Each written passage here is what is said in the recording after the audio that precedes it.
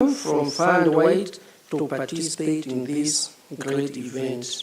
This University of Nairobi, the grandmother, we call it the grandmother of all universities in Kenya, we are very proud as a university to host the 2024 Future Work Summit and exhibition that is themed Reimagining Jobs for Africa in a Disrupted Labor Market for Global Competitiveness. That is a very important theme which places us in the right place, not just in Kenya, not just in Africa, but in the world. Where do we stand as Kenyans, as a university? The event brings together all of us so that we are able to explore the transformative forces that shape the world of work. Ladies and gentlemen, the tides of socioeconomics and technology are reshaping the very nature of work, workplaces, and the workforce itself, which is a global phenomenon. Now, this one holds particular significance for Africa and particularly the youthful population that we have. We face both challenges and opportunities, particularly in Africa. There are many disruptions that demand innovative solutions and a recalibration of our approach to employment, entrepreneurship, and skills development. There are many opportunities, and I want just to articulate one of them, which lies in the rise of the gig economy. This system is very, very flexible, temporary work engagements, and is transforming the landscape, particularly for the young people. Online platforms, which we are familiar with, particularly since the COVID-19, is enabling workers to connect with customers and freelance opportunities that can provide much-needed work experiences and incomes. And I think this is a fact we all know. Since COVID, we have learned a lot in that digital space. We are able to engage online, we are able to participate and all that, which is a great opportunity for the youth especially. So the Future Work Summit will discuss how we can leverage the gig economy to be able to create meaningful work opportunities for Africa's youth, while at the same time ensuring that they have the tools and support that they need to thrive in the evolving environment. Ladies and gentlemen, universities like this great university, the University of Nairobi, can play and do play a very great role in this space. We, as universities, are the vessels of knowledge creation, innovation, and critical thinking, the cornerstones of the future workforce. In these universities, we equip the next generation with the adaptability and skills that they need in order to thrive in a dynamic global economy. So this university, again, I want to emphasize that we are very keen in terms of these labor issues, job creation, enabling our youth. And we have actually an office that is called the Office of Career Services that has been working with the students, continue to work with the students, linking them with the industry, and so on in many ways. This office helps our graduates to transition smoothly from the university to earning and to participate in the labor market. It is achieved by developing essential competencies and skills among the graduates to groom them for the job market. And I think that's a very dynamic office, one of our key offices a point of stop for our students, even when they're around here. I want to note some of the partnerships that the University of Nairobi has been able to engage in. For example, Nigerian digital training in partnership with the Ministry of ICT that promotes online work. Huawei ICT skills training, which again is a competitive ICT talent exchange program. Digital marketing skills training, technical skills training with IBM, and there are very many of these kind of networks we have and partnerships we have, which are really helping our children, rather our students here. We even have a CV writing and personal branding skills trainings, and so on. So through these collaborations, ladies and gentlemen, we can actually bridge the gap between theory and practice. Universities tend to focus more on the theory, but out there we have the practice. Where is the link? This is where we come in so that we can try to bridge that and to create avenues for knowledge transfer and design programs that meet the evolving demands of the job market. The future of Work Summit evidences the power of collaboration. The government, industry, academia, and the civil society form a very perfect quadruple helix model through which we can spark meaningful dialogue, forge connections, and to create solutions that transit the traditional boundaries. Together, in this quadruple helix, let us envision a future where work is not just a means to an end, but we want to see it as a force that propels progress and prosperity. To our young innovators and entrepreneurs, most of them being students, I want to say this. Seize this moment, seize this opportunity. Your creativity and vision are essential in shaping the future workforce,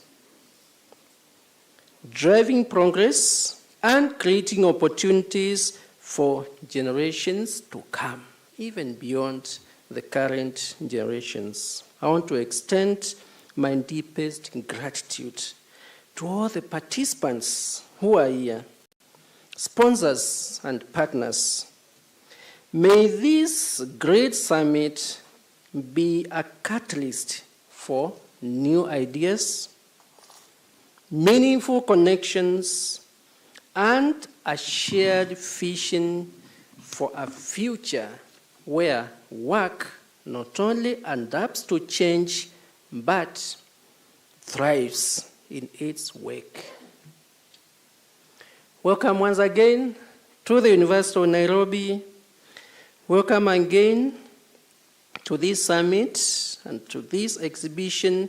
And I want to wish you a fruitful, most productive day and deliberations. Thank you very much. Asanteni sana.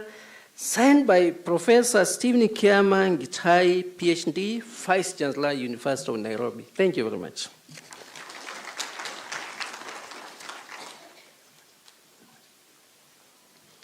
Thank you so much for that, Prof. I'd also like to recognize the presence of the International Labour Organization's Country Director, Caroline Njoki.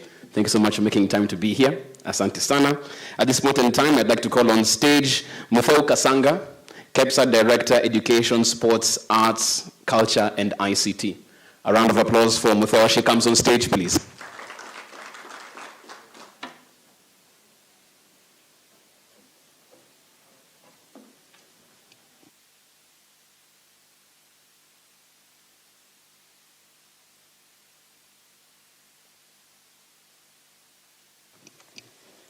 I'm a teacher, and I have been told to keep it short.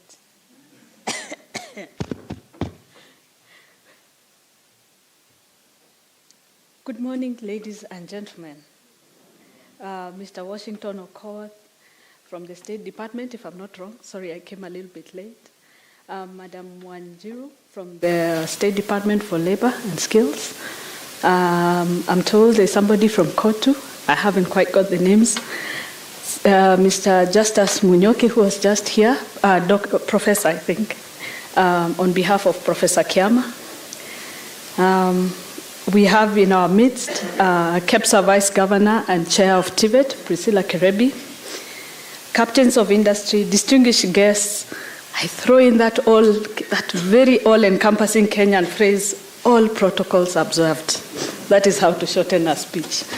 I'm happy to welcome you today to the Future of Work Summit, a pioneering initiative co-hosted by Kenya Private Sector Alliance, the umbrella body for all the private sector in Kenya. And it is the organization I represent. The ICT Authority and the Digital Transformation Center, Kenya, GIZ, in partnership with Eldo Hub. As we convene here today at the University of Nairobi, we've been told this is the grandmother. This is the mother of all universities, full stop. We embark on a journey to reimagine jobs for Africa in a disrupted labor market for global competitiveness. For us at KEPSA, competitiveness is very, very important because we are the ones who complain most about the skills mismatch between the young people who come in from training and education into the field of work. The work environment is currently undergoing a profound shift, driven by a mix of socioeconomic and technological influences.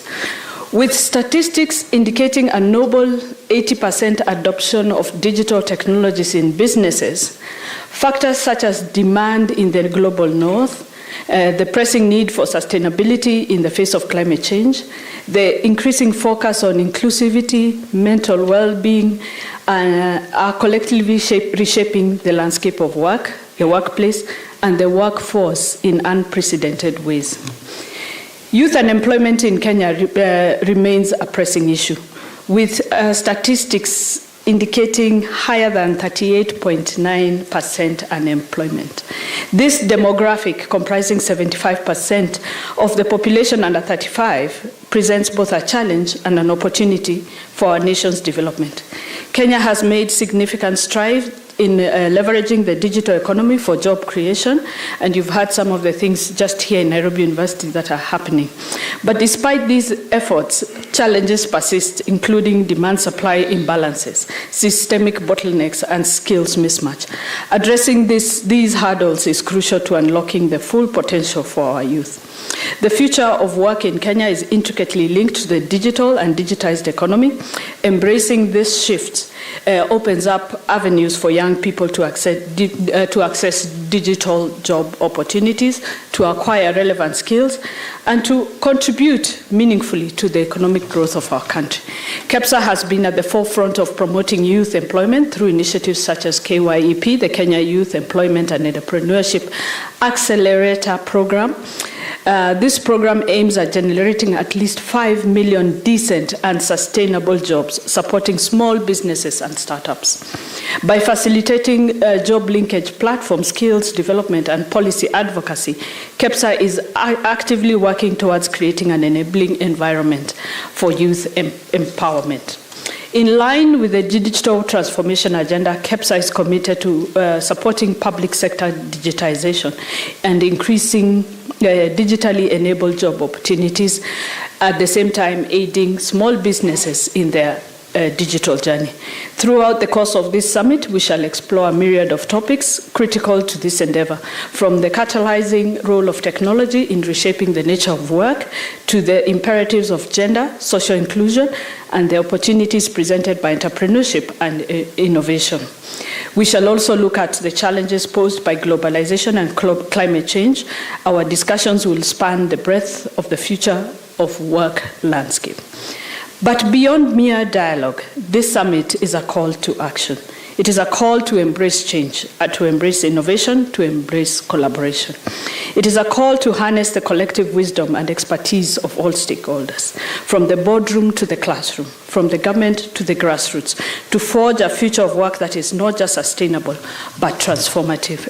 As we embark on this journey together, let us remember the future of work is not something in the distance. It's actually here. It is present. It is here. Some of the things our young people are doing, we can't comprehend. We seize this opportunity to reimagine jobs for Africa, to empower the youth, and to build a future that is not just competitive, but compassionate, not just prosperous, but inclusive. I've got a child who's just finished her university degree, and her full-time job is reviewing restaurants online, on Instagram. Amen. Thank you very much.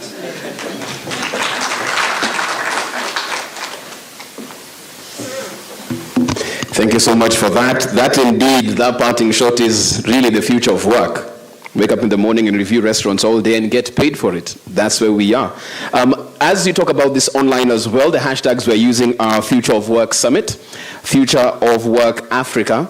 The other hashtag is Global Competitiveness. So once again, Future of Work Summit, hashtag Future of Work Africa, and hashtag Global Competitiveness. Please tweet about it, post it on LinkedIn. There are amazing gems that are being shared on stage, and you can tag the ICT Authority, KEPSA, GIZ, EON, and of course, Eldo Hub. At this point in time, I'd like to call on stage Country Director, GIZ Kenya, Bodo Imink. A round of applause for him, please.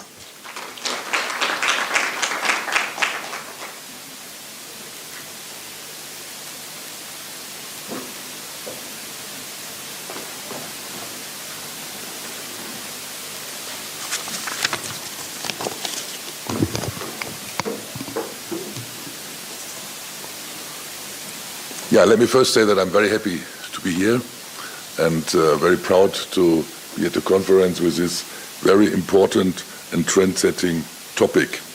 The representative of the PS State Department of Labor and Skills Development, Dr. Wanjiro Kariuki, herself Secretary Training and Skills Development, the representative of the PS State Department of ICT and Digital Economy, Mr. Washington Okot, Secretary of ICT and Infrastructure, our host, the representative of the Vice Chancellor of the University of Nairobi, Dr. Munyoki, dear representative of partner organizations with whom we work together for many years in many fields, and I'm very happy to meet all of you here.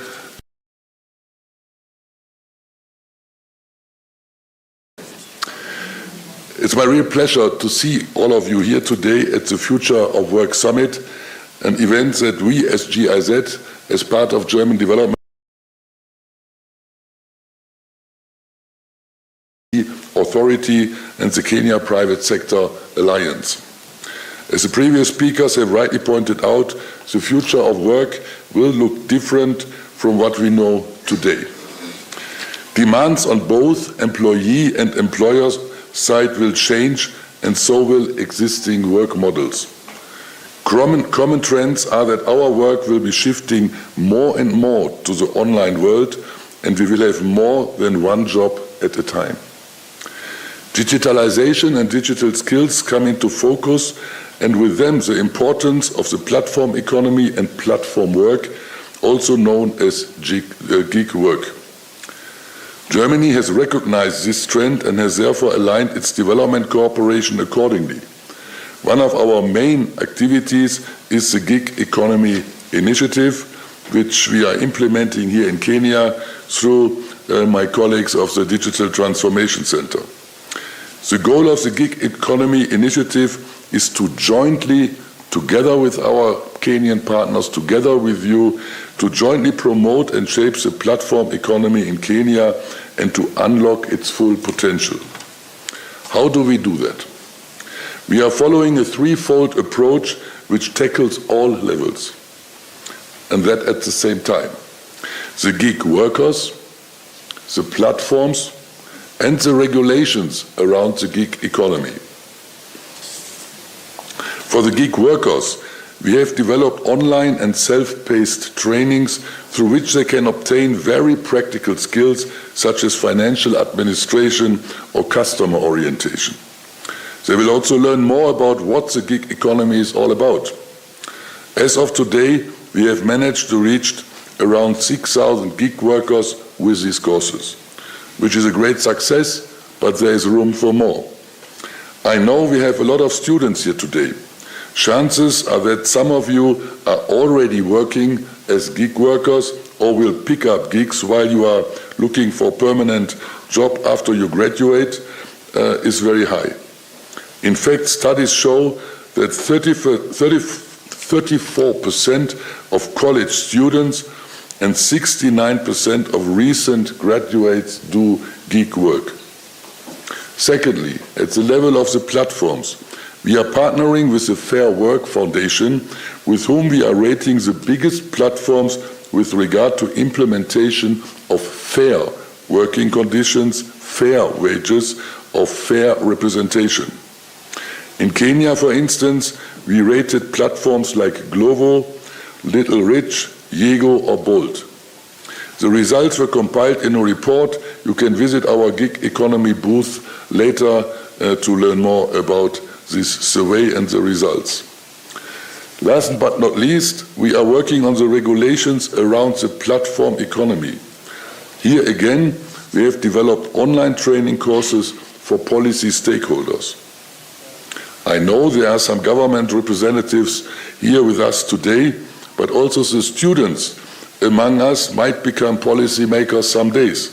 So these courses might actually be of interest to you. Why is regulation important? Depending on which study you read, the number of online gig workers in Kenya ranges somewhere between 35,000 and 50,000. And those are just the official numbers. We are very sure that the actual number is estimated to be around 1 million workers. And that's a very huge number. These numbers differ so much because there is a lot of shadow work involved. People set up accounts and employ several other individuals to actually deliver the services for them. That is only possible because there is not yet sufficient regulation in place. Another example, we conducted a survey amongst Kenyan gig workers which revealed that almost 90% consider gig work to be their primary source of income. However, the majority of the gig workers earned low wages ranging between 10,000 and 30,000 Kenya shillings monthly. So I don't know whether we can call that fair working conditions. And this is an issue because they earn barely enough money to make a living, let alone provide for their families.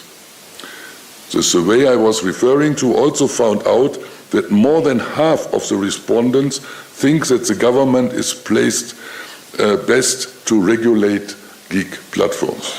And other stakeholders, such as international development partners, investors, and development organizations like GIZ, should play a critical role in supporting them.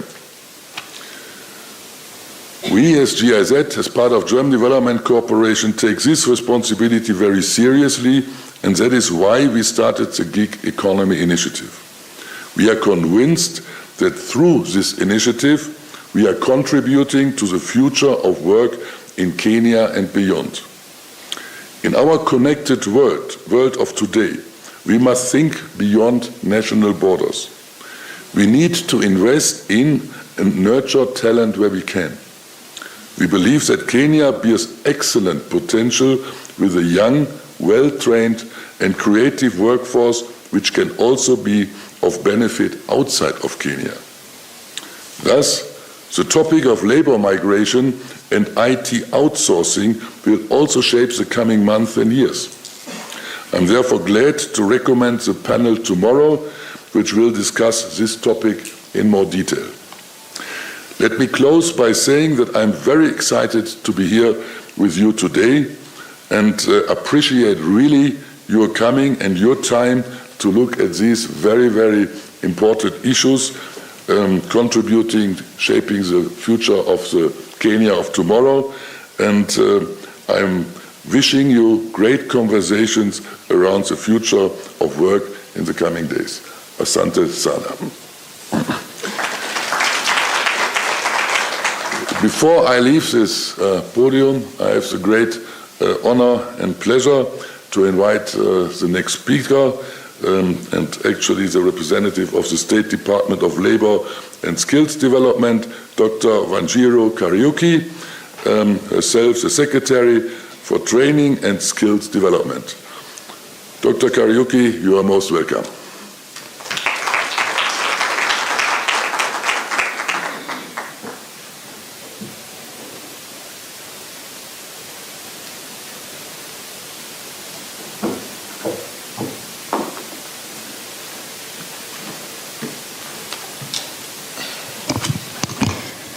Thank you.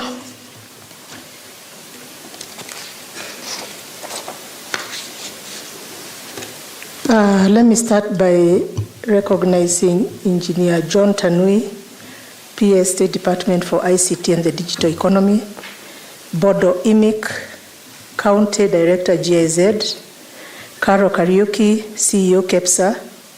I don't know if they are here, but let me just recognize them. Jacqueline Mugo, CEO FKE, Dr. Francis Atwoli, Secretary General Kotu, Professor Stephen Kiama, represented by Professor Munyoki, Vice Chancellor, University of Nairobi, Dr. Ehud Kachungu, Director at KEPSA. And also I've seen Carol Njoki, the Country Director for ILO. Distinguished guests, ladies and gentlemen, good morning. Guten Tag for the Germans. I'm delighted to join you during the Future of Work Summit. The focus of this summit is on the gig economy, and more specifically on the identification of work opportunities for young people, entrepreneurship, innovation, and technology enabled through digital transformation and thought leadership. This summit is timely as it resonates with the government's bottom-up transformation agenda, which we call BETTER. By way of introduction, the State Department for Labor and Skills Development is mandated under Executive Order Number 2 of 2023 to establish and manage the institutional framework for linking industry to skills development and training. It is in line with this mandate that I've been asked to make remarks regarding the government's efforts in preparing the labor market of the future.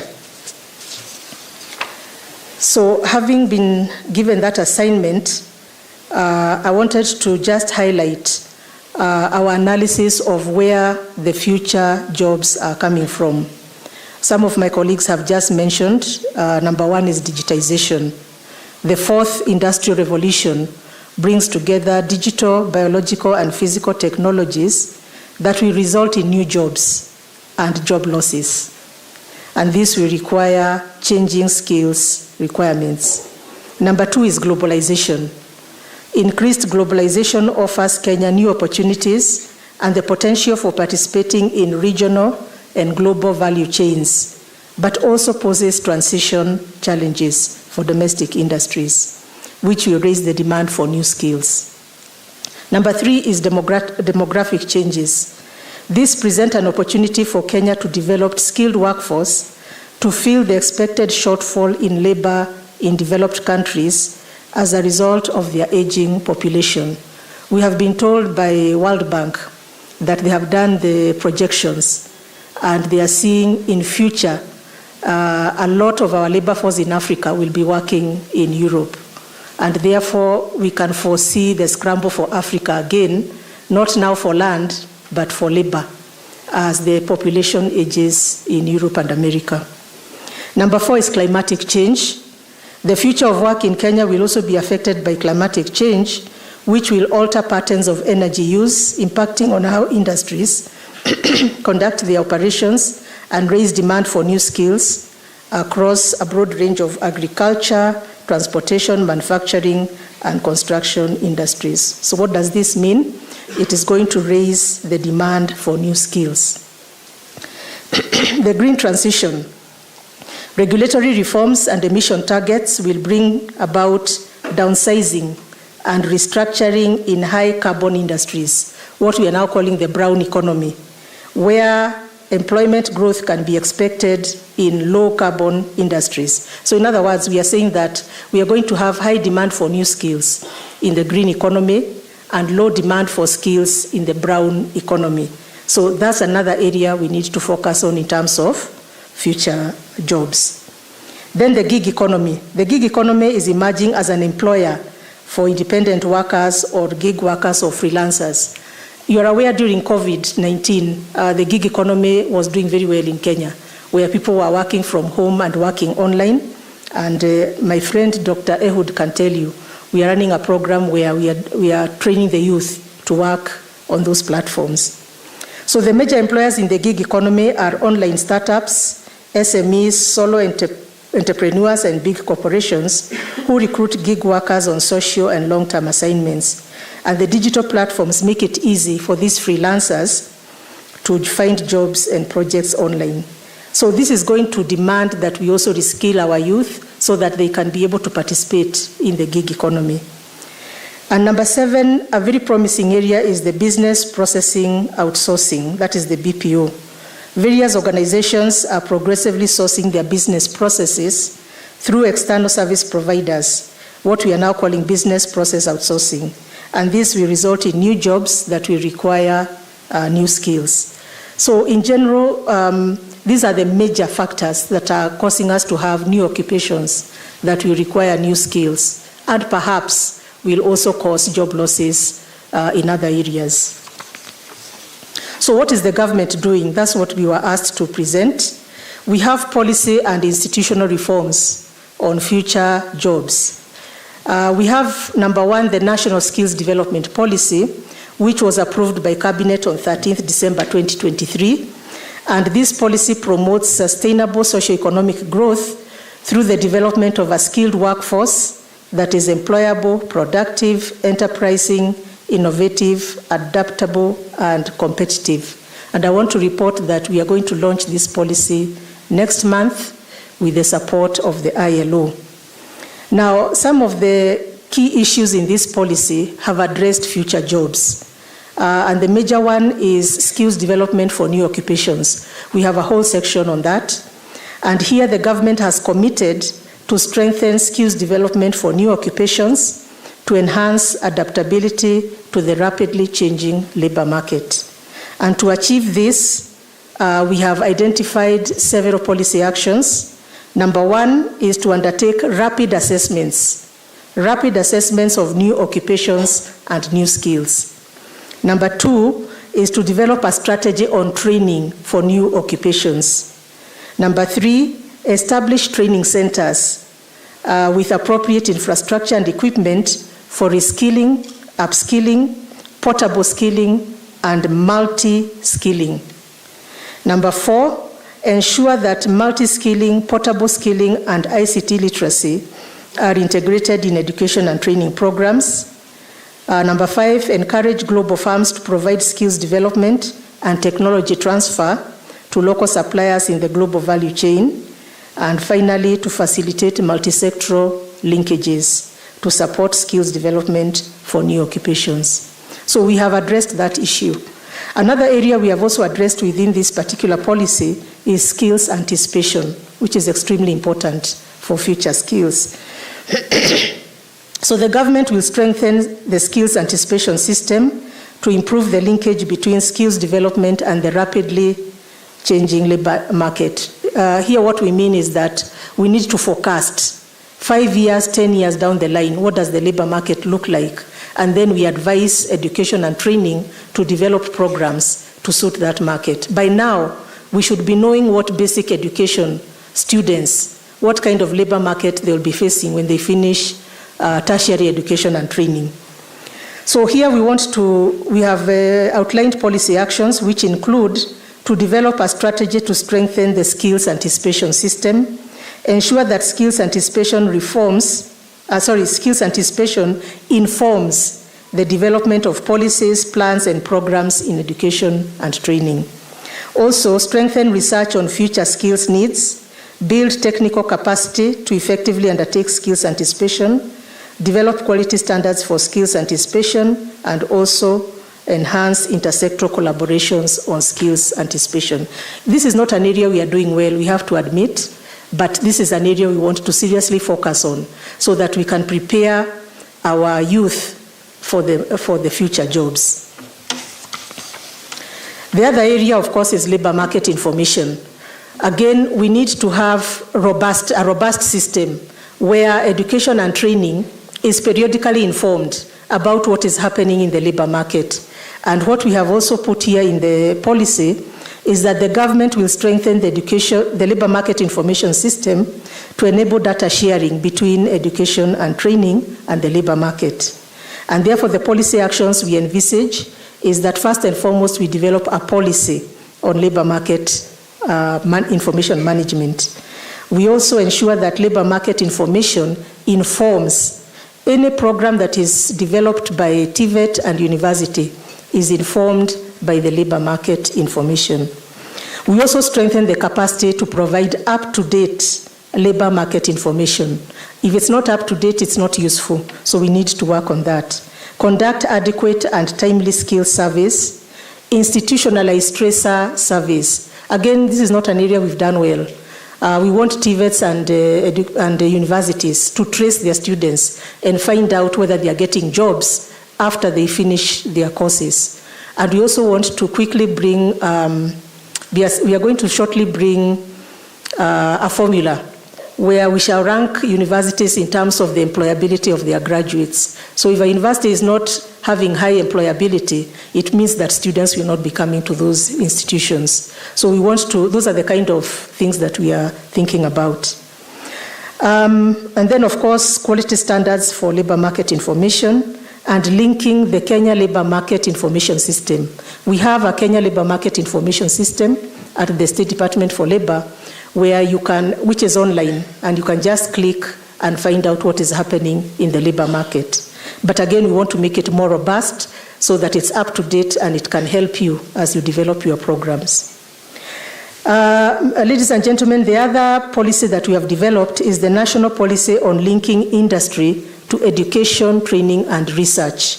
This policy has been tabled in Cabinet, and we hope that it's going to be approved soon.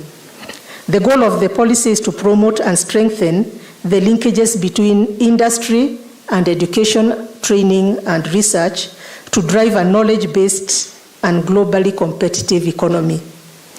And the objectives for this policy are first and foremost to facilitate implementation of national, regional, and international commitments that promote linkages between industry, education, training, and research.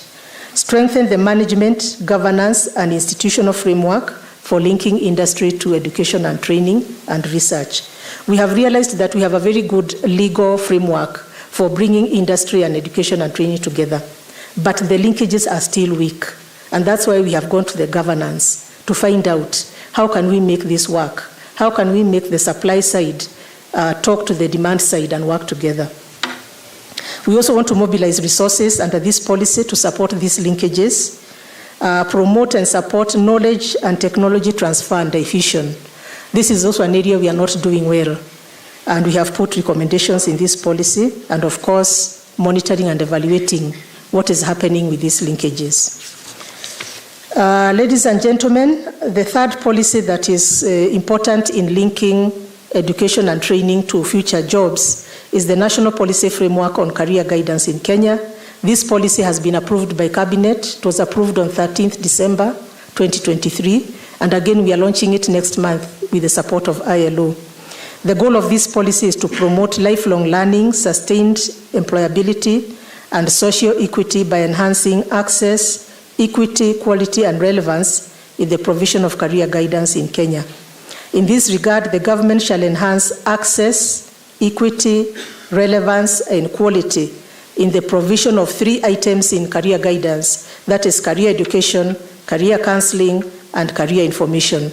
And career information includes training, labor market, and skills needs information. The policy will also institutionalize the establishment of Office of Career Services, which will coordinate career guidance in education and training institutions and employment agencies. We are not doing well with career guidance also. Basic education has committed the worst crimes in terms of combining career guidance with socio-psychological counseling, and more effort and resources are actually put in that guidance and counseling, and we want it separated so that we have career guidance as a standalone service that is given to our students. TVET and universities, we also want them to implement career guidance. We want career education to be made a compulsory subject, because the damage in terms of career development, choosing of careers for our youth is done at basic education. A lot of the negative attitudes towards TVET and entrepreneurship are being done when these children are very young. So we want career guidance to address these issues. Now, apart from the policies, we have also developed the National Strategy for Skills Development for Labor Migration. It's about to be completed. Now, this strategy seeks to improve skills migration flow from Kenya through enhanced linkages between skills development and the international labor market. We have a surplus of skills, as you are aware, because you can see we have very high youth unemployment. So that surplus is what we are saying we need to export to the countries that need them. And therefore, we have developed a strategy so that we can do this in an orderly way and ensure that as they go, they do it in an orderly and safe manner. So this strategy takes care of that. So the goals of this strategy is, one, to build capacity for improved coordination of skills development for labor migration. Our education and training institutions are still not aware about what is required in the international labor market, and therefore we need to sit together so that they can understand and start developing programs for that market. Number two, we need to strengthen the linkage between skills development and the international labor market. That means we need to get that international labor market information on the table so that education and training can start customizing their programs for that market. Number three, to develop skills development for cultural integration and resilience of Kenyan migrant workers. One of the major issues is foreign languages. We have very high demand for workers in Germany, in Italy, and therefore we need to start as education and training institutions introducing these languages so that our students can be competitive. I heard Kepsa talking about competitiveness. English and Kiswahili is not enough. If you want to work in Germany, you need to know German. Austria, you need to know German. So this is a language that we need to start teaching in our education and training institutions. And of course, pre-departure trainings. We also prepare our students or our youth as they go out so that they are well equipped to work in those international labor markets. And finally, recognition of skills, qualifications, and competencies. We are also trying to ensure that the skills that you produce in education and training institutions can be accepted by those countries that require our labor. So we have developed a strategy for this. Number five, we have developed national sector skills committees, which we have done with a lot of support from the ILO and GDI. And what the government is doing is to establish industry-led committees, what we are calling national sector skills committees. Eventually, they shall be called sector skills councils, made up of industry. And we have about 11 of these sector skills committees. And these industry committees will work with education and training to ensure that the curriculum they are developing, the quality of programs they are training on, are aligned to what the industry wants. So the goal of these committees is to enhance. We have developed guidelines, and we hope that with these guidelines we shall streamline how the committees are formed and how they are operationalized so that we can improve that linkage between industry and skills development. Finally, we have the National Skills Inventory. This one, actually, it is the President who has given a directive. On 15th January 2024, His Excellency the President directed that a comprehensive mapping of all available skills in the country should be done towards aligning skills supply and demand and supporting the skills migration agenda of the government. So in this regard, our department has developed a simplified skills inventory form which is online and can be accessed on the Ministry of Labor and Social Protection website, where you can register your skills. And the skills are registered by both employed and unemployed persons. This skills inventory will enable us to determine what we have in terms of skills, the stock of skills we have in the country. And we can also determine the skills gap and also determine the surplus, so that again we don't send our labor force and leave ourselves with deficits, particularly in the health sector. Finally, emerging training in relation to future skills. This one I think has been mentioned. The government is providing skills development programs that will provide the labor force with opportunities to reskill and upskill. But unfortunately, our youth are not willing to go into reskilling and upskilling. They are so frustrated by youth unemployment that when you call them for another skilling program, you find that they are very reluctant. Actually, what they tell us is, give us jobs, don't give us more training. But we need to emphasize that the labor market is changing, and therefore you need to keep reskilling and upskilling. And I keep telling them that this is part of lifelong learning, which starts the day you are born and ends the day you die. You have to keep reskilling and upskilling. So one of the programs that has been very successful is the National Online Work Readiness Skills Training and Mentorship Program. This program we are running together with the State Department for ICT and Digital Economy. That is the Ajira Digital Program. The goal of this program is to equip young people with the requisite knowledge, skills, and attitudes for digital online work to enable them access decent work and earn an income from the gig and freelancing economy. And I want to report from our reports that this particular program is leading to immediate employment. Once the youth finish this program, they are entering into the online labor market and they are earning good money. I've looked at the records. One particular program, we have 2 youth who are earning over 500,000 after finishing this program. So I keep telling the youth to stop complaining and staying at home and sleeping and come and do this program, because it will lead you into the labor market. It will help you transition. The other issue is the foreign languages. As I mentioned, we need to integrate. This should be done very quickly, to integrate foreign languages into tertiary education and training programs. Right now, the national polytechnics have started integrating German into their education and training programs, and I'm also aware of the Kenya medical training colleges. So universities also need to take this up so that you start. And I'm sure we have quite a number of universities that already have schools for foreign languages. So you could easily tap into that resource and work on this one. So in conclusion, I'm pleased to see the joint presence of the stakeholders in both the public and the private sector in this summit. This signifies the deep concern and serious commitment that we all have towards empowering the youth with skills that are aligned to labor market demands. Together, we can shape a brighter future where no young person is left behind. I wish to thank the Kenya Private Sector Alliance in collaboration with the ICT Authority, GIZ, and other partners for organizing this event. Dr. Ehud, should I open or ICT is coming? Okay, ICT will open. So thank you and God bless you.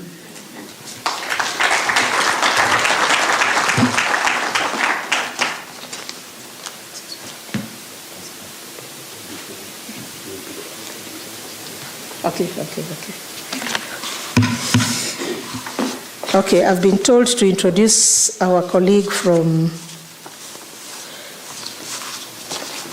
So I wish to invite Engineer John Tanui, Principal Secretary, State Department for ICT and the Digital Economy, to come and give his keynote address and to open the event. Tumpigie makofi.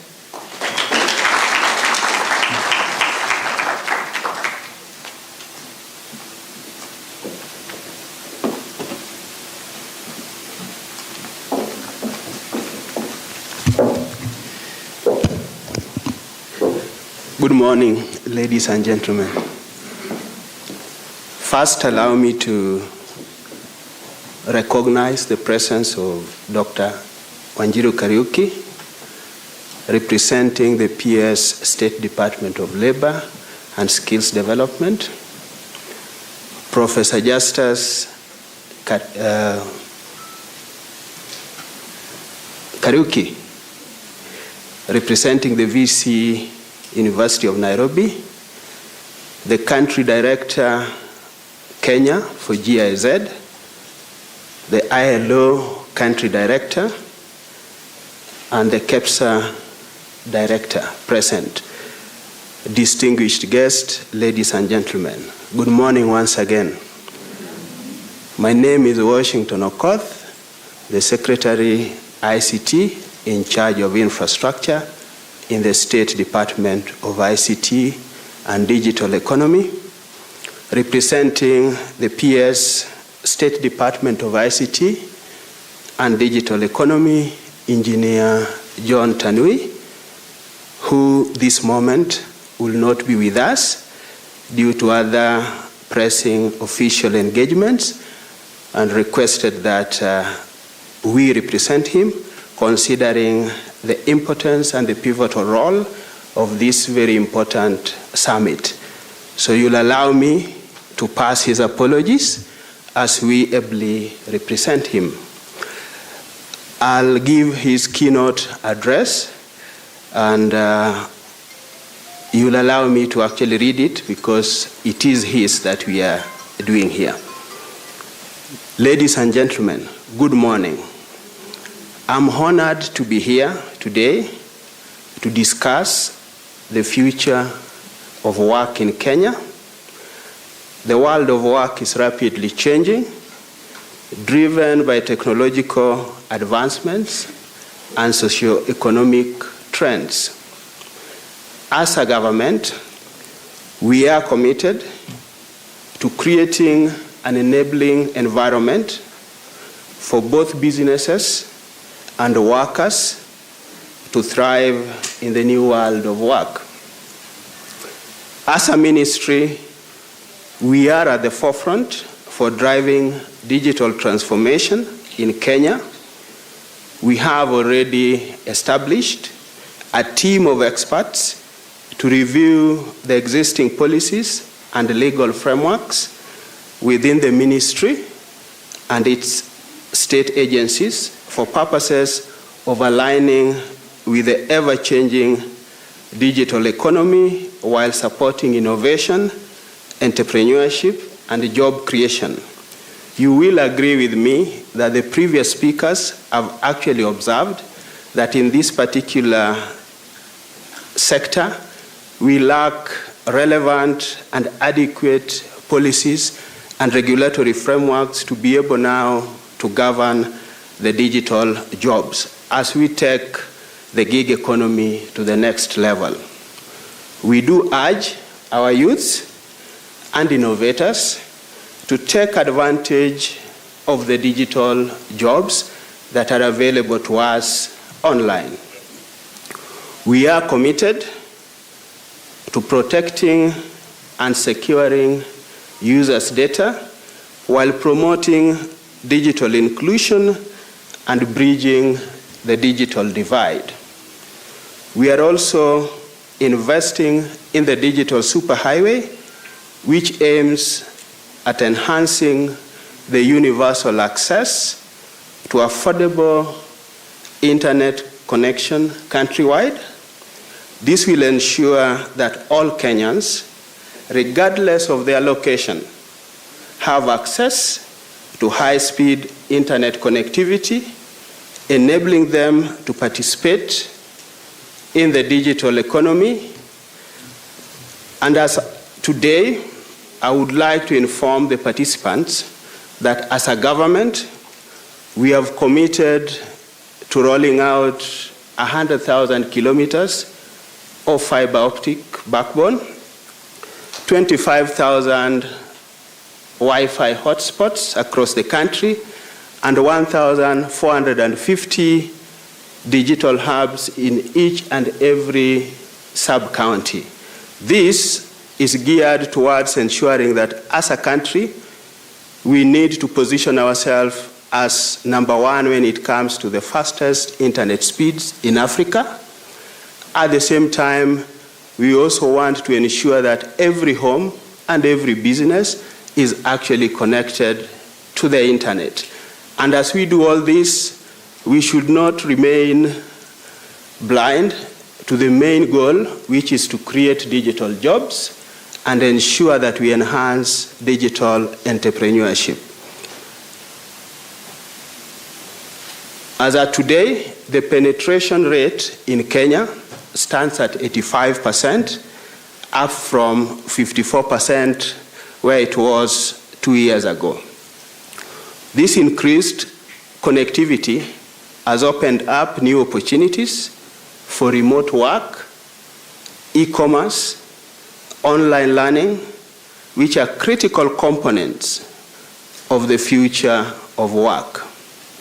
Ladies and gentlemen, some of the initiatives such as the Jitume and the Ajira Development Program, which aim to provide our youths with access to digital devices, digital skills, and opportunities to enable them take advantage of technology for job creation. These initiatives are designed to equip our youth with the necessary skills to thrive in the digital economy and create opportunities for themselves. The digital economy has the potential to create up to 3 million jobs in Kenya by 2025. I'm happy to report to you that as we speak today, more than 1.5 million of our youths and innovators are already accessing these digital jobs currently. And these initiatives will contribute significantly to the growth of the economy. As we all know, ICT is currently contributing 7.7% to the GDP. It is our plan to ensure that as we grow the aspect of the digital jobs, we should also grow the growth of GDP as contributed by ICT to the global average of 15%. We would like also to inform our youths and our innovators to currently take advantage of the existing platforms and opportunities to be able now to access these jobs that are currently available online. And I would like to echo what my colleague representing the PS for State Department of Labor and Skills has just said. As we are looking at accessing the digital jobs which are available to us online, we need to remind ourselves that not all these countries where these jobs are available from speak English and Swahili. So this element of learning other foreign languages becomes a key component in giving us the necessary skills to be able now to access these particular digital jobs that are currently available. Ladies and gentlemen, I would like to emphasize that the future of work requires a conducive policy environment that supports innovation, entrepreneurship, and job creation. As a government, we are committed to creating such an environment and collaborating with the private sector, academia, and other key stakeholders to create work opportunities and address the challenges that are currently before us. And I would like to inform you that as a ministry, we've set up a task force, a technical working group that is currently looking into the various policies and regulatory frameworks that touch on this very important and sensitive environment. As we are aligned with the global trends towards digitalization, and we are also intentional in positioning Kenya as a leader as far as digital economy is concerned. As I conclude, the ministry is committed to working very closely with all the stakeholders in championing the creation of digital opportunities. I therefore call upon the private sector, job aggregators, digital platforms to join hands with the government in making meaningful impact on the growth and sustainability of digital economy in Kenya. Allow me to thank you for dedicating yourself to this particular important cause by coming for this very important summit, and I look forward to the outcomes of this very important summit by the end of it tomorrow. Thank you very much. God bless you, and I welcome you to this particular summit. It is my humble duty and honor to officially declare this two-day summit officially opened. Signed, Engineer John Tanui, PS, State Department for ICT and Digital Economy. Thank you.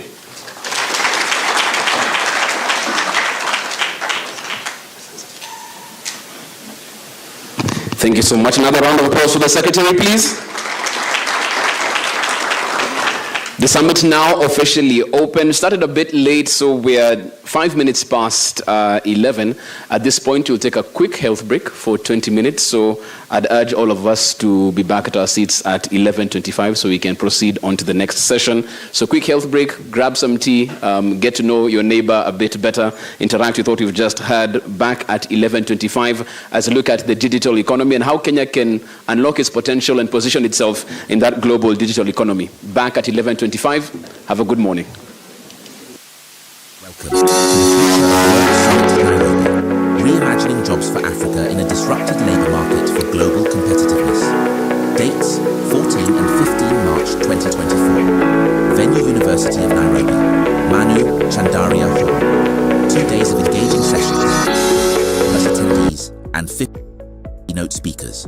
Future of Work, global thought leaders and influencers. Top conference topics and themes.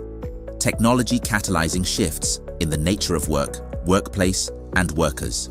Innovation and entrepreneurship as catalyst for work opportunities. Strengths of inclusivity at the workplace, globalization and business competitiveness.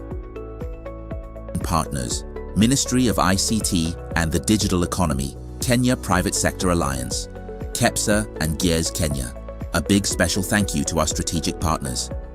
The Future of Work Summit Nairobi, reimagining jobs for Africa in a disrupted labor market for global competitiveness. Dates 14 and 15 March 2024. Venue, University of Nairobi, Manu Chandaria Hall. Don't miss out. Welcome to the Future of Work Summit Nairobi, reimagining jobs for Africa in a disrupted labor market for global competitiveness. Dates 14 and 15 March 2024. Venue University of Nairobi, Manu Chandaria Hall. 2 days of engaging sessions, plus attendees and 50 keynote speakers. Future of Work, global thought leaders and influencers. Top conference topics and themes. Technology catalyzing shifts in the nature of work, workplace, and workers. Innovation and entrepreneurship as catalyst for work opportunities. Strengths of inclusivity at the workplace, globalization and business competitiveness. Partners, Ministry of ICT and the Digital Economy, Kenya Private Sector Alliance, KEPSA and Gears Kenya. A big special thank you to our strategic partners. The Future of Work Summit Nairobi, reimagining jobs for Africa in a disrupted labor market for global competitiveness. Dates 14 and 15 March 2024. Venue, University of Nairobi, Manu Chandaria Hall. Don't miss out. Welcome to the Future of Work Summit Nairobi, reimagining jobs for Africa in a disrupted labor market for global competitiveness.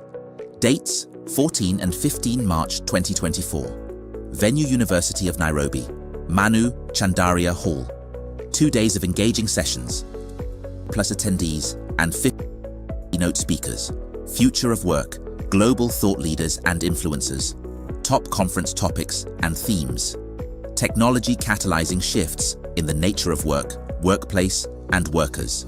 Innovation and entrepreneurship as catalyst for work opportunities. Strengths of inclusivity at the workplace, globalization and business competitiveness. Partners, Ministry of ICT and the Digital Economy, Kenya Private Sector Alliance, KEPSA and Gears Kenya. A big special thank you to our strategic partners. The Future of Work Summit Nairobi, reimagining jobs for Africa in a disrupted labour market for global competitiveness. Dates 14 and 15 March 2024. Venue, University.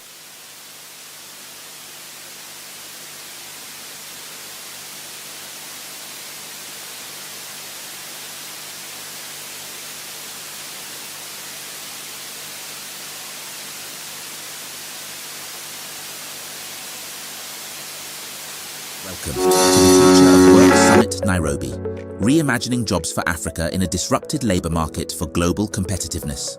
Dates 14 and 15 March 2024. Venue, University of Nairobi, Manu Chandaria Hall.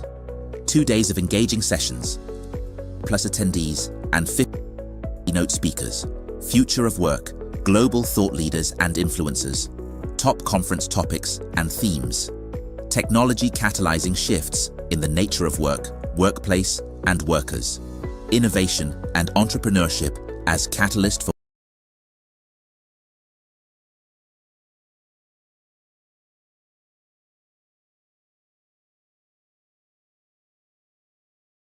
the digital economy, Kenya Private Sector Alliance, KEPSA and Gears Kenya. A big special thank you to our strategic partners. The Future of Work Summit Nairobi, reimagining jobs for Africa in a disrupted labour market for global competitiveness. Dates 14 and 15 March 2024. Venue, University of Nairobi, Manu Chandaria Hall. Don't miss out. Welcome to the Future of Work Summit Nairobi, reimagining jobs for Africa in a disrupted labour market for global competitiveness. Dates 14 and 15 March 2024. Venue, University of Nairobi, Manu Chandaria Hall. 2 days of engaging sessions, plus attendees and 50 keynote speakers. Future of work, global thought leaders and influencers. Top conference topics and themes. Technology catalyzing shifts in the nature of work, workplace, and workers. Innovation and entrepreneurship as catalyst for work opportunities. Strengths of inclusivity at the workplace, globalization and business competitiveness. Partners, Ministry of ICT and the Digital Economy, Kenya Private Sector Alliance, KEPSA and Gears Kenya. A big special thank you to our strategic partners. The Future of Work Summit Nairobi, reimagining jobs for Africa in a disrupted labour market for global competitiveness. Dates 14 and 15 March 2024. Venue, University of Nairobi, Manu Chandaria Hall. Don't miss out. Welcome to the Future of Work Summit Nairobi, reimagining jobs for Africa in a disrupted labour market for global competitiveness. Dates 14 and 15 March 2024. Venue, University of Nairobi, Manu Chandaria Hall. 2 days of engaging sessions, plus attendees and 50 keynote speakers. Future of work, global thought leaders and influencers. Top conference topics and themes. Technology catalyzing shifts in the nature of work, workplace, and workers. Innovation and entrepreneurship as catalyst for work opportunities. Strengths of inclusivity at the workplace, globalization and business competitiveness.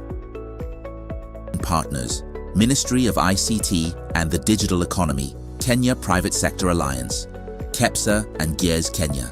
A big special thank you to our strategic partners. The Future of Work Summit Nairobi, reimagining jobs for Africa in a disrupted labour market for global competitiveness. Dates 14 and 15 March 2024. Venue, University of Nairobi, Manu Chandaria Hall. Don't miss out. Welcome to the Future of Work Summit Nairobi, reimagining jobs for Africa in a disrupted labour market for global competitiveness. Dates 14 and 15 March 2024. Venue, University of Nairobi, Manu Chandaria Hall. 2 days of engaging sessions, plus attendees and 50 keynote speakers. Future of work, global thought leaders and influencers. Top conference topics and themes. Technology catalyzing shifts in the nature of work, workplace, and workers. Innovation and entrepreneurship as catalyst for work opportunities. strengths of inclusivity at the workplace, globalization and business competitiveness. Partners, Ministry of ICT and the Digital Economy, Kenya Private Sector Alliance, KEPSA and GEARS Kenya. A big special thank you to our strategic partners. The Future of Work Summit, Nairobi. Reimagining jobs for Africa in a disrupted labor market for global competitiveness. Dates 14 and 15 March 2024. Venue, University of Nairobi. Manu Chandaria Hall. Don't miss out. Welcome to the Future of Work Summit, Nairobi. Reimagining jobs for Africa in a disrupted labor market for global competitiveness. Dates 14 and 15 March 2024. Venue, University of Nairobi. Manu Chandaria Hall. 2 days of engaging sessions, plus attendees and 50 keynote speakers. Future of work, global thought leaders and influencers. Top conference topics and themes. Technology catalyzing shifts in the nature of work, workplace, and workers. Innovation and entrepreneurship as catalyst for work opportunities. Strengths of inclusivity at the workplace, globalization and business competitiveness. Partners, Ministry of ICT and the Digital Economy, Kenya Private Sector Alliance, KEPSA and GEARS Kenya. A big special thank you to our strategic partners. The Future of Work Summit, Nairobi. Reimagining jobs for Africa in a disrupted labor market for global competitiveness. Dates 14 and 15 March 2024. Venue, University of Nairobi. Manu Chandaria Hall. Don't miss out. Welcome to the Future of Work Summit, Nairobi. Reimagining jobs for Africa in a disrupted labor market for global competitiveness. Dates 14 and 15 March 2024. Venue, University of Nairobi. Manu Chandaria Hall. 2 days of engaging sessions, plus attendees and 50 keynote speakers. Future of work, global thought leaders and influencers. Top conference topics and themes. Technology catalyzing shifts in the nature of work, workplace, and workers. Innovation and entrepreneurship as catalyst for work opportunities. Strengths of inclusivity at the workplace, globalization and business competitiveness. Partners, Ministry of ICT and the Digital Economy, Kenya Private Sector Alliance, KEPSA and GEARS Kenya. A big special thank you to our strategic partners. The Future of Work Summit, Nairobi. Reimagining jobs for Africa in a disrupted labor market for global competitiveness.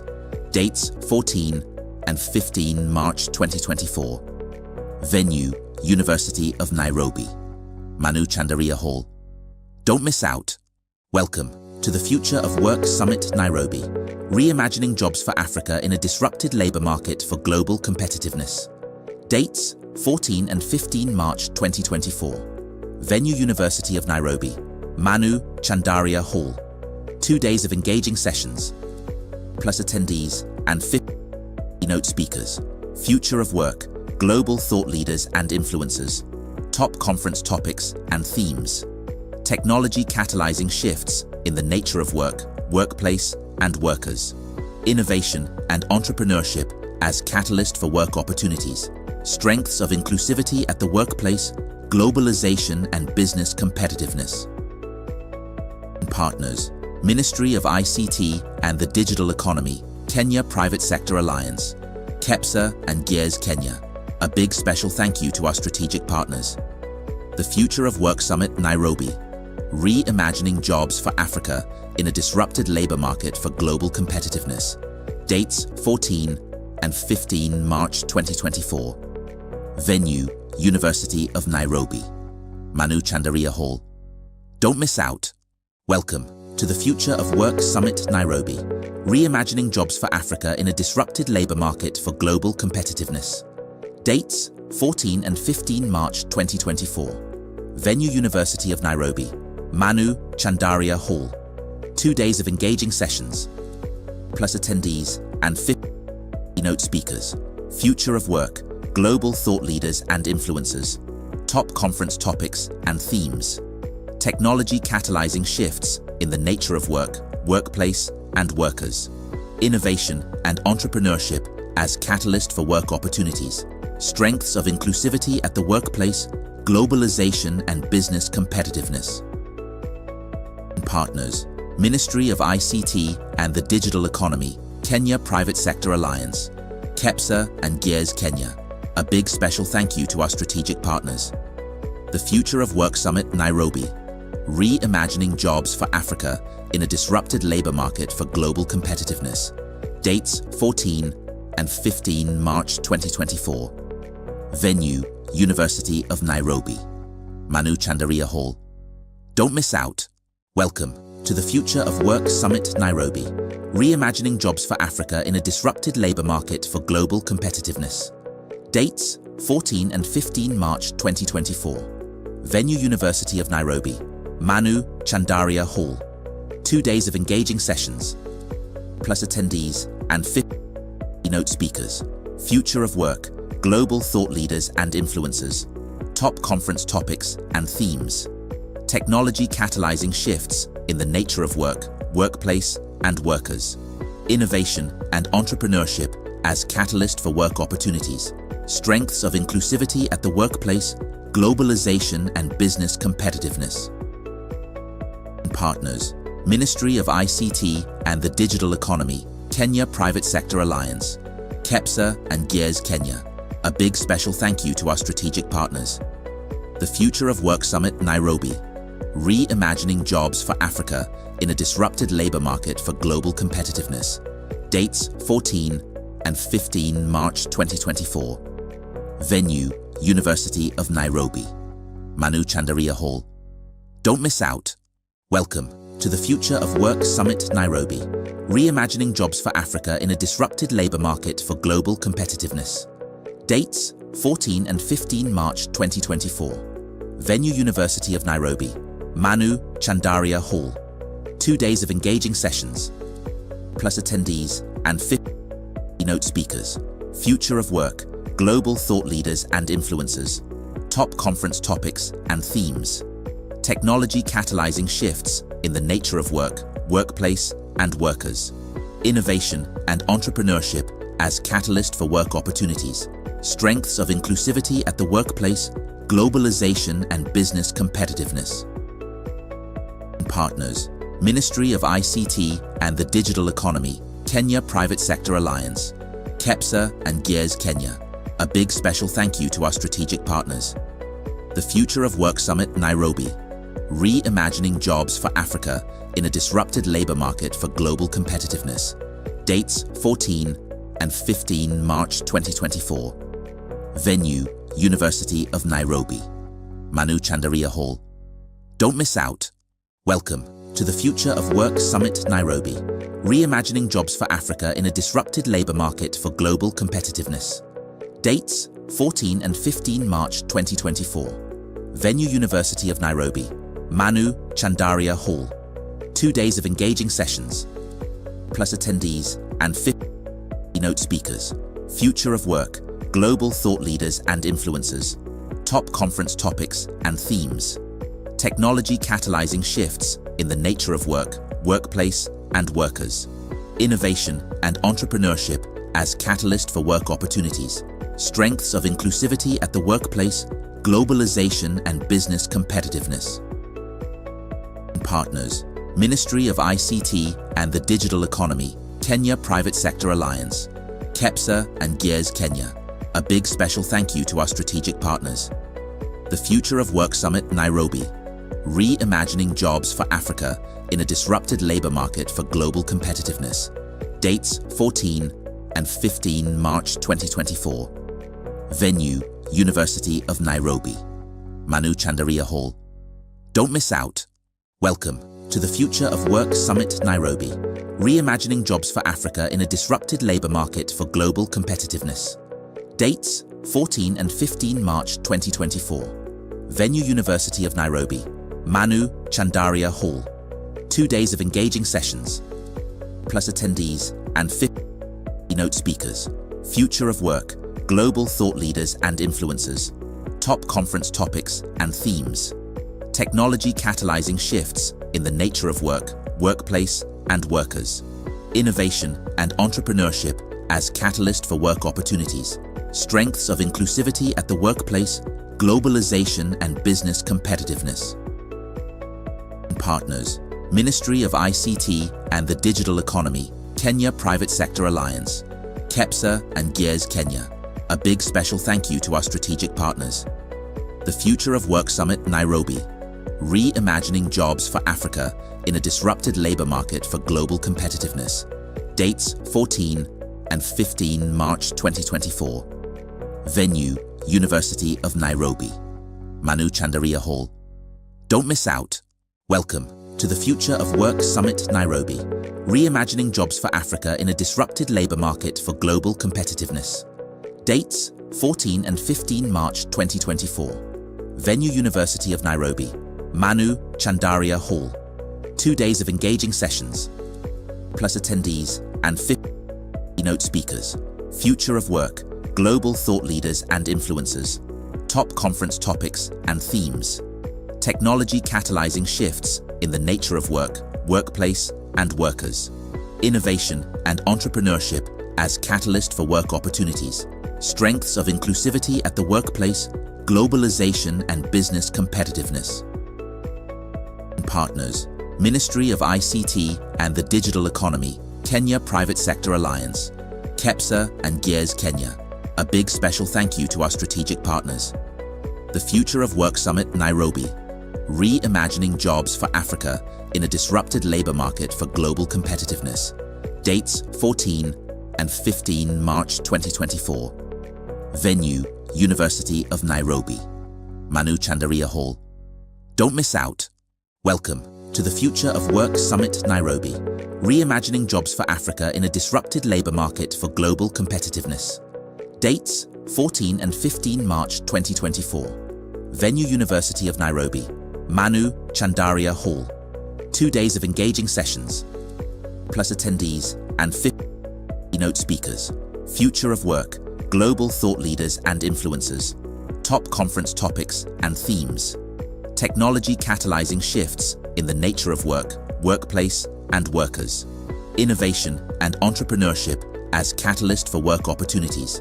Strengths of inclusivity at the workplace, globalization and business competitiveness. Partners, Ministry of ICT and the Digital Economy, Kenya Private Sector Alliance, KEPSA and Gears Kenya. A big special thank you to our strategic partners. The Future of Work Summit, Nairobi. Reimagining jobs for Africa in a disrupted labor market for global competitiveness. Dates 14 and 15 March 2024. Venue, University of Nairobi. Manu Chandaria Hall. Don't miss out. Welcome to the Future of Work Summit, Nairobi. Reimagining jobs for Africa in a disrupted labor market for global competitiveness. Dates 14 and 15 March 2024. Venue, University of Nairobi. Manu Chandaria Hall. 2 days of engaging sessions, plus attendees and 50 keynote speakers. Future of work, global thought leaders and influencers. Top conference topics and themes. Technology catalyzing shifts in the nature of work, workplace, and workers. Innovation and entrepreneurship as catalyst for work opportunities. Strengths of inclusivity at the workplace, globalization and business competitiveness. Partners, Ministry of ICT and the Digital Economy, Kenya Private Sector Alliance, KEPSA and Gears Kenya. A big special thank you to our strategic partners. The Future of Work Summit, Nairobi. Reimagining jobs for Africa in a disrupted labor market for global competitiveness. Dates 14 and 15 March 2024. Venue, University of Nairobi. Manu Chandaria Hall. Don't miss out. Welcome to the Future of Work Summit, Nairobi. Reimagining jobs for Africa in a disrupted labor market for global competitiveness. Dates 14 and 15 March 2024. Venue, University of Nairobi. Manu Chandaria Hall. 2 days of engaging sessions, plus attendees and 50 keynote speakers. Future of work, global thought leaders and influencers. Top conference topics and themes. Technology catalyzing shifts in the nature of work, workplace, and workers. Innovation and entrepreneurship as catalyst for work opportunities. strengths of inclusivity at the workplace, globalization and business competitiveness. Partners, Ministry of ICT and the Digital Economy, Kenya Private Sector Alliance, KEPSA and Gears Kenya. A big special thank you to our strategic partners. The Future of Work Summit, Nairobi. Reimagining jobs for Africa in a disrupted labor market for global competitiveness. Dates 14 and 15 March 2024. Venue, University of Nairobi. Manu Chandaria Hall. Don't miss out. Welcome to the Future of Work Summit, Nairobi. Reimagining jobs for Africa in a disrupted labor market for global competitiveness. Dates 14 and 15 March 2024. Venue, University of Nairobi. Manu Chandaria Hall. 2 days of engaging sessions, plus attendees and 50 keynote speakers. Future of work, global thought leaders and influencers. Top conference topics and themes. Technology catalyzing shifts in the nature of work, workplace, and workers. Innovation and entrepreneurship as catalyst for work opportunities. Strengths of inclusivity at the workplace, globalization and business competitiveness. Partners, Ministry of ICT and the Digital Economy, Kenya Private Sector Alliance, KEPSA and Gears Kenya. A big special thank you to our strategic partners. The Future of Work Summit, Nairobi. Reimagining jobs for Africa in a disrupted labor market for global competitiveness. Dates 14 and 15 March 2024. Venue, University of Nairobi. Manu Chandaria Hall. Don't miss out. Welcome to the Future of Work Summit, Nairobi. Reimagining jobs for Africa in a disrupted labor market for global competitiveness. Dates 14 and 15 March 2024. Venue, University of Nairobi. Manu Chandaria Hall. 2 days of engaging sessions, plus attendees and 50 keynote speakers. Future of work, global thought leaders and influencers. Top conference topics and themes. Technology catalyzing shifts in the nature of work, workplace, and workers. Innovation and entrepreneurship as catalyst for work opportunities. Strengths of inclusivity at the workplace, globalization and business competitiveness. Partners, Ministry of ICT and the Digital Economy, Kenya Private Sector Alliance, KEPSA and Gears Kenya. A big special thank you to our strategic partners. The Future of Work Summit, Nairobi. Reimagining jobs for Africa in a disrupted labor market for global competitiveness. Dates 14 and 15 March 2024. Venue, University of Nairobi. Manu Chandaria Hall. Don't miss out. Welcome to the Future of Work Summit, Nairobi. Reimagining jobs for Africa in a disrupted labor market for global competitiveness. Dates 14 and 15 March 2024. Venue, University of Nairobi. Manu Chandaria Hall. 2 days of engaging sessions, plus attendees and 50 keynote speakers. Future of work, global thought leaders and influencers. Top conference topics and themes. Technology catalyzing shifts in the nature of work, workplace, and workers. Innovation and entrepreneurship as catalyst for work opportunities. Strengths of inclusivity at the workplace, globalization and business competitiveness. Partners, Ministry of ICT and the Digital Economy, Kenya Private Sector Alliance, KEPSA and Gears Kenya. A big special thank you to our strategic partners. The Future of Work Summit, Nairobi. Reimagining jobs for Africa in a disrupted labor market for global competitiveness. Dates 14 and 15 March 2024. Venue, University of Nairobi. Manu Chandaria Hall. Don't miss out. Welcome to the Future of Work Summit, Nairobi. Reimagining jobs for Africa in a disrupted labor market for global competitiveness. Dates 14 and 15 March 2024. Venue, University of Nairobi. Manu Chandaria Hall. 2 days of engaging sessions, plus attendees and 50 keynote speakers. Future of work, global thought leaders and influencers. Top conference topics and themes. Technology catalyzing shifts in the nature of work, workplace, and workers. Innovation and entrepreneurship as catalyst for work opportunities. strengths of inclusivity at the workplace, globalization and business competitiveness. Partners, Ministry of ICT and the Digital Economy, Kenya Private Sector Alliance, KEPSA and GEARS Kenya. A big special thank you to our strategic partners. The Future of Work Summit, Nairobi. Reimagining jobs for Africa in a disrupted labor market for global competitiveness. Dates 14 and 15 March 2024. Venue, University of Nairobi. Manu Chandaria Hall. Don't miss out. Welcome to the Future of Work Summit, Nairobi. Reimagining jobs for Africa in a disrupted labor market for global competitiveness. Dates 14 and 15 March 2024. Venue, University of Nairobi. Manu Chandaria Hall. 2 days of engaging sessions, plus attendees and 50 keynote speakers. Future of work, global thought leaders and influencers. Top conference topics and themes. Technology catalyzing shifts in the nature of work, workplace, and workers. Innovation and entrepreneurship as catalyst for work opportunities. Strengths of inclusivity at the workplace, globalization and business competitiveness. Partners, Ministry of ICT and the Digital Economy, Kenya Private Sector Alliance, KEPSA and GEARS Kenya.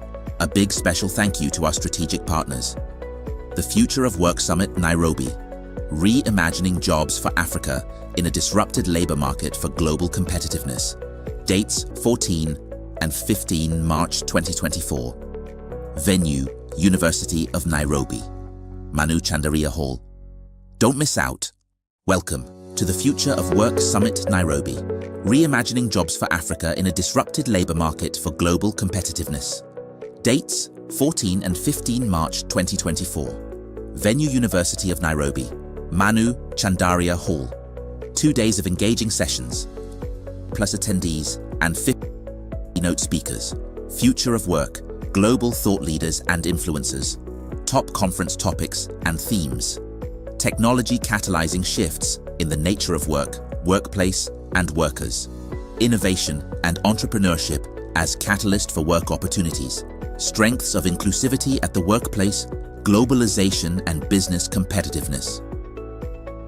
Partners, Ministry of ICT and the Digital Economy, Kenya Private Sector Alliance, KEPSA and GEARS Kenya. A big special thank you to our strategic partners. The Future of Work Summit, Nairobi. Reimagining jobs for Africa in a disrupted labor market for global competitiveness. Dates 14 and 15 March 2024. Venue, University of Nairobi. Manu Chandaria Hall. Don't miss out. Welcome to the Future of Work Summit, Nairobi. Reimagining jobs for Africa in a disrupted labor market for global competitiveness. Dates 14 and 15 March 2024. Venue, University of Nairobi. Manu Chandaria Hall. 2 days of engaging sessions, plus attendees and 50 keynote speakers. Future of work, global thought leaders and influencers. Top conference topics and themes. Technology catalyzing shifts in the nature of work, workplace, and workers. Innovation and entrepreneurship as catalyst for work opportunities. Strengths of inclusivity at the workplace, globalization and business competitiveness. Partners, Ministry of ICT and the Digital Economy, Kenya Private Sector Alliance, KEPSA and GEARS Kenya. A big special thank you to our strategic partners. The Future of Work Summit, Nairobi. Reimagining jobs for Africa in a disrupted labor market for global competitiveness. Dates 14 and 15 March 2024. Venue, University of Nairobi. Manu Chandaria Hall. Don't miss out. Welcome to the Future of Work Summit, Nairobi. Reimagining jobs for Africa in a disrupted labor market for global competitiveness. Dates 14 and 15 March 2024. Venue, University of Nairobi. Manu Chandaria Hall. 2 days of engaging sessions, plus attendees and 50 keynote speakers. Future of work, global thought leaders and influencers. Top conference topics and themes. Technology catalyzing shifts in the nature of work, workplace, and workers. Innovation and entrepreneurship as catalyst for work opportunities. strengths of inclusivity at the workplace, globalization and business competitiveness. Partners, Ministry of ICT and the Digital Economy, Kenya Private Sector Alliance, KEPSA and GEARS Kenya. A big special thank you to our strategic partners. The Future of Work Summit, Nairobi. Reimagining jobs for Africa in a disrupted labor market for global competitiveness. Dates 14 and 15 March 2024. Venue, University of Nairobi. Manu Chandaria Hall. Don't miss out. Welcome to the Future of Work Summit, Nairobi. Reimagining jobs for Africa in a disrupted labor market for global competitiveness. Dates 14 and 15 March 2024. Venue, University of Nairobi. Manu Chandaria Hall. 2 days of engaging sessions, plus attendees and 50 keynote speakers. Future of work, global thought leaders and influencers. Top conference topics and themes. Technology catalyzing shifts in the nature of work, workplace, and workers. Innovation and entrepreneurship as catalyst for work opportunities. Strengths of inclusivity at the workplace, globalization and business competitiveness. Partners, Ministry of ICT and the Digital Economy, Kenya Private Sector Alliance, KEPSA and GEARS Kenya. A big special thank you to our strategic partners. The Future of Work Summit, Nairobi. Reimagining jobs for Africa in a disrupted labor market for global competitiveness. Dates 14 and 15 March 2024. Venue, University of Nairobi. Manu Chandaria Hall. Don't miss out. Welcome to the Future of Work Summit, Nairobi. Reimagining jobs for Africa in a disrupted labor market for global competitiveness. Dates 14 and 15 March 2024. Venue, University of Nairobi. Manu Chandaria Hall. 2 days of engaging sessions, plus attendees and 50 keynote speakers. Future of work, global thought leaders and influencers. Top conference topics and themes. Technology catalyzing shifts in the nature of work, workplace, and workers. Innovation and entrepreneurship as catalyst for work opportunities. Strengths of inclusivity at the workplace, globalization and business competitiveness. Partners, Ministry of ICT and the Digital Economy, Kenya Private Sector Alliance, KEPSA and GEARS Kenya. A big special thank you to our strategic partners. The Future of Work Summit, Nairobi. Reimagining jobs for Africa in a disrupted labor market for global competitiveness. Dates 14 and 15 March 2024. Venue, University of Nairobi. Manu Chandaria Hall. Don't miss out. Welcome to the Future of Work Summit, Nairobi. Reimagining jobs for Africa in a disrupted labor market for global competitiveness. Dates 14 and 15 March 2024. Venue, University of Nairobi. Manu Chandaria Hall. 2 days of engaging sessions, plus attendees and 50 keynote speakers. Future of work, global thought leaders and influencers. Top conference topics and themes. Technology catalyzing shifts in the nature of work, workplace, and workers. Innovation and entrepreneurship as catalyst for work opportunities. Strengths of inclusivity at the workplace, globalization and business competitiveness. Partners, Ministry of ICT and the Digital Economy, Kenya Private Sector Alliance, KEPSA and GEARS Kenya. A big special thank you to our strategic partners. The Future of Work Summit, Nairobi. Reimagining jobs for Africa in a disrupted labor market for global competitiveness. Dates 14 and 15 March 2024. Venue, University of Nairobi. Manu Chandaria Hall. Don't miss out. Welcome to the Future of Work Summit, Nairobi. Reimagining jobs for Africa in a disrupted labor market for global competitiveness. Dates 14 and 15 March 2024. Venue, University of Nairobi. Manu Chandaria Hall. 2 days of engaging sessions, plus attendees and 50 keynote speakers. Future of work, global thought leaders and influencers. Top conference topics and themes. Technology catalyzing shifts in the nature of work, workplace, and workers. Innovation and entrepreneurship as catalyst for work opportunities. Strengths of inclusivity at the workplace, globalization and business competitiveness. Partners, Ministry of ICT and the Digital Economy, Kenya Private Sector Alliance, KEPSA and Gears Kenya. A big special thank you to our strategic partners. The Future of Work Summit, Nairobi. Reimagining jobs for Africa in a disrupted labor market for global competitiveness. Dates 14 and 15 March 2024. Venue, University of Nairobi. Manu Chandaria Hall. Don't miss out. Welcome to the Future of Work Summit, Nairobi. Reimagining jobs for Africa in a disrupted labor market for global competitiveness. Dates 14 and 15 March 2024. Venue, University of Nairobi. Manu Chandaria Hall. 2 days of engaging sessions, plus attendees and 50 keynote speakers. Future of work, global thought leaders and influencers. Top conference topics and themes.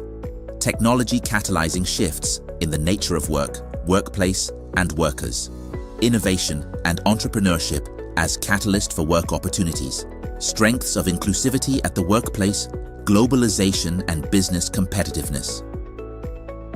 Partners, Ministry of ICT and the Digital Economy, Kenya Private Sector Alliance, KEPSA and Gears Kenya.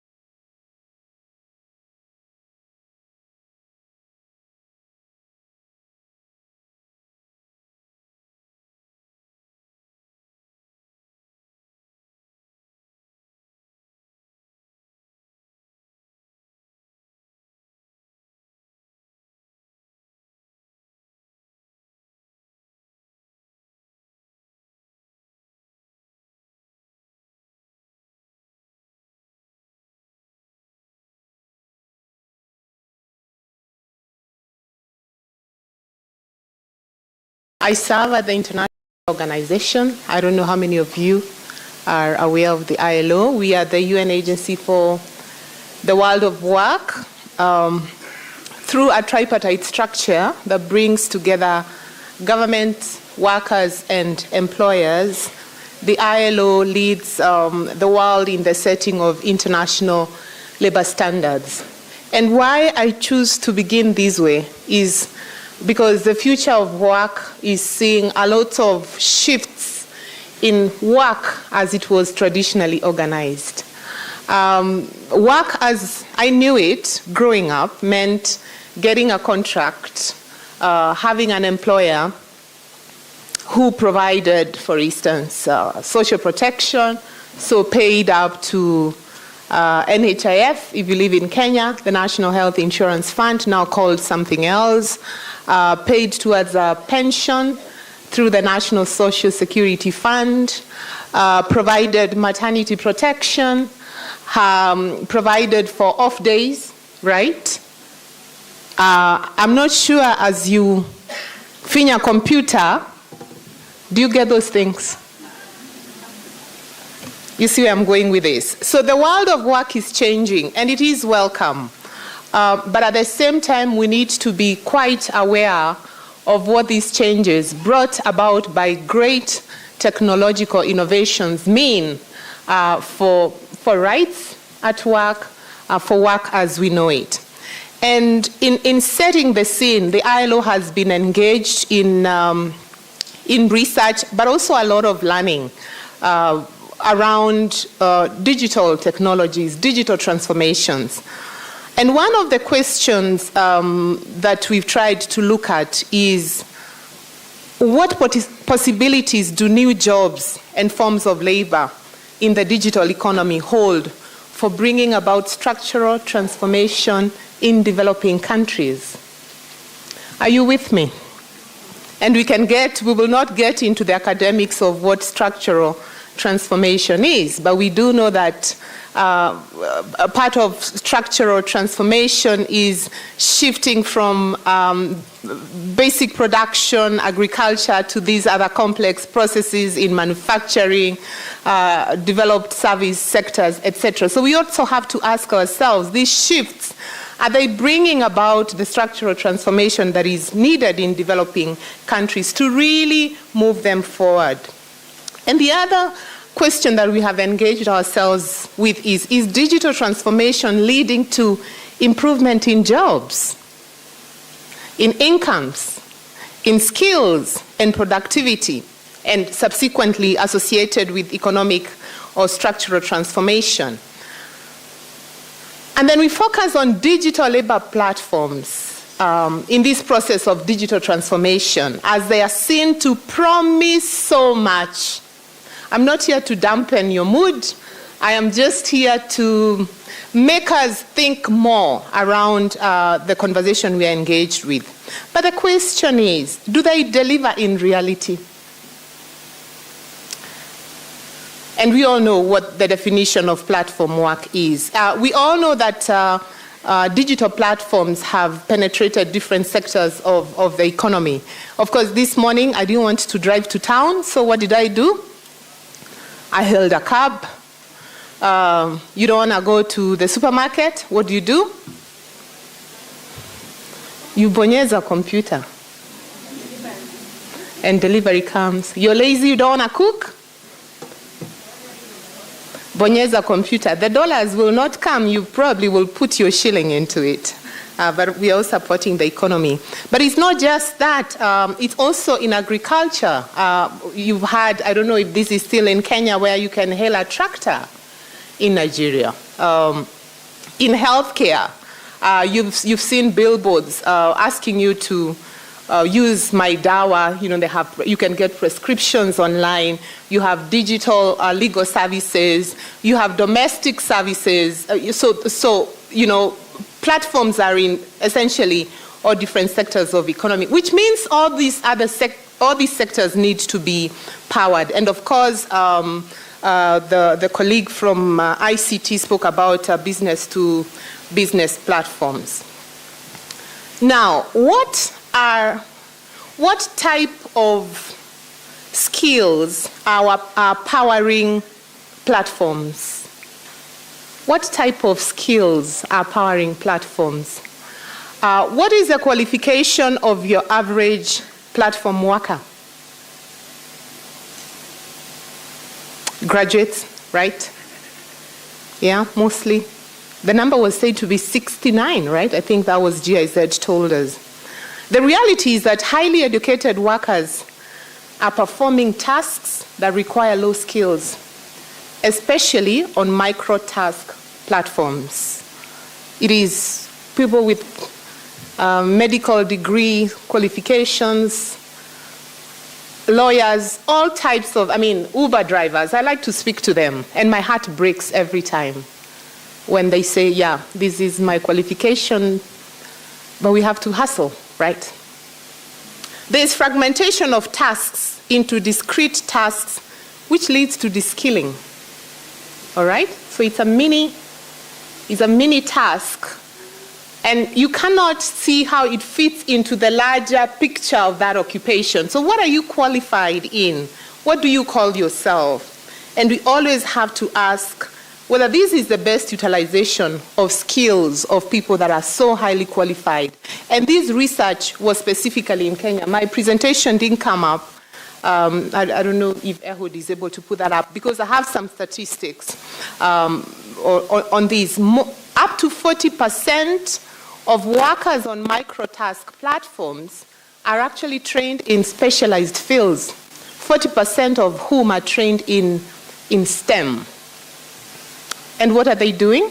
You remember the lady from KEPSA who ended, it was you who ended her remarks asking, for a graduate, spending the whole day reviewing restaurants, I love food, but is that the best use of the skill set? A whole ICT and therefore STEM graduate. Some of the tasks are sorting out through garbage, for restaurants in Europe. So we have to ask ourselves. And in this study that we did in Kenya, we were looking at the evidence of worker skill sets performing freelance work. 68% of those we interviewed felt that there is a good skills match. 53% of whom were men, 33% women. And 13% believe that they have more skills than the task they perform. Yeah? And of course, we all know about academic and article writings, which most of the people we interviewed were working in. And some of the specific challenges faced by Kenyan workers is, of course, accessing work through subscription plans or paying different types of fees. And we have guidelines on workers paying up to access jobs. There's a whole conversation there, but countries have agreed that workers should not be paying up to access work. We also are aware that, and from this research, that there's a lot of subsidizing of work to build up reputation. Yeah, and I'm looking at Magdalene, she's involved in a lot of this. That for you to, it's like sit it out, subsidize your work, accept work for low pay or for free. And those we spoke, up to 79% subsidized or accepted work for low or no fee to build a profile, or they underbid. Up to 66% say they underbid for the tasks, and 37% actually accepted work they would otherwise decline. Yeah, and so it's yes, there are opportunities in platforms, but it's no silver bullet, and there are elements that we really need to look at, especially from a policy front. And the question is just how much regulation can we do? Because there are those that argue that the minute you try to regulate platforms, then you're taking away from what they offer. But what about rights at work? There is also the reality of geographical discrimination. Yeah, we are sitting in Nairobi. Some platforms block workers from certain countries. We have to talk about this. It's the reality. And I've been following up discussions on X where there are suggestions around how you circumvent the blacklisting. Yeah, some say buy a plane, go to Dubai, register an account from there. Others say things that are really raise ethical issues, put a face that's not yours, but that looks like those geographical locations where people are more likely to be paid more. Have you seen that? It may look like, but this is the reality. So of course there is the use of the VPNs, remote desktop computers to circumvent the barriers. And then there is another one, purchasing fake accounts. So someone has done what I told you before, accepted low work. They've built this incredible profile, and I hear they're sold for up to 200,000 shillings.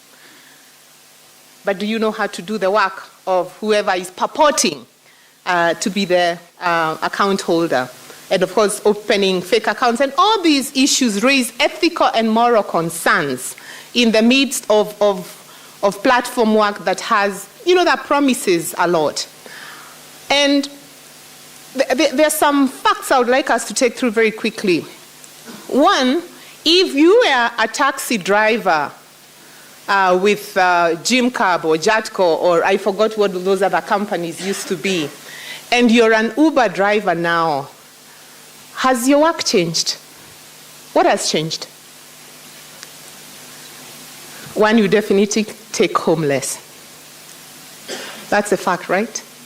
If you're a domestic worker before, doing it traditionally, and now you're listed on one of the platforms, has that fundamentally changed the work that you do? And this is, we can think about that.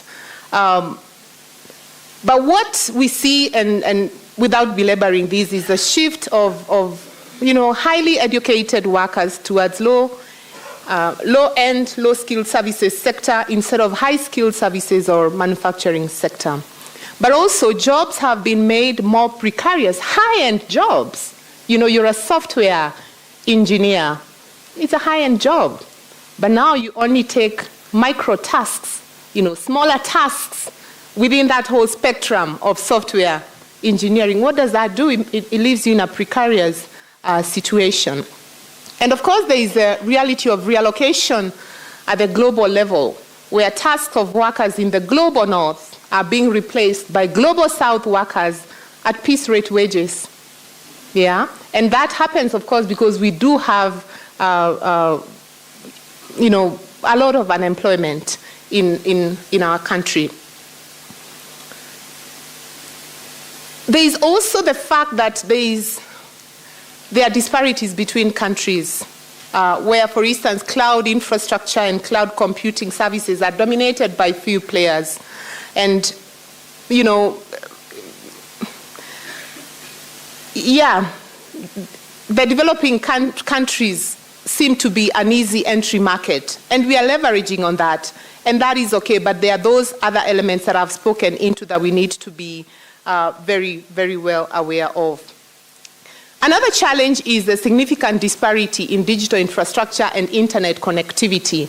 And I know figures were given before about the continued efforts towards increasing the digital infrastructure.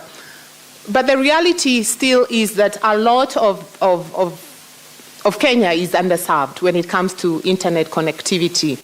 And I use an example, Magdalene knows this. I say, when I go to Kirinyaga, I'm stuck. Either I have to hotspot. If I go further where my grandparents came from, forget. So how is it that we can ensure more equity in the distribution of this? And I've spoken about disparities in terms of pay. But it's not all gloom and doom. And that's not the essence of this. But it's very important, especially from a labor rights perspective, and thinking about developing countries, structural transformation that will yield real equitable growth. We really need to look at those elements, even as we promote access to opportunities through platforms. And how is it that we can drive an inclusive and productive digital transformation for decent work? Underline, decent work. And a lot of people get very uncomfortable when the word decent is added to access to work. Right? Just do that job. Do it and move on. You know, do you know how many people don't have jobs? Yeah, and it's very important to be very careful how this transformation into digital jobs happens, because we live in a country where up to 80% of the jobs are in informal sector, most precarious, very limited rights, and we will not want to have this transformation make it into the digital jobs, but increasingly that is what is happening. So of course I've spoken to, and I'll just broadly speak to 5 enabling pillars. Of course, connectivity and digital infrastructure is key. Policy regulation on the digital economy, access to financial and business services, and Dr. Wanjiru spoke rather eloquently on the need for market-driven upskilling and reskilling, and the conversation with universities, TVET institutions on what kind of skills are they, supporting learners with, and what is the role of industry. And I'm really glad that we were brought here by KEPSA. What is the role of business in defining the type of skills? And it's with the skills mismatch that we do have in Kenya and in Africa generally, it is no longer tenable to have training institutions design curriculum by themselves, because it's curriculum for who? The world of work is changing so rapidly, and that feedback from industry is required to shape those curriculums. But not just that, it is actually to reskill the trainers. Yeah? Because gone through a certain type of training to deliver content that is outdated. So how is it that industry can meaningfully, not on paper, engage in that process of transforming the offering around market-driven upskilling and reskilling. And of course, then it's very important to prevent and mitigate digital risks. Many of you have been conned. I've skipped that. I've dodged that bullet. I haven't been scammed yet online, but I'm sure it's going to happen at some point. What I've suffered is ordering something that is totally different. The picture looks nice. I'm like, where did they take this? And what I get is, you all know. But there are all those digital risk of losing money, etc. And in Kenya, we have jointly with the Ministry of ICT and the Digital Economy, Ministry of Labor, Federation of Kenya Employers, and the workers, very, very important, the Central Organization for Trade Unions, Kenya, launched what we call a community of practice. And this is sort of the core, but we have so many of you, we've had the telcos there, we've had Microsoft, etc. So many other players, the workers themselves, the online workers rather, come together to sort of deliberate and speak to very practical elements that need to be put in place to shift the pin. And some of the things that we have looked at, of course, are clustered around the 5 themes I've spoken about. And what we are seeing is that, there is much more collaboration, there's much more exchange of information, because everyone is trying to do something in this space. You come in and you think this is what is going to transform this. But there's training happening. So how is it that we can all look at the feedback from the training that is happening and ask ourselves, is it fit for purpose? Is it what we should be offering? Do we have the right guidance, career guidance for getting into digital work? On the policy front, what are the very concrete elements that we need to look at that can unlock the opportunities but also safeguard rights at work in the digital space? And we're going to broaden this conversation with a regional meeting that we're going to hold in Nairobi in May, where we're going to bring countries from around the world to sort of just exchange on the different elements, issues like soft skills training, for instance, basic digital skills, what are they, the reality of AI, etc. And we hope that you can work with us on this journey. As I close, there is, we talk about the future of work, but I think we should start talking about the now and the future. And of course, COVID, the reality of COVID jolted us into this new reality where businesses now, to reach more audiences, you don't need to put a big billboard. You just need to boost your ads and have us experience them on the different social platforms. So there's no going back. It's not going to change. The future is, the now and the future is really much pegged on the transformations that are going on now and will continue happening. And the question is, how are we preparing and how are we shaping that? We should be very careful that we are not just recipients of whatever is happening globally, but actually form a critical part of shaping how that is happening. Thank you so much for your attention.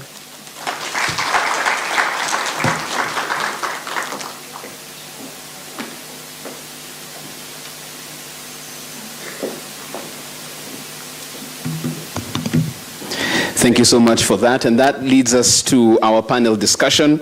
How will be unlocking Kenya's potential as a global hub for digital work and its potential to export ICT skills? Moderating this particular discussion is Brian Omwenga, ICT Sector Board Vice Chair. I'll call upon Brian as he introduces his panel as well. A round of applause for him, please.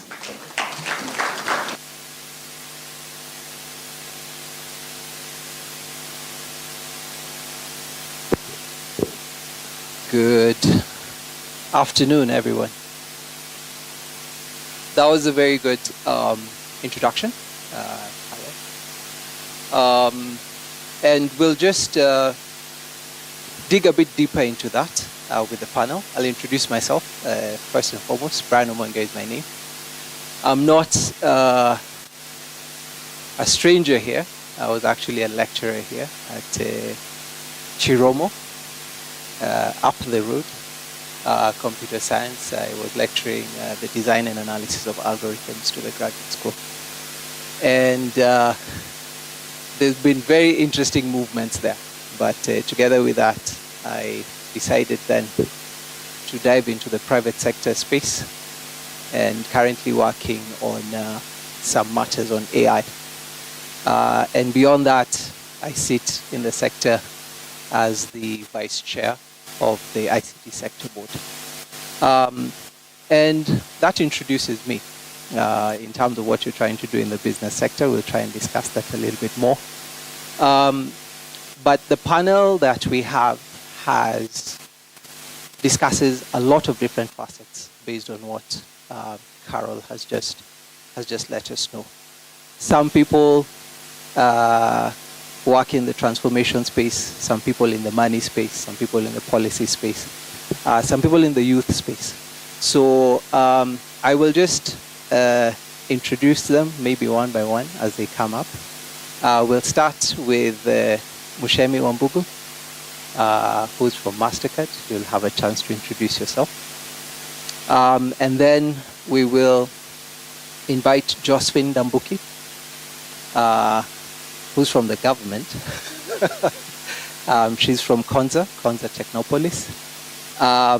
And then I will invite Beatrice from CFYE, who does a lot on youth empowerment. And I will invite Richard. Richard does some interesting work with guys in Kakuma in terms of digital work. So he's a real practitioner in terms of digital work, Karibu. And then finally, we'll invite Sheena, policy champion and policy driver within the government. So with that, kindly let's invite them with a round of applause.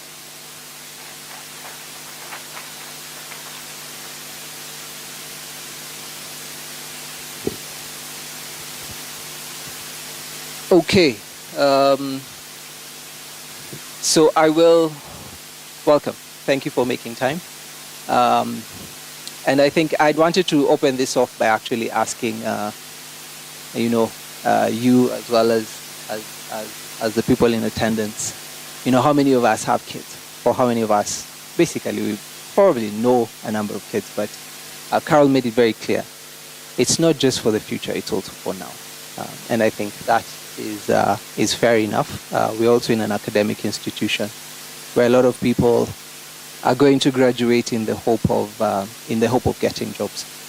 But it is definitely an extremely important topic and an extremely important item, not only for us, but for the nation at large and for the future generations. So I'll start by saying, first and foremost, thank you very much for making time. And we know all of you are trying in one way or the other to solve this question in terms of future of work. You're also doing interesting programs around it. We'll definitely want to hear a lot about that. So I'll just begin by requesting you to introduce yourself and then tell us what it is you're doing, even as an individual, or your organization is actually doing and focusing on in terms of future of work and strengthening the future of work. So I'll start with you, Beatrice.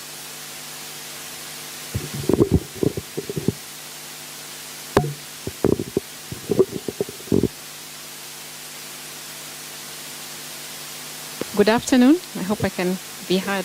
Great. Thank you very much, Brian. My name is Beatrice Gishohi. I work for an organization called Palladium.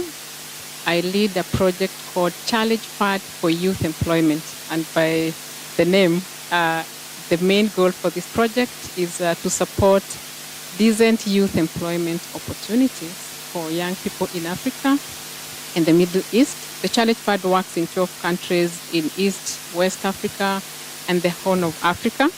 and it's being implemented by Palladium, VSO, and an organization called Randstad, and funded by the Dutch government. So how do we do this? We work with private sector organizations in our effort to ensure that we support youth employment.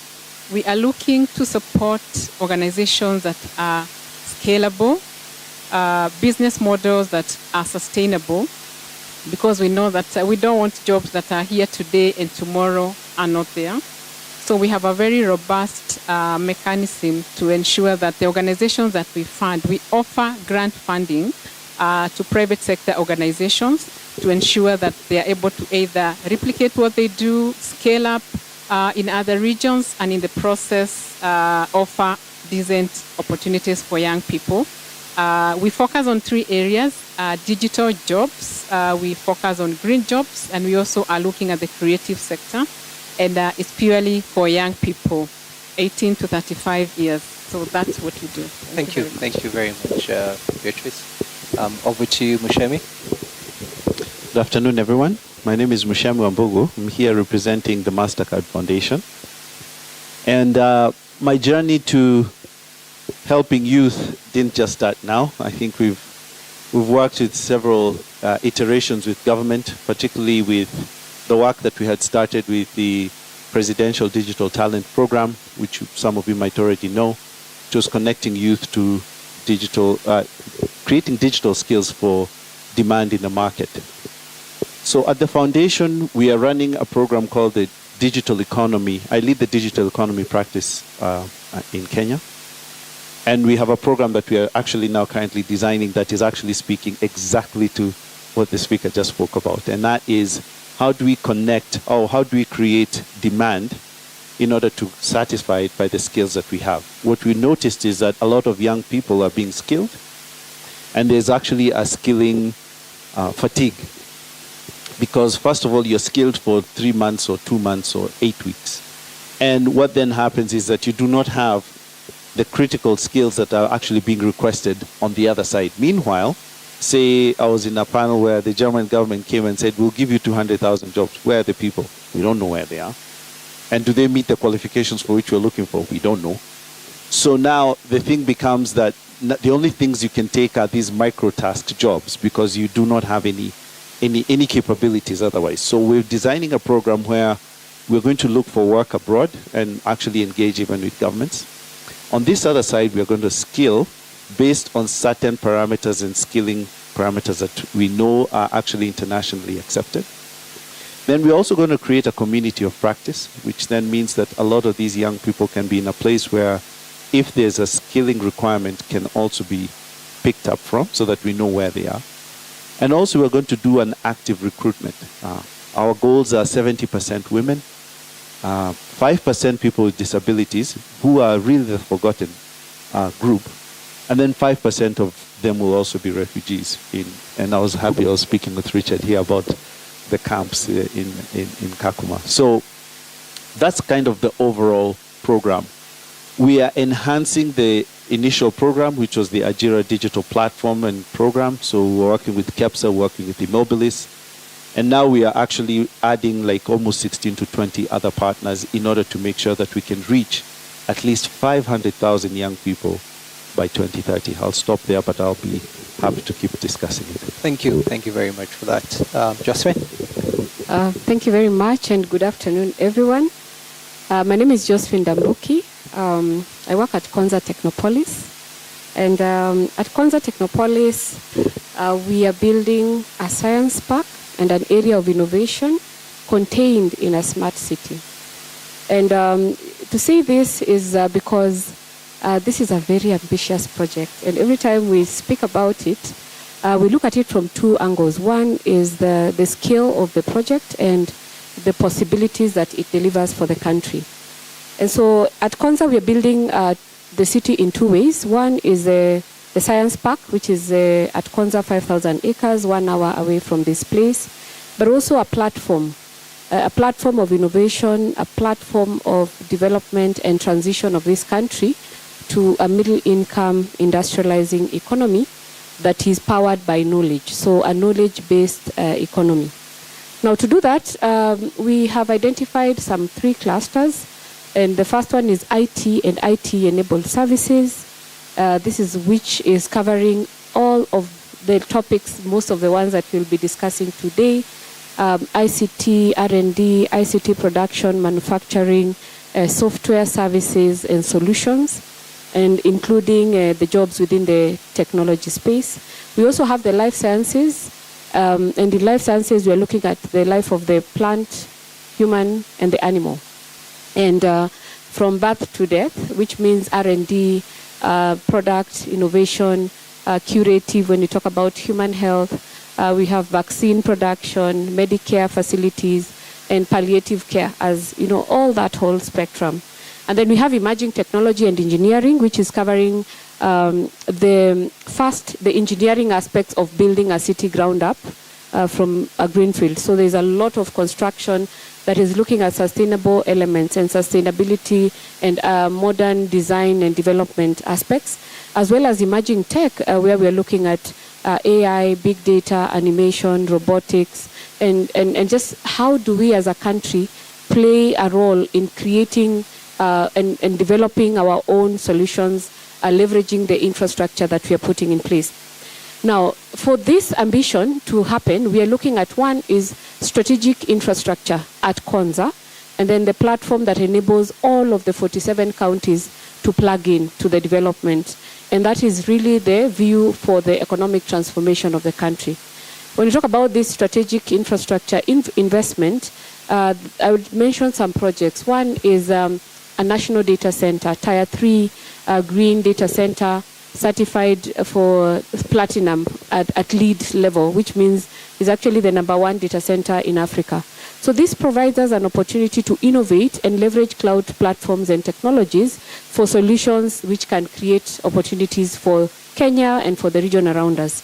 We also have an upcoming digital media city, a center of excellence for film, photography, videography, animation, gaming, virtual reality, all that we are developing and actually is currently at technical design.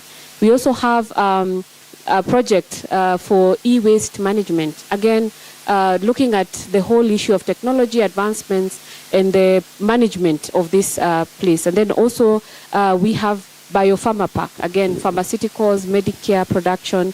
We just talked about vaccine production. So you can start to see how the science-oriented space is developing.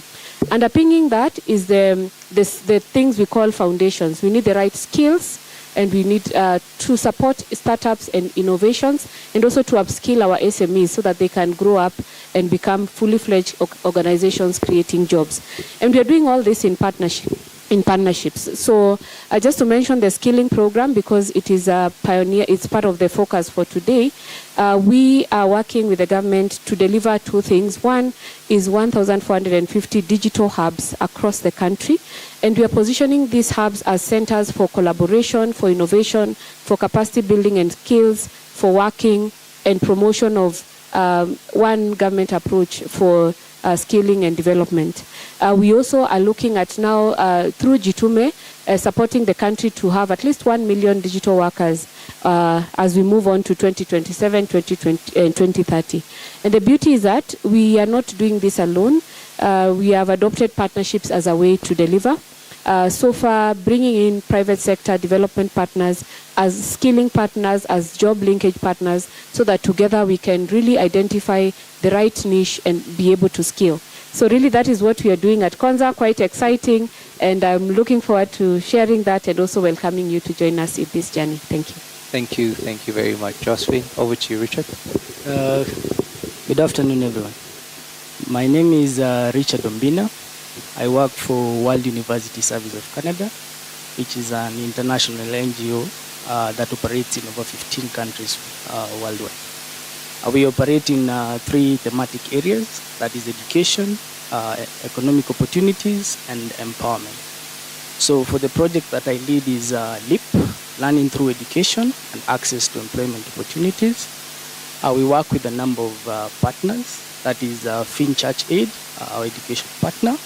Work with the Danish Refugee Council, who does our vocational skills training, And we have a Solidarity Initiative for Refugees who does our digital skills training.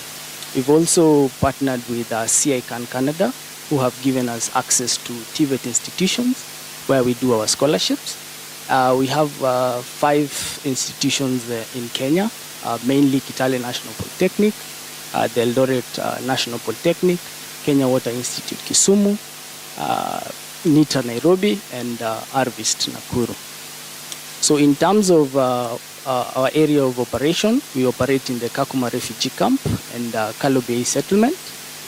Kakuma is divided into 4 different sections. That is Kakuma 1, Kakuma 2, Kakuma 3, and Kakuma 4. And Kalobei has 4 villages. That is Village 1, Village 2, and Village 3.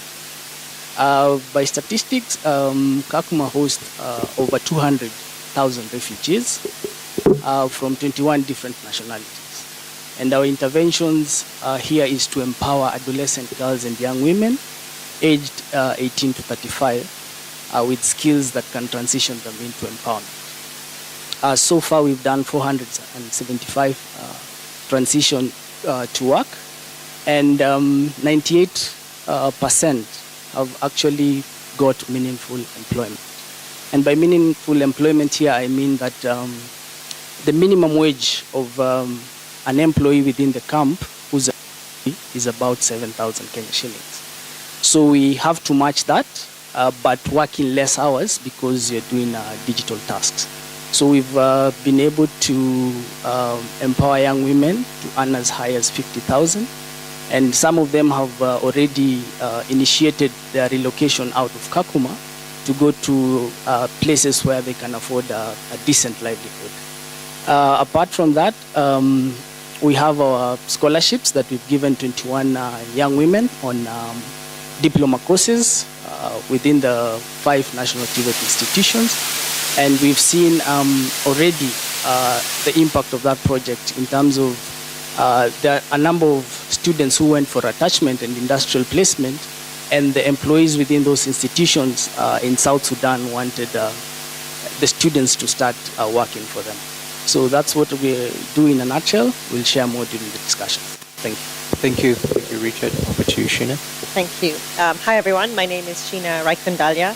And to describe myself, where do I start? I used to be a lawyer in London for 10 years, and then I moved back home to Kenya. There I became a failed startup founder. So I started my own business. I'm sure many of you are thinking about it failed. But I learned more in that failed business than I have in my entire career as a lawyer and my MBA combined. I then joined an organization where we brought an Africa fund, so investments, about $100 million we tried to bring to Africa, which we eventually succeeded, to fund other startups. We started with angel investing, which is smaller sums of money to businesses to help them grow until the very big stage. I then, after about 5 years of that, I moved to my next role here, which was I worked for the British government. I was the country director for the UK Kenya Tech Hub. Again, same sort of, how do we help the youth? How do we help the country? How do we enable people through tech? Tech is an enabler.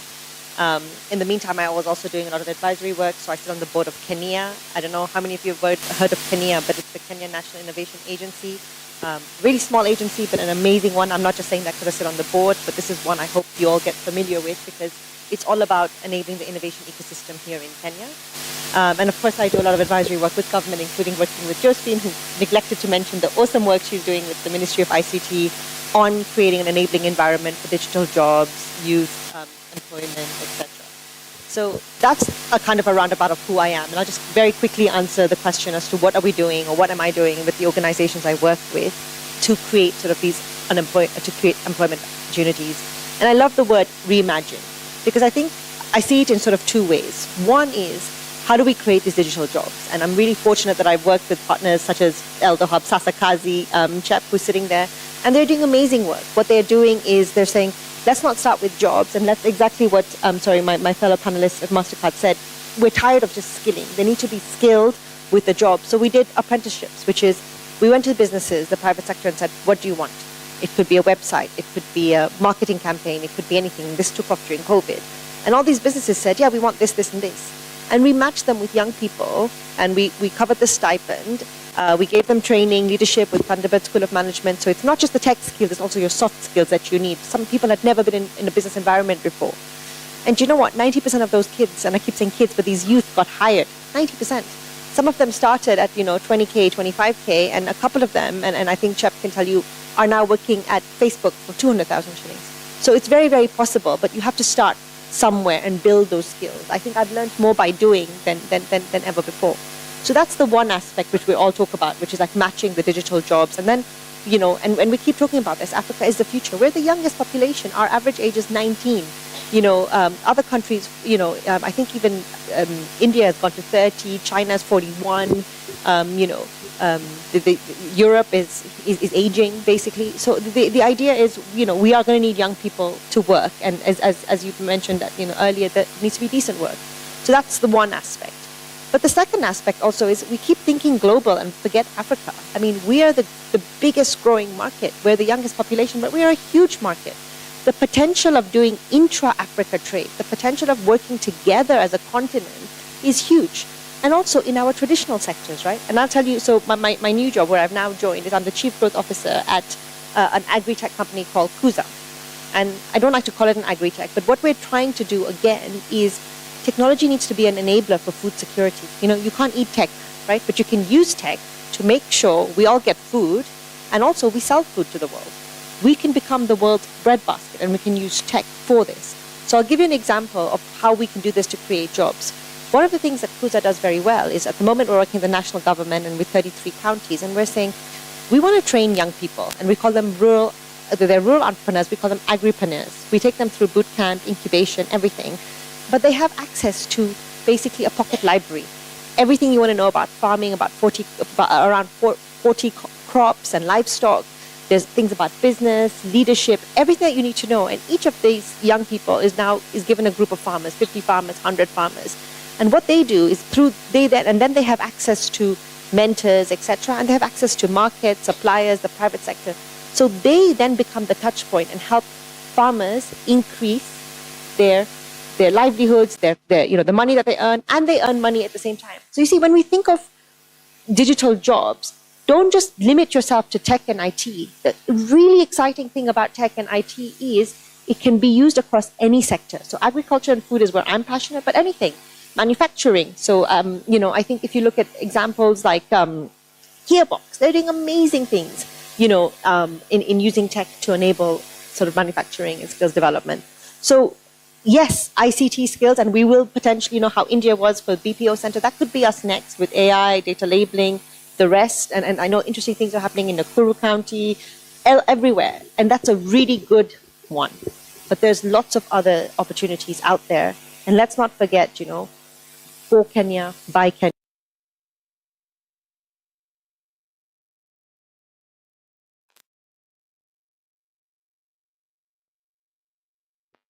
Thank you very much for the introduction, both of yourselves, and the work that you do. I think we've been able to hear what private sector is doing, what government is doing, what development partners and NGOs are doing, and also what advisory is doing. So we more or less have a good landscape of what's going on.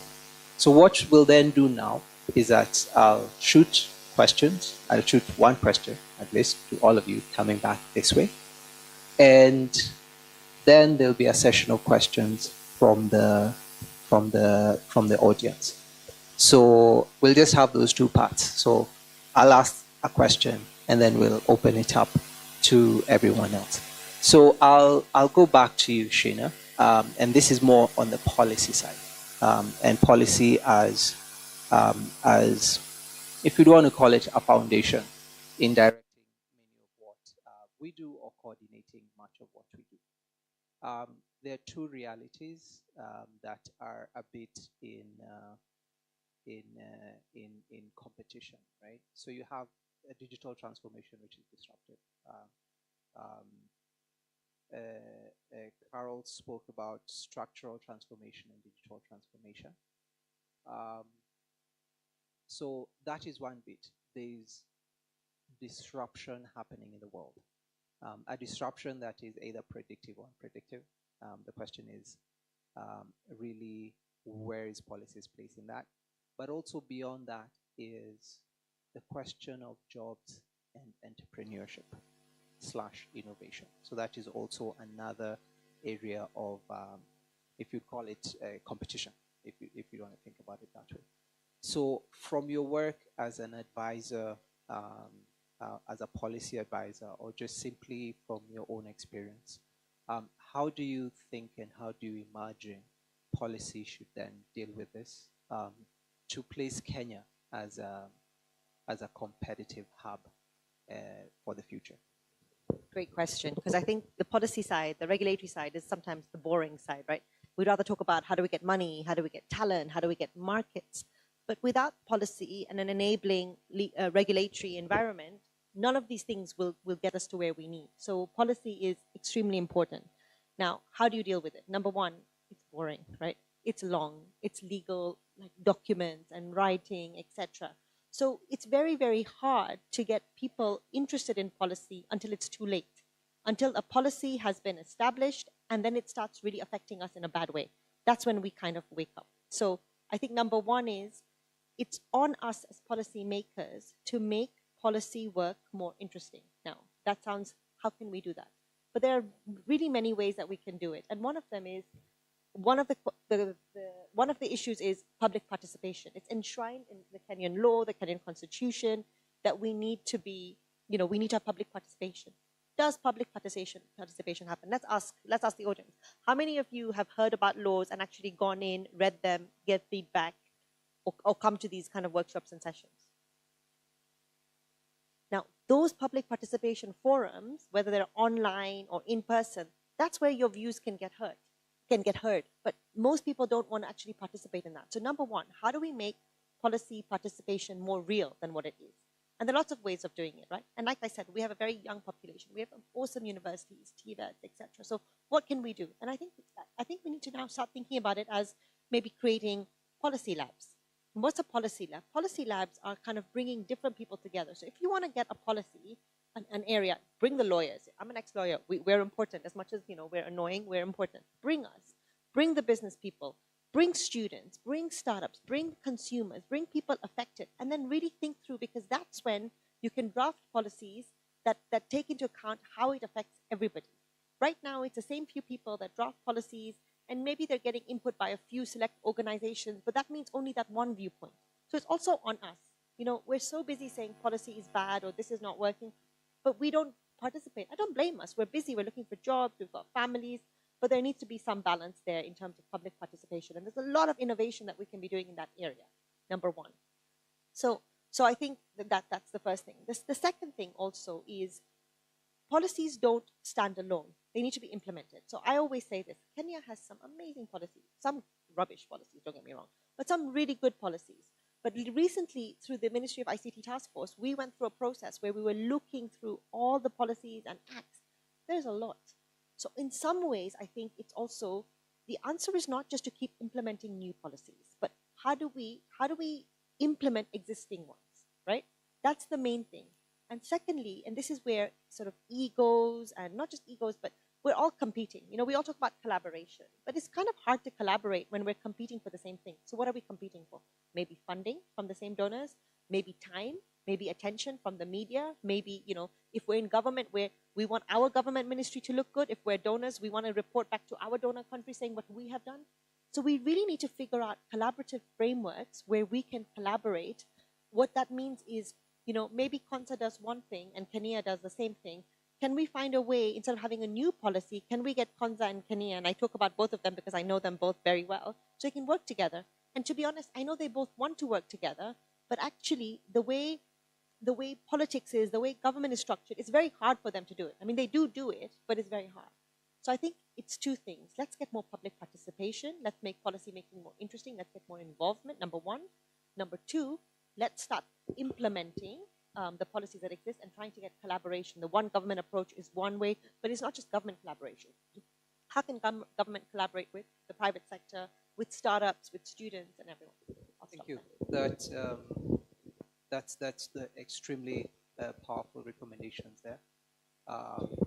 So you've had it in inclusive policy making. So the policies actually do belong to us, and I really like the practical recommendation of the policy labs. which is in essence a collaboration of the ecosystem itself. But you also went further to talk about collaboration of the interests and the funders and all these other individuals, with the reality that we also live, we're not in a vacuum, right? So the collaboration of those so-called partners, I think we'll leave that to you to figure out. But I think the clear call for us is, yes, there's ICT sector reforms going on. How have we contributed? How have we been involved? And I think public participation there's a clear example of how that can actually be fixed through the policy lab. My next question then goes to you, Richard, who, with your kind permission, I'll say you've attempted to do digital work on the fringes. Kakuma is something we only see either on TV or we hear about in the news. I'm definitely sure that you've experienced quite a number of challenges trying and attempting to do this from Kakuma. So possibly of all of us who are here, and I think Carol also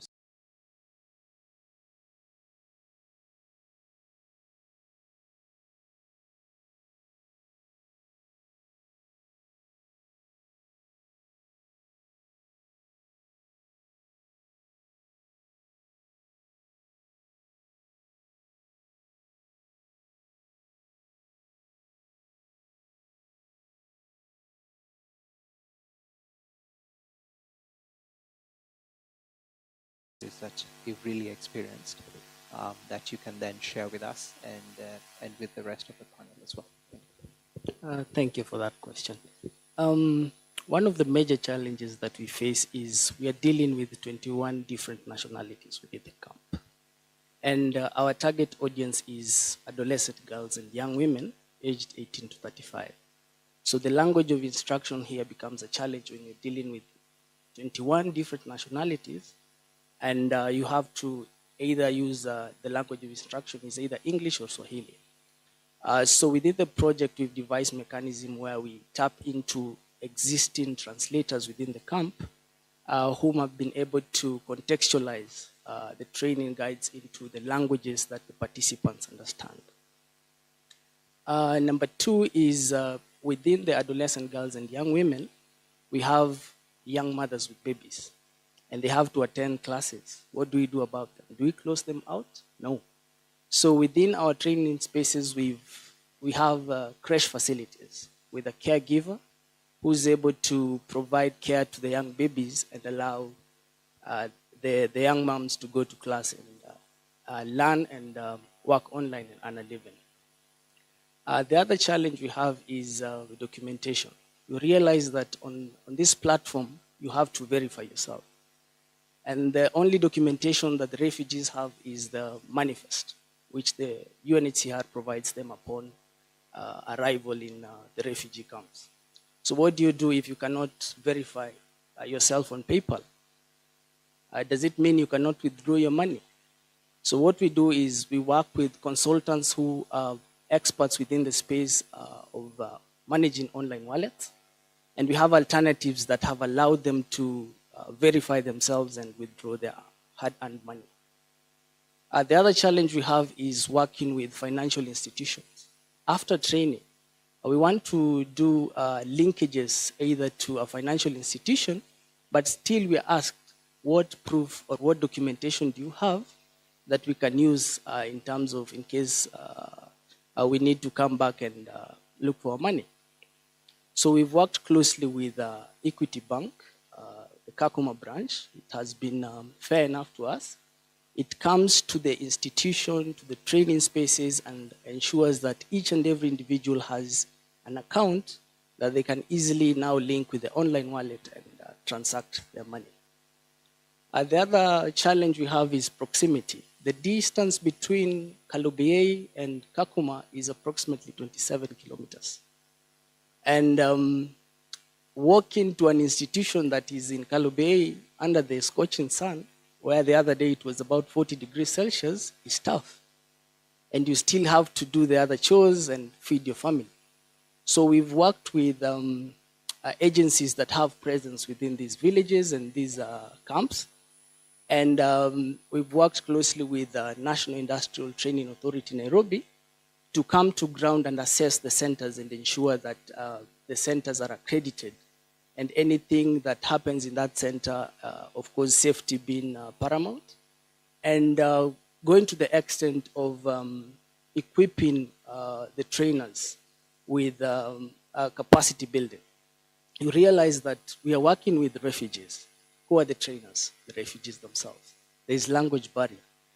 Pedagogy is an issue. So we have a structured manual around pedagogy that we use to ensure that the training we offer to the participants is of high quality. Then it comes the question, where do we get the jobs? So if it's a challenge for some of us to connect, if we move to the rural areas, what about Turkana County? So we work closely with agencies who are service providers.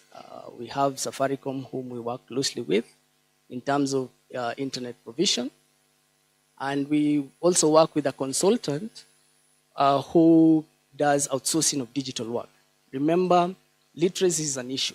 So we cannot provide high-tech skills. But there is the low-hanging fruits that require the low literacy within the camps. So they're able to outsource the jobs, and they can compete and even earn more than those who are doing high-tech jobs. So those are some of the challenges that we do face. Thanks. Wow. You all of a sudden made everything extremely real, which I think is... And the reality about it is that it's very easy for us to discuss about digital jobs, but you've just made it clear that there are so many different things that need to be taken into account based on context. Together with that, and we're glad that you're actually paid by the Kenya government, so Serikali is here, and you're seated at the center. But not to really put you on the spotlight, but Konza is a very interesting project, a Vision 2030 flagship, and I think it was done several years ago, and we've seen various transformations.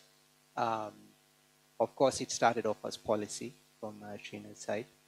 We wonder whether it's been disrupted. And then, as you can see, the service of digital work should actually move all the way even to Turkana, as Richard has said. So my emphasis to you, as you also probably address and build on the other responses, is on innovation and entrepreneurship.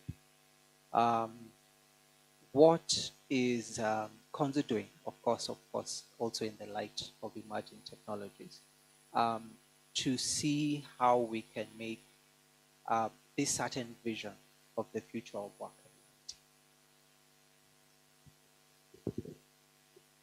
Okay, thank you very much on that. Yes, so the future of work and the role of innovation spaces such as Konza Technopolis.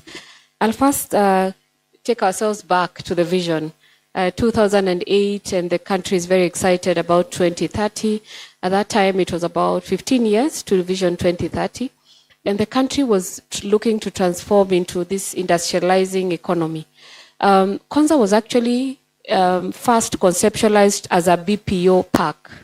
And in the course of development, the feasibility studies and the benchmarking realized that BPO parks by themselves were not very successful.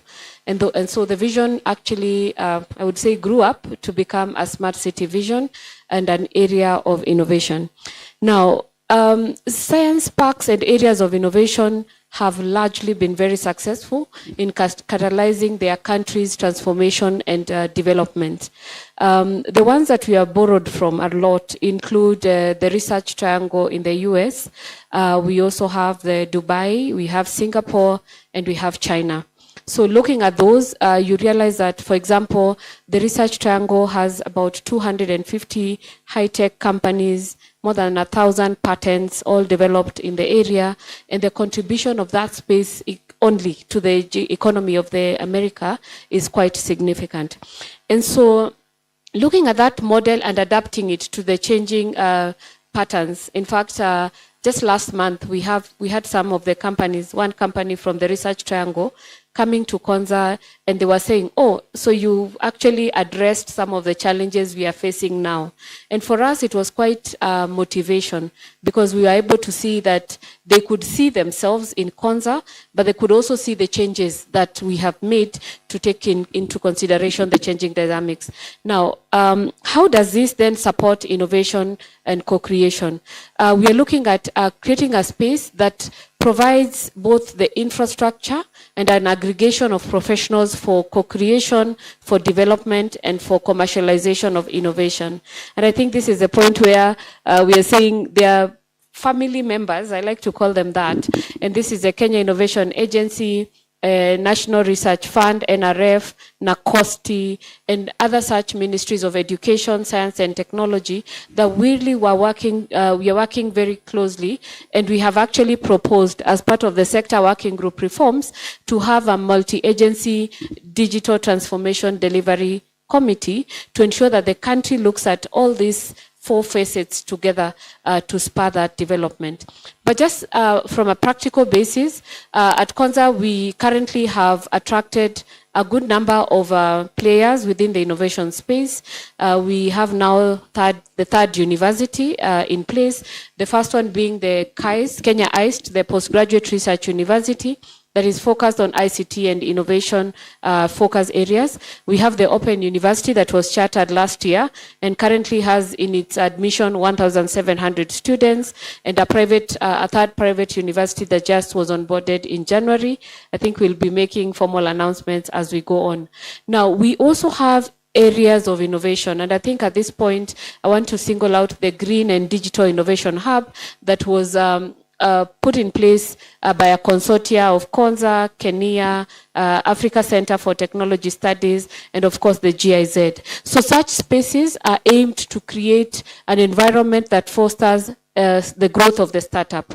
At the moment, we are also working with the Korean government, who have been very, very supportive to the Konza Technopolis to develop what we call the Silicon Savannah Innovation Hub.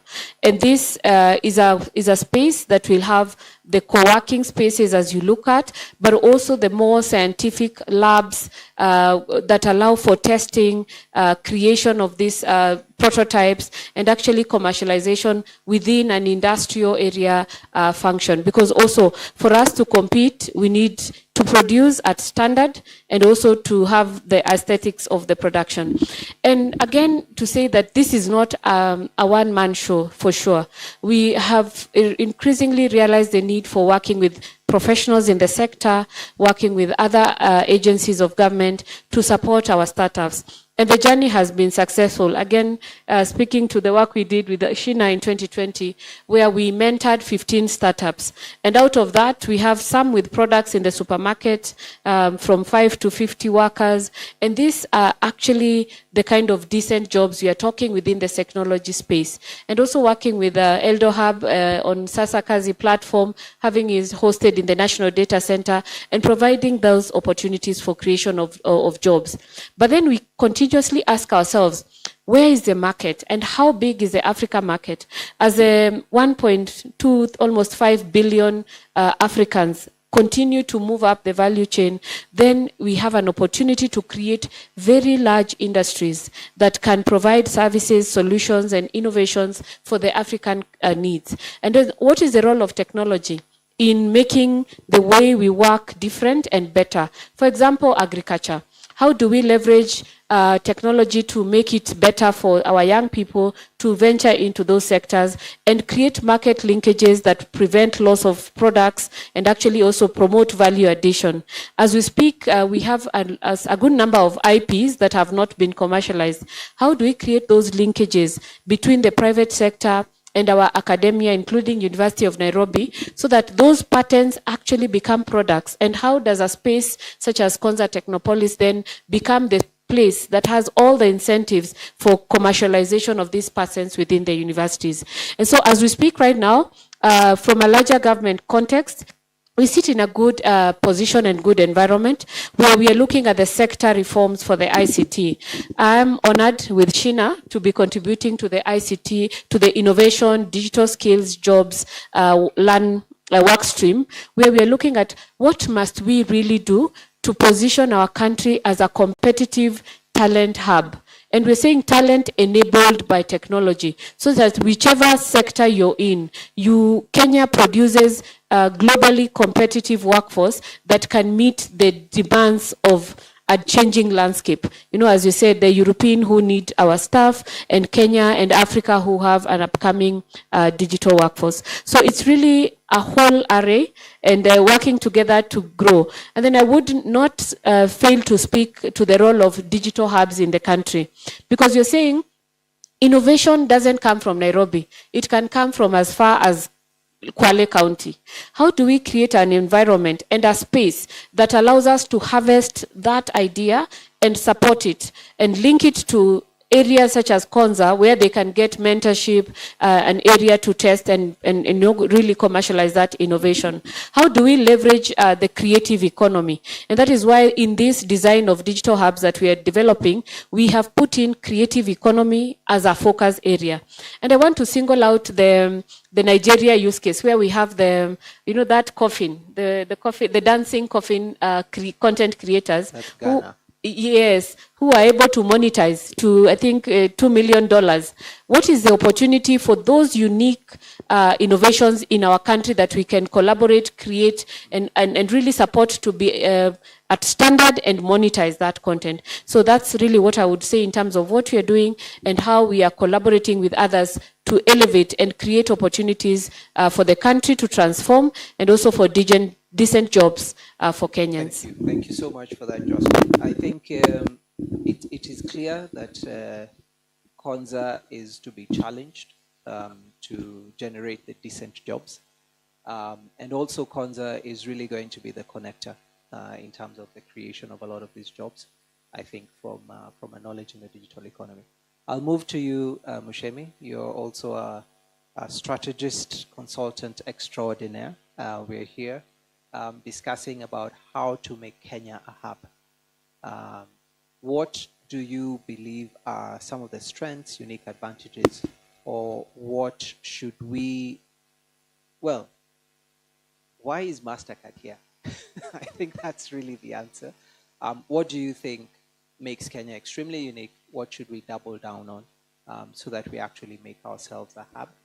And as you answer that question, Beatrice, I'd like you to ponder on the issue of scaling some of these opportunities that he might say, and also the sustainability around it. Over to you, Michelle.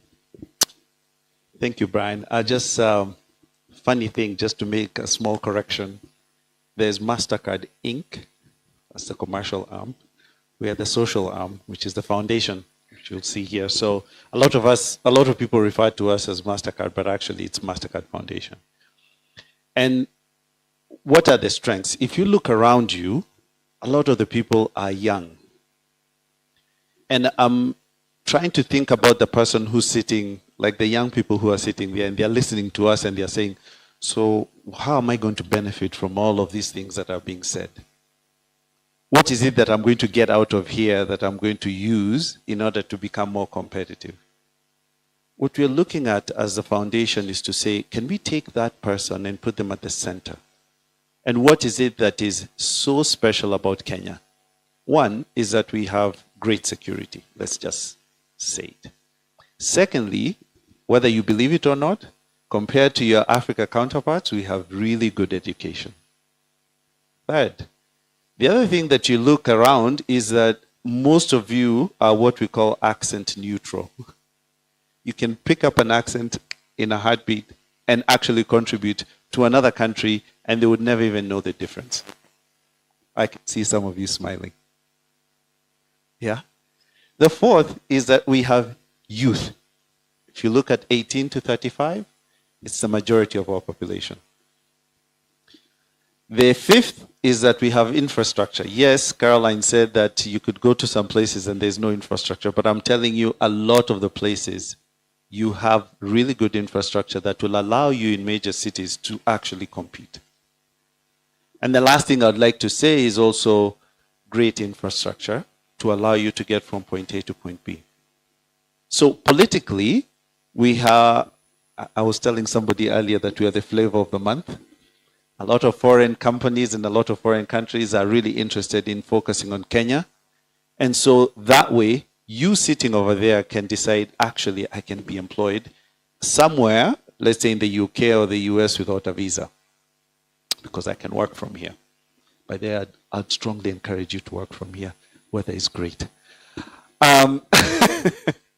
So why does MasterCard Foundation think that this is a viable proposition? The first thing is that if we put you at the center of it, what we are trying to say is, can we create demand-led opportunities?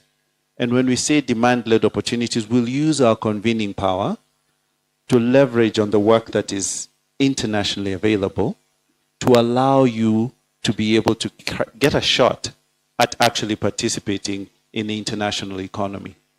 Number two, we also realize that there are a lot of trained people that actually don't have access to markets.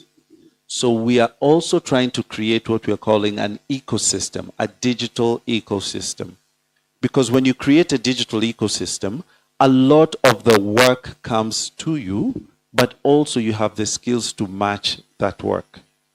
And the way it works is, say an institution like this drives the research that is necessary to create the knowledge that actually can make you competitive, one. Number two, you have skilled people who are in certain spaces who can then be able to take advantage of those roles. Number three, you have interested people coming. The only problem that we have seen in this ecosystem is that when the demand comes, most of the people don't know, we can't find them. And I said this earlier, we can't find you. And yet, when I meet you in the street, you say, please, find me a job. And I'm thinking, okay, there's something broken. So we are trying to solve that by creating a community. Remember that the majority of you here should not be looking at this as a digital job. We are trying to encourage for digital opportunities. And let me give you an example. I was speaking to somebody earlier and they're saying that, remote tasks is actually looking at us and saying, you guys are jokers. Well, actually we are not. We are just entrepreneurial. It's just that our training is based on us looking at things as jobs as opposed to opportunities. So why can't we then just create opportunities? I have a job here, I can farm it out to 4 or 5 people, and we can respond to things that are within the markets. The last thing I want to mention is that most of us are not looking at opportunities within our region and especially in our country. There are lots of jobs that are available locally and also within the region that I think we can be able to exploit and get people working very, very quickly in order to make this work. So I've shared the strengths and also why we're here, and I'll stop there. Thank you. Very good. I think that's amazing. And the question then to you, Beatrice, is we're seeing opportunities, as Mushemi has put it. And I think the entire team has highlighted how we are taking advantage of those opportunities, setting up those structures to make sure we take these opportunities. What would be your take about scaling as well as making those opportunities sustainable? Great. Thank you very much. I really like what Mushemi is saying because like in Challenge Fund for Youth Employment, we are actually having many young people seated in this country and working in Europe, So without a visa, as he says. So that's one of the things that the digital capabilities is giving us. And so I really like that. In terms of scalability, I'll talk from a CFOI point and what we've been able to do. One is working with private sector, why we are funding, and I said we are offering grant funding. Grant funding may not be sustainable because we are looking at what happens when the grant ends. But the fact that we are working with the private sector means that we are looking at organizations that are already going concerns. There are businesses that are ongoing. So our role in that case is to catalyze what they are doing. meaning that they may have taken 5 years to get to where we will take them. But because we have intervened, they take 1 year to get there. And so they scale up, they strengthen, and then they are able to create opportunities for young people. So we cannot work in this sector without involving the private sector. The other bit is collaboration. Youth unemployment is a huge challenge. It cannot be handled by one organization. And I like all these, stakeholders that are here because they have a role to play, in the issue of youth employment. For example, as Palladium, we are working with 20 different implementing partners, meaning that, for us to create, our project is targeting 230,000 jobs by the end of 2026. We cannot do that alone. So we have onboarded different implementing partners. Some of them are doing digital, others green, others creative. You need many collaborations so that this can happen. And for example, before we designed this project, we noted that we have a mismatch between what the industry is looking for and what our universities or our educational institutions are offering. And therefore, we require that educational institutions and the industry are speaking so that then they can skill this young person to respond to the need in the market. So part of the collaborations that we have seen or supported as CFOE is between TVETs and industries, so that then we are producing that skill that is already needed, meaning that we are already addressing a need that is right there, so that we don't have so many young people.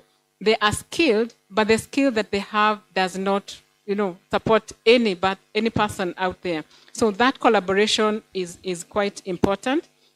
Another element of sustainability and scalability is offering technical assistance. We believe as CFOA that our involvement or engagement with the private sector organizations, we want to leave them in a better place. So how do we do this? We offer technical assistance in different areas to ensure that we are supporting and building their capacity. So that, one, after the grant funding is ended, they are able to attract, for example, commercial funding because they are going concerns and they need to grow and continue scaling. So part of the technical assistance that CFYE puts in there is in terms of ensuring that their structures are strong, ensuring that their governance is good, looking at investor readiness, for example. You're a small SME. Our involvement in looking at your policies, your structures, your HR structures, we want to ensure that when an investor out there looks at you, you are in a better place to be funded, and therefore you are able to scale beyond what we are doing. So those are some of the things that we are doing, and we believe that private sector still remains key, and of course the government, other development agencies, educational institutions, and that's why I like such forums, because then we are all speaking the same language. If we operated together, the synergy and the strength is a lot. Thank you. Thank you very much for that.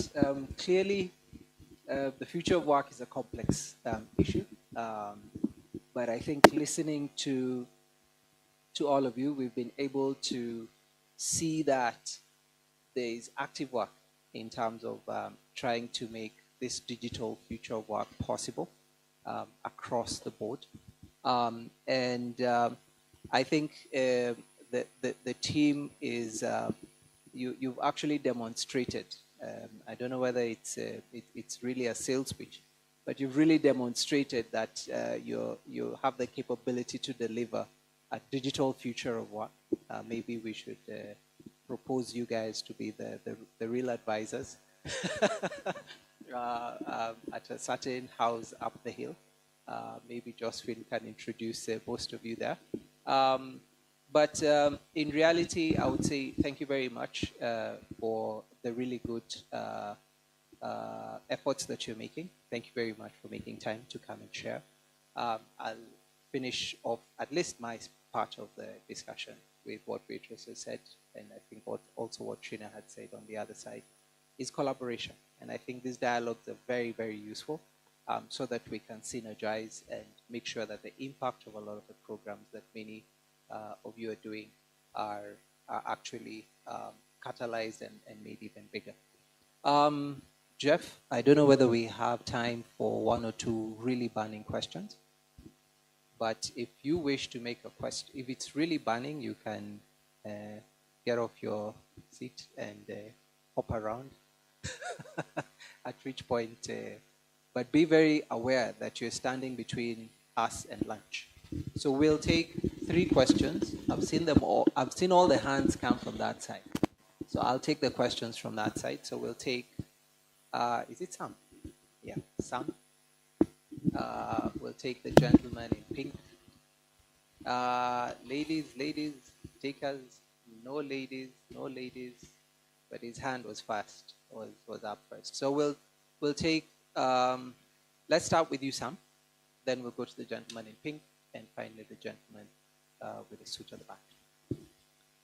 Good afternoon. My name is Samuel Wanjao, and I'm from the Africa Center for Technology Studies. We are one of the inaugural tenants of Konza Technopolis, and I can say that they're doing a fantastic job. I'm actually based at Konza. That's where I sit from Monday to Friday.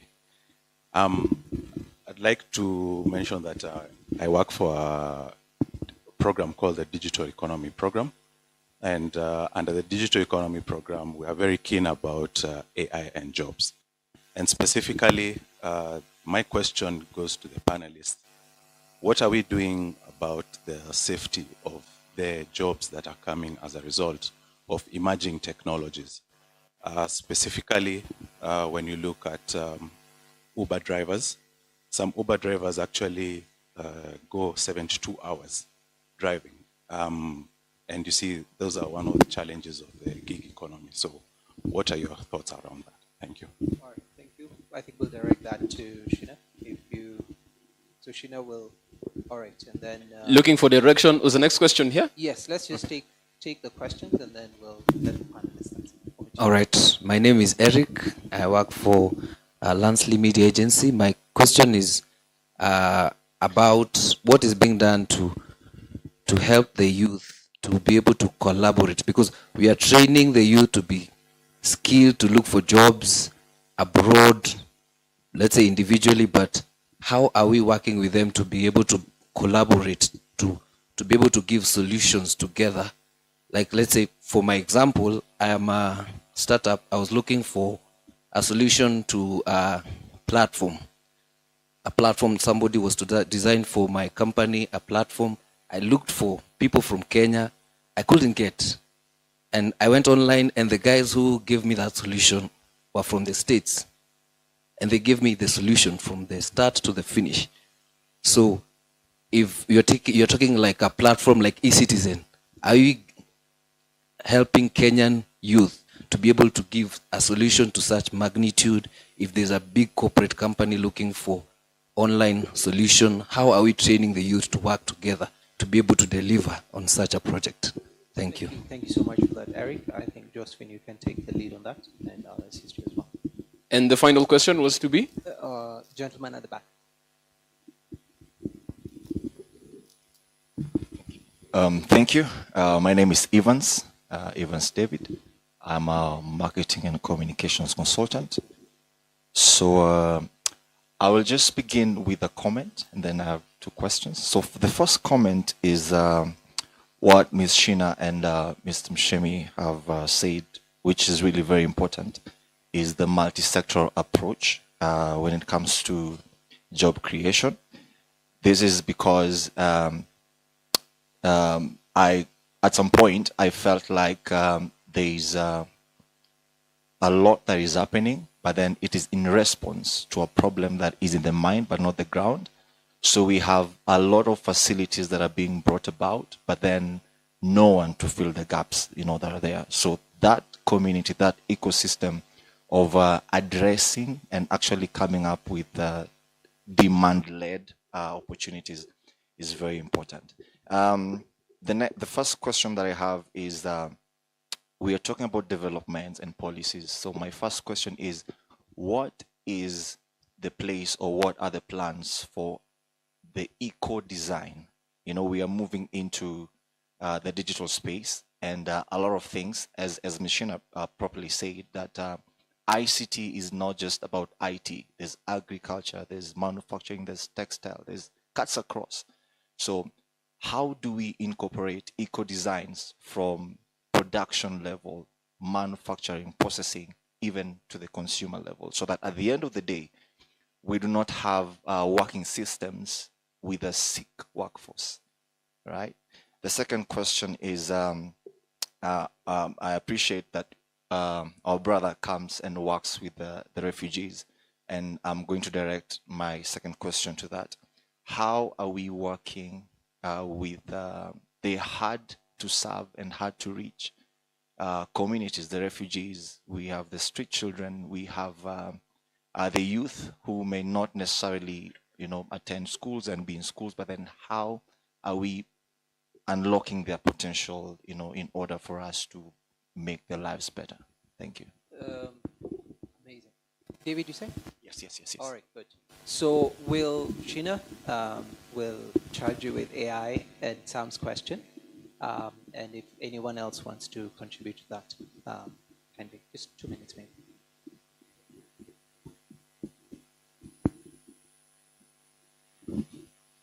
Is all of these online jobs, they come with a lot of risks, right? It's not just the overworking, it's also, when you talk about AI and data labeling, the kind of images people are accustomed to, there's also the biases in the system, so there's a lot. And I think one of the things that I've realized is sometimes you can get too late in regulating. So a lot of the times, how are these things also spread? So social media platforms, for example, we're not regulated to a certain extent, right? And now how many of young people, kids even, are on TikTok or Facebook, or how much harm is there? But I think jumping straight in with regulation is also not the answer. I think it needs to actually start with, and it might not sound like the best answer, but that awareness of why it's bad for me, why it's bad for my society. Why is somebody, your Uber driver example, right? Why is somebody working 72 hours? Like, it's not normal for a person to want to do that. They're doing that because they must have, this desperation or this need or something like that. So I think the straight answer that everybody will give you is, yes, we need to regulate this space. My answer is, I'm not saying we don't need regulation, but I think we need to be very, very careful to jump straight into regulating around the harms. There's a lot of work that's being done. So, for example, we worked on something with Twitter. I mean, before it was X, around online crime, online bullying, online harassment of women. During the elections, a lot of those things were happening. A lot of targeting, bullying, harassment. A lot of industries are actually exploiting, and I think it goes back to the point made earlier about decent jobs. So I think there's a lot that needs to be done, and I think the answer is a regulatory learning framework rather than let's make everything, let's regulate and make everything sort of illegal. I mean, there's a lot of these laws that already exist in Kenya. There's a lot of international standards that already exist, and maybe we start to work on implementing them. But step one is awareness, like, why are these things bad? And can we educate the people around us as to why these things are bad? So I just wanted to add on to that. So most of you know we have a Boda Association, yes? Where's the tech one? Do you guys know which one is the tech one?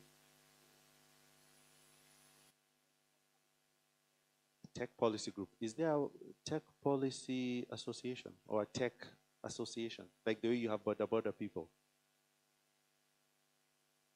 So what I'm trying to get to is we give lip service to what it is that we want to do, but we don't take action on the ground. Sheena, you're right. Policy will follow what it is that the association or the convergence of people want. So if we can set up communities which are, first of all, they can come towards our physical, what is it that we do as our skill, it can give us voice on the table. Voice for better pay, better working conditions, because mental health is a huge problem in digital economy. Protection of women, particularly from harassment, online harassment, is huge. And also bias towards their pay. And for people, marginalized people, as well as people with disabilities, they don't get access. So is it possible that we can start to rally an association? Already there's a BPO association being created, but I think there should be one for tech workers. Then therefore we know where everyone is and how we need to approach this. That touches also quite a bit into what Eric asked, collaboration. I'll just let Josephine maybe have some comments on that. Also, as you address what Eric was. Okay, so thank you very much. Now, I'll answer the question on collaborations to support startups and individuals to create or to innovate and create opportunities. Now, so at Konza, we've realized that we really want to reach to as many communities as possible. And so we started out by looking at the two community builders in this country within the innovation space. So, and we found there are two. One is the ASEC, Association for SME Enablers of Kenya, which is in Nairobi. And then there's an association of countrywide innovation hubs, which is former chaired by Magdalene. And so we said we want to work with this because we needed to get the message out there when we have a message. And then at Konza, because we have the National Data Center, we realized that this is a fantastic resource, but we cannot create all the solutions for the country. And so we identified an opportunity called technology partnerships. And in technology partners is looking at who the startup companies that are providing solutions and bringing them on board and working with them to fulfill the demands of our country, both in the public sector and in the private sector. And so as we speak right now, we have about 45 startups that are working with us to develop solutions and actually create market opportunities for these startups. So what that has happened is that it has given them a backing that now they can bid with confidence that they are working with Konza Technopolis, and we can also give backup for them to be able to fulfill their solutions. So they are growing in that sense. And then on their part, they are able to allow us to leverage this resource to provide even more solutions. So that's the collaboration aspect of innovation that we are approaching. And with Countrywide and ASEC, we have run 2 innovation challenges. One was about looking at the industry, what are the gaps? And we identified agriculture, health, and jobs as the key demands areas coming from there. And we were able to also just do a call. 1,000 Kenyans youth identified and offered themselves, gave ideas, and they were able to be supported over time to develop solutions. And so we say it's an ongoing development project, but we are actually on the journey to doing something. The other thing is an idea hub, where you can suggest that I have this problem and I think it could be sorted. And with the idea hub, then we start looking at how do we fulfill that gap in innovation. And then complement that with the sandbox and the policy lab that protects this innovation and allows us to create a regulation in a safe space, of course, working with other government agencies that have those mandates. So really, as ecosystem develops and grows, we are going to see an increasing need and even call for mentors, because you're saying, who is going to be board of advisors in these startups? We need to call them from Kenyans, and these Kenyans can just express interest to support a startup and to be able to grow that and create opportunities and commercialization ventures. So really that's the framework for which we are looking at. And again, we cannot underscore the partnerships because, for example, when you talk about the AI, which I'm very excited about, and Brian, you did not tell us that you're working on an AI platform, but not as a user, but as an innovator that is coding the AI from an African context.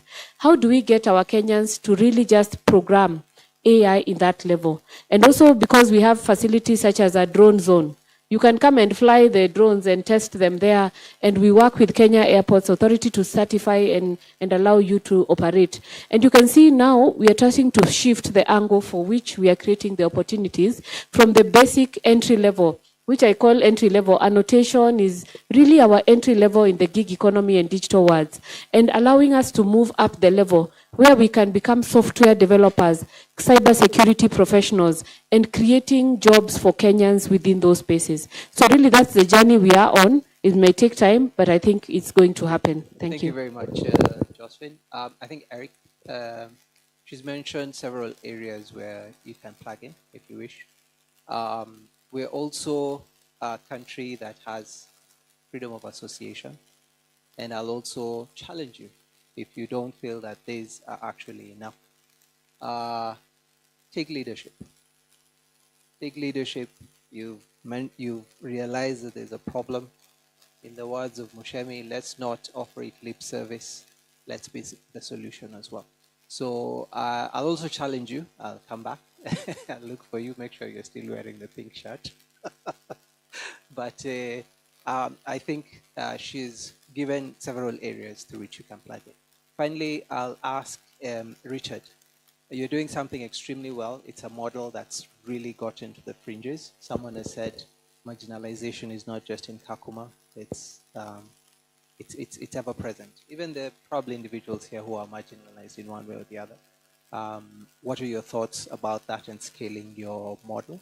And then we'll finally, because you're under sustainability, maybe we were discussing financial sustainability, but the question was also more about sustainability in global sense, clean energy and the like, in terms of in this journey of transformation to actually make sure that we are a healthy world even after that. So Richard first, and then Beatrice, you can close for us. Thank you. Thank you for that question.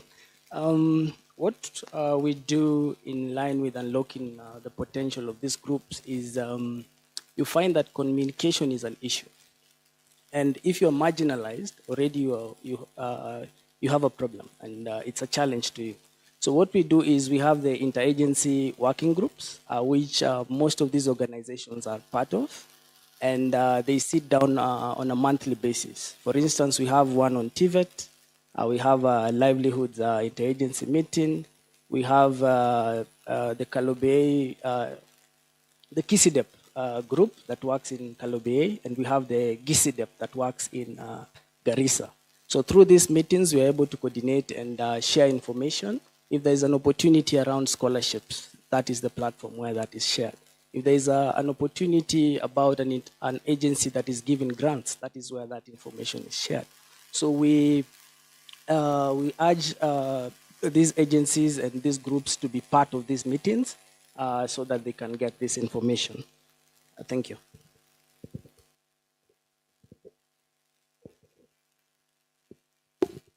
Thank you. Let me add on to what Richard is saying. Some of the initiatives that CFY has supported is to see that we reach the marginalized in the society. And one way is that most of these young people do not have the finances, for example, to access the, for example, if you want to train in Moringa School as a software developer, the cost is very high. It's like 2,000, it's very high, yeah? So how do we support to ensure that this service or this opportunity is not just for the people who are able to reach it? We have supported initiatives that have income sharing models where the student or the young person is able to study upfront, and because they're almost sure they'll get a job, because one of our responsibilities as CFY is to ensure that these young people are not only skilled, but they also get employment. So they get to pay once they're employed. And that has worked very well in ensuring that nobody is left out. You know, they have, for example, device access facilities, you know, where a young person is not able to afford a laptop. So they get the laptop up front, they study, and once they get work, they're able to repay that along the way from the income. So it's coming in to remove the barrier that it's not just affordable for the rich, but I mean, any young person interested can afford. And of course, as what Josephine is saying, having tech hubs across the country is coming in handy to ensure that most of the young people are not cut out. On the clean energy, I think one of the initiatives that CFY is supporting is green jobs. And of course, one key thing is to ensure that as you do what you do, as you do your manufacturing, for example, as you advance in digital, we are big on environmental social governance. So we take care that we don't work with organizations that are continuing to degrade our environment, because in that way, then we suffer, all of us, not just young people, we all suffer. So we are big on ensuring that policies are in place to ensure that we take care of the environment in which we work in, and it's a key requirement for some of all the partners that we onboard. I was sure not to add to what she's saying. So where she will look for places where people will pay back in the future, what we do at the foundation is we also offer bursaries for what we call NEETs, people who are not in education, employment, or training. and who cannot afford, we'll offer that bursary to get you to train in Moringa. And so if you are that person, then please reach out to us and we'll be able to help you as well. I know we've probably generated more questions, but allow me at this stage to thank the panel very, very much. You look like very busy people who are doing extremely busy work. Maybe someone will be in a trip for 2 days back to Kakuma. We say thank you very much for spending time with us. We know Konza is with the bypass. You're just an hour away, so that's fine. I will at this stage hand back to Jeff and to thank you also very much for lending your ears. It is interesting that the conversation is taking place at University of Nairobi, and I think there are several words that have been thrown out, which I think is basically what we need to keep in mind. Learning. Yeah, Sheena talked about a learning regulatory environment. Josephine talked about dynamism, being very dynamic. I mean, the reality is future of work, Vision 2030. We don't even know whether that vision will be real or not, but we know it's consistently changing. But at the end of it, I will just underline it with leadership, leadership and ownership. That has also come up very much. It is we who will shape the future of work. It is we who need to participate. It is we who are the institutions. It is we who are the collaborators. And I think we ourselves are the future of work. So if you define what the future of work is, then it's up to you to create it as well. With that said, I'll hand over back to Jeff and say thank you very much and request for a round of applause.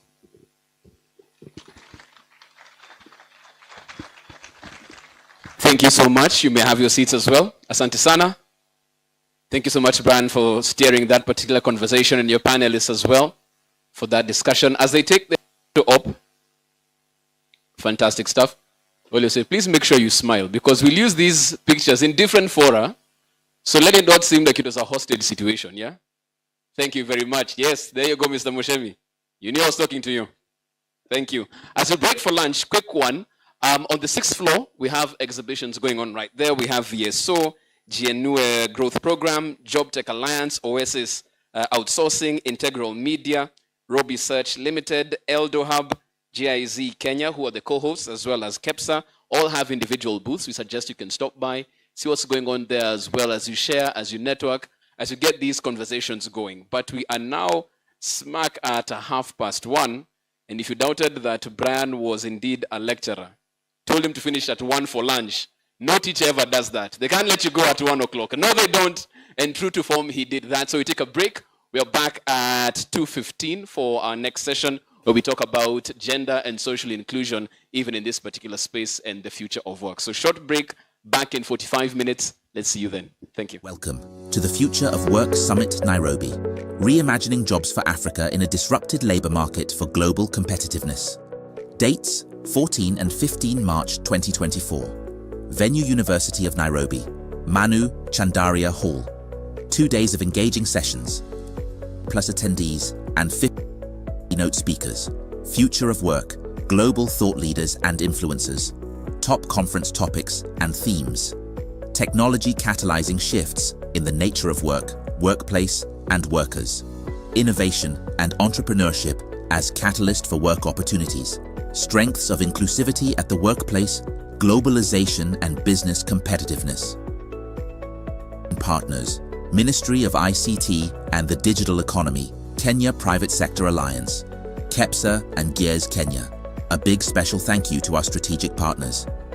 The Future of Work Summit Nairobi, reimagining jobs for Africa in a disrupted labor market for global competitiveness. Dates 14 and 15 March 2024. Venue, University of Nairobi, Manu Chandaria Hall. Don't miss out. Welcome to the Future of Work Summit Nairobi, reimagining jobs for Africa in a disrupted labor market for global competitiveness. Dates 14 and 15 March 2024. Venue University of Nairobi, Manu Chandaria Hall. 2 days of engaging sessions, plus attendees and 50 keynote speakers. Future of work, global thought leaders and influencers. Top conference topics and themes. Technology catalyzing shifts in the nature of work, workplace, and workers. Innovation and entrepreneurship as catalyst for work opportunities. Strengths of inclusivity at the workplace, globalization and business competitiveness. Partners, Ministry of ICT and the Digital Economy, Kenya Private Sector Alliance, KEPSA and Gears Kenya. A big special thank you to our strategic partners. The Future of Work Summit, Nairobi.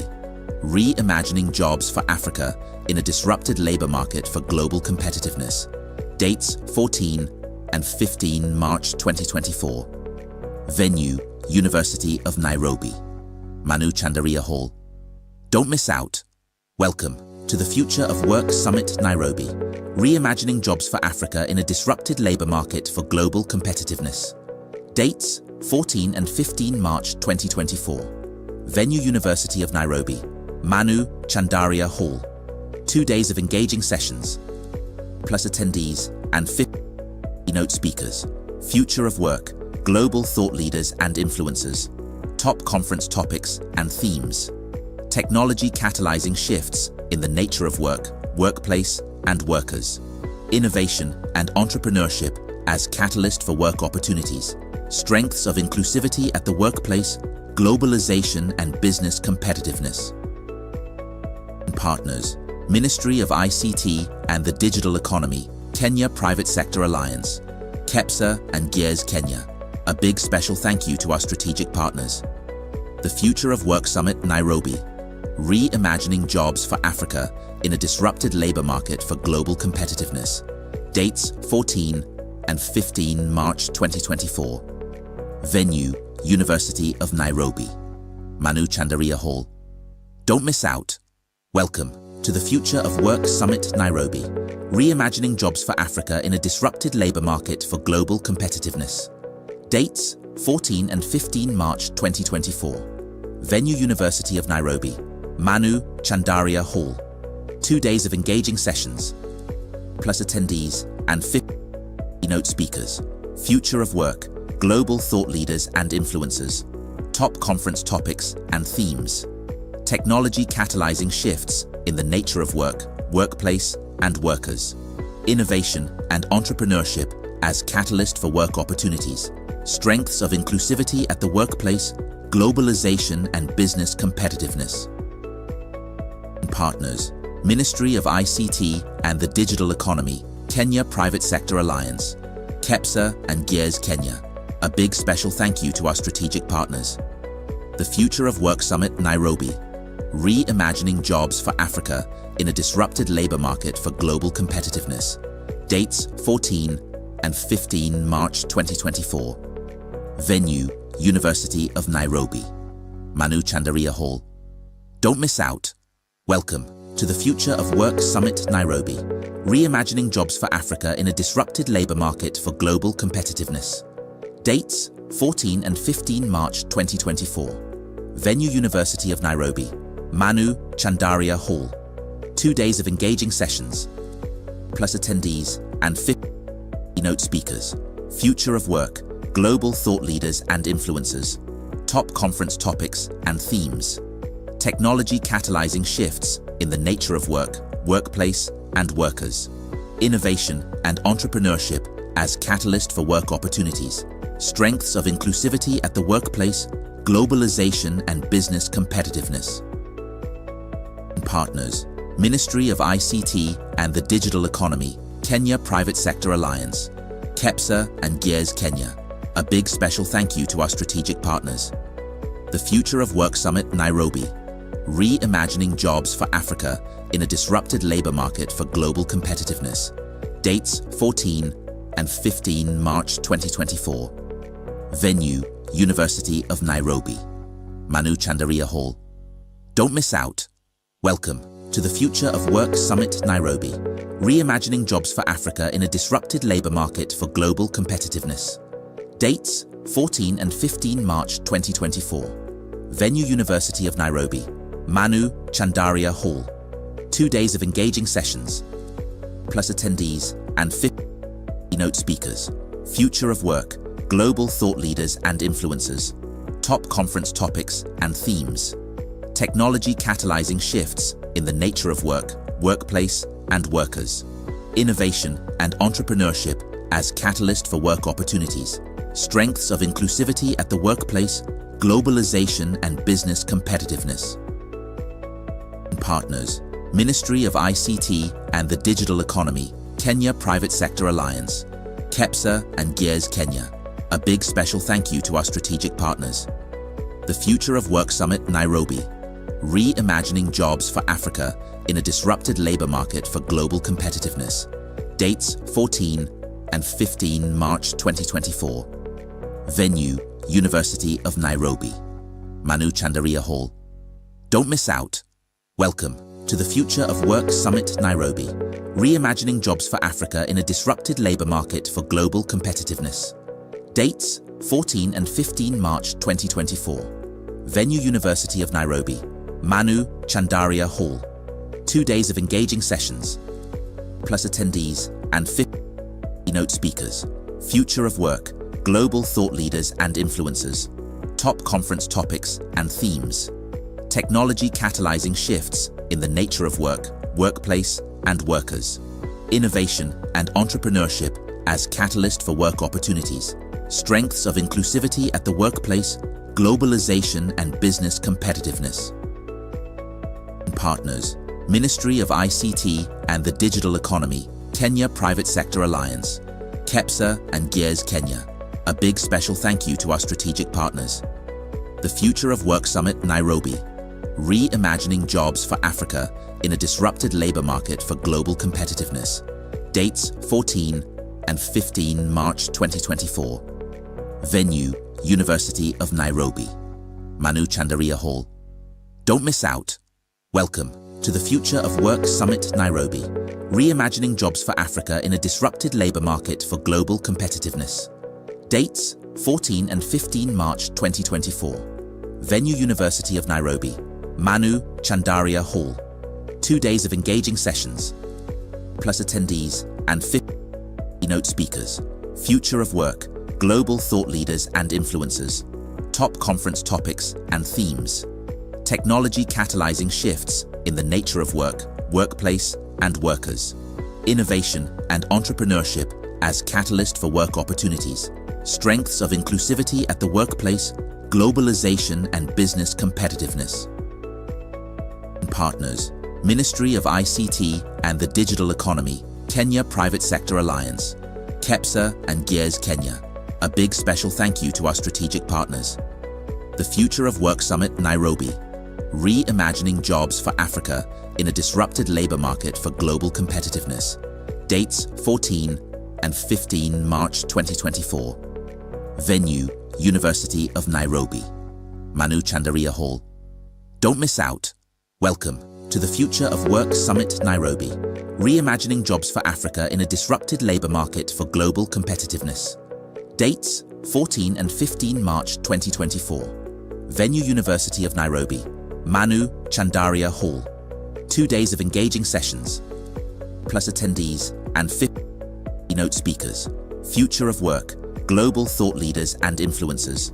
Top conference topics and themes.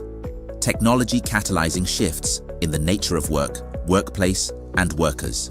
Innovation and entrepreneurship as catalyst for work opportunities. Strengths of inclusivity at the workplace, globalization and business competitiveness. Partners, Ministry of ICT and the Digital Economy, Kenya Private Sector Alliance, KEPSA and Gears Kenya. A big special thank you to our strategic partners. The Future of Work Summit Nairobi, Reimagining Jobs for Africa in a Disrupted Labor Market for Global Competitiveness. Dates 14 and 15 March 2024. Venue, University of Nairobi, Manu Chandaria Hall. Don't miss out.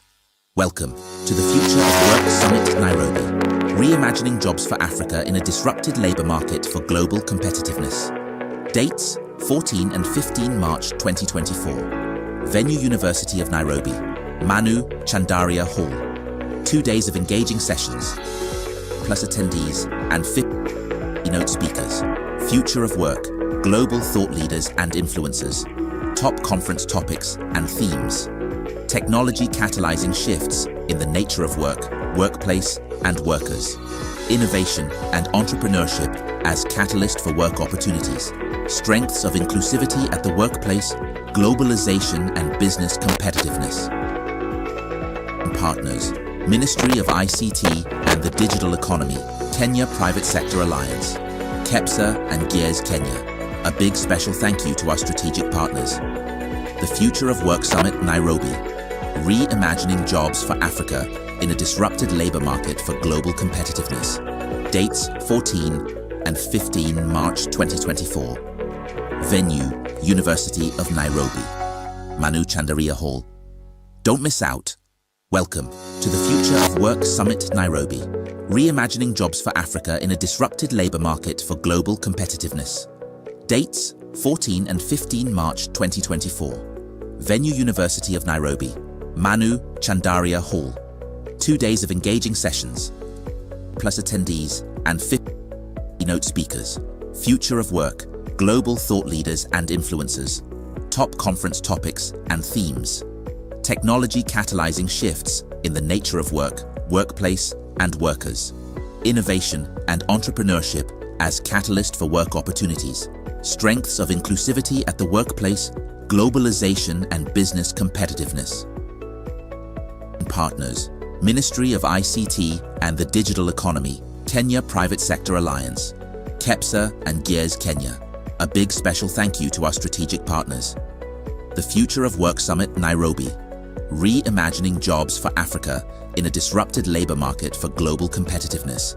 Dates 14 and 15 March 2024. Venue, University of Nairobi, Manu Chandaria Hall. Don't miss out.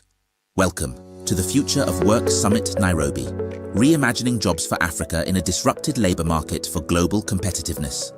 Dates 14 and 15 March 2024. Venue University of Nairobi, Manu Chandaria Hall.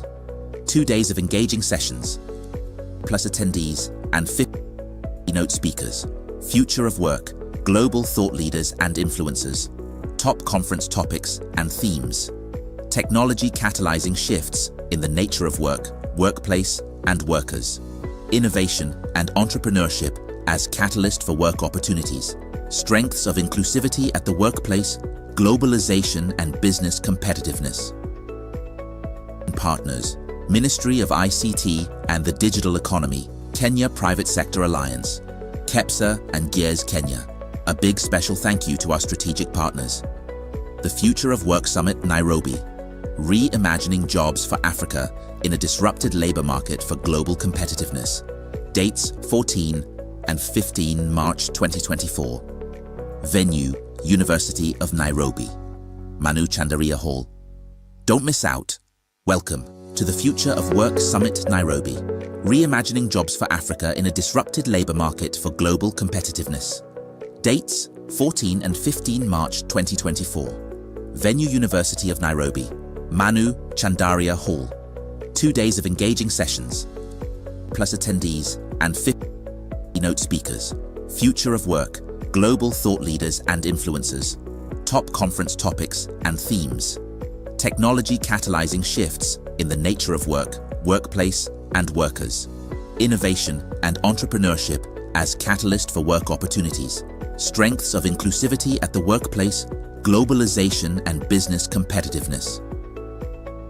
Partners, Ministry of ICT and the Digital Economy, Kenya Private Sector Alliance, KEPSA and Gears Kenya. A big special thank you to our strategic partners.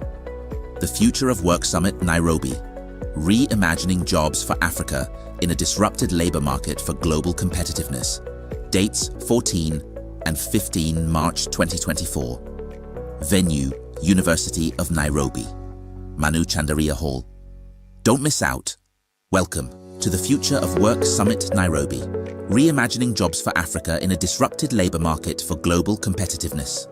Dates 14 and 15 March 2024. Venue University of Nairobi, Manu Chandaria Hall. 2 days of engaging sessions, plus attendees and 50 keynote speakers. Future of work, global thought leaders and influencers. Top conference topics and themes. Technology catalyzing shifts in the nature of work, workplace, and workers. Innovation and entrepreneurship as catalyst for work opportunities. Strengths of inclusivity at the workplace, globalization and business competitiveness. Partners, Ministry of ICT and the Digital Economy, Kenya Private Sector Alliance, KEPSA and Gears Kenya. A big special thank you to our strategic partners.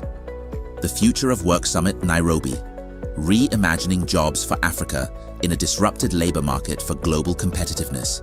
Dates 14 and 15 March 2024. Venue, University of Nairobi, Manu Chandaria Hall. Don't miss out. Welcome to the Future of Work Summit, Nairobi. Reimagining jobs for Africa in a disrupted labor market for global competitiveness. Dates 14 and 15 March 2024. Venue, University of Nairobi, Manu Chandaria Hall. 2 days of engaging sessions, plus attendees and 50 keynote speakers. Future of work, global thought leaders and influencers. Top conference topics and themes. Technology catalyzing shifts in the nature of work, workplace, and workers. Innovation and entrepreneurship as catalyst for work opportunities. Strengths of inclusivity at the workplace, globalization and business competitiveness. Partners, Ministry of ICT and the Digital Economy, Kenya Private Sector Alliance, KEPSA and Gears Kenya. A big special thank you to our strategic partners. The Future of Work Summit, Nairobi. Reimagining jobs for Africa in a disrupted labor market for global competitiveness. Dates 14 and 15 March 2024. Venue, University of Nairobi, Manu Chandaria Hall. Don't miss out. Welcome to the Future of Work Summit, Nairobi. Reimagining jobs for Africa in a disrupted labor market for global competitiveness. Dates 14 and 15 March 2024. Venue, University of Nairobi, Manu Chandaria Hall. 2 days of engaging sessions, plus attendees and 50 keynote speakers. Future of work, global thought leaders and influencers. Top conference topics and themes. Technology catalyzing shifts in the nature of work, workplace, and workers. Innovation and entrepreneurship as catalyst for work opportunities. Strengths of inclusivity at the workplace, globalization and business competitiveness. Partners, Ministry of ICT and the Digital Economy, Kenya Private Sector Alliance, KEPSA and Gears Kenya. A big special thank you to our strategic partners. The Future of Work Summit, Nairobi. Reimagining jobs for Africa in a disrupted labor market for global competitiveness. Dates 14 and 15 March 2024. Venue, University of Nairobi, Manu Chandaria Hall. Don't miss out. Welcome to the Future of Work Summit, Nairobi. Reimagining jobs for Africa in a disrupted labor market for global competitiveness. Dates 14 and 15 March 2024. Venue, University of Nairobi, Manu Chandaria Hall. 2 days of engaging sessions, plus attendees and 50 keynote speakers. Future of work, global thought leaders and influencers. Top conference topics and themes. Technology catalyzing shifts in the nature of work, workplace, and workers. Innovation and entrepreneurship as catalyst for work opportunities. Strengths of inclusivity at the workplace, globalization and business competitiveness. Partners, Ministry of ICT and the Digital Economy, Kenya Private Sector Alliance, KEPSA and Gears Kenya. A big special thank you to our strategic partners. The Future of Work Summit, Nairobi. Reimagining jobs for Africa in a disrupted labor market for global competitiveness. Dates 14 and 15 March 2024. Venue, University of Nairobi, Manu Chandaria Hall. Don't miss out. Welcome to the Future of Work Summit, Nairobi. Reimagining jobs for Africa in a disrupted labor market for global competitiveness. Dates 14 and 15 March 2024. Venue University of Nairobi, Manu Chandaria Hall. 2 days of engaging sessions, plus attendees and 50 keynote speakers. Future of work, global thought leaders and influencers. Top conference topics and themes. Technology catalyzing shifts in the nature of work, workplace, and workers. Innovation and entrepreneurship as catalyst for work opportunities. Strengths of inclusivity at the workplace, globalization and business competitiveness. Partners, Ministry of ICT and the Digital Economy, Kenya Private Sector Alliance, KEPSA and Gears Kenya. A big special thank you to our strategic partners. The Future of Work Summit Nairobi, Reimagining Jobs for Africa in a Disrupted Labor Market for Global Competitiveness. Dates 14 and 15 March 2024. Venue, University of Nairobi, Manu Chandaria Hall. Don't miss out. Welcome to the Future of Work Summit Nairobi, Reimagining Jobs for Africa in a Disrupted Labor Market for Global Competitiveness. Dates 14 March 2024. Venue University of Nairobi, Manu Chandaria Hall. 2 days of engaging sessions, plus attendees and 50 keynote speakers. Future of work, global thought leaders and influencers.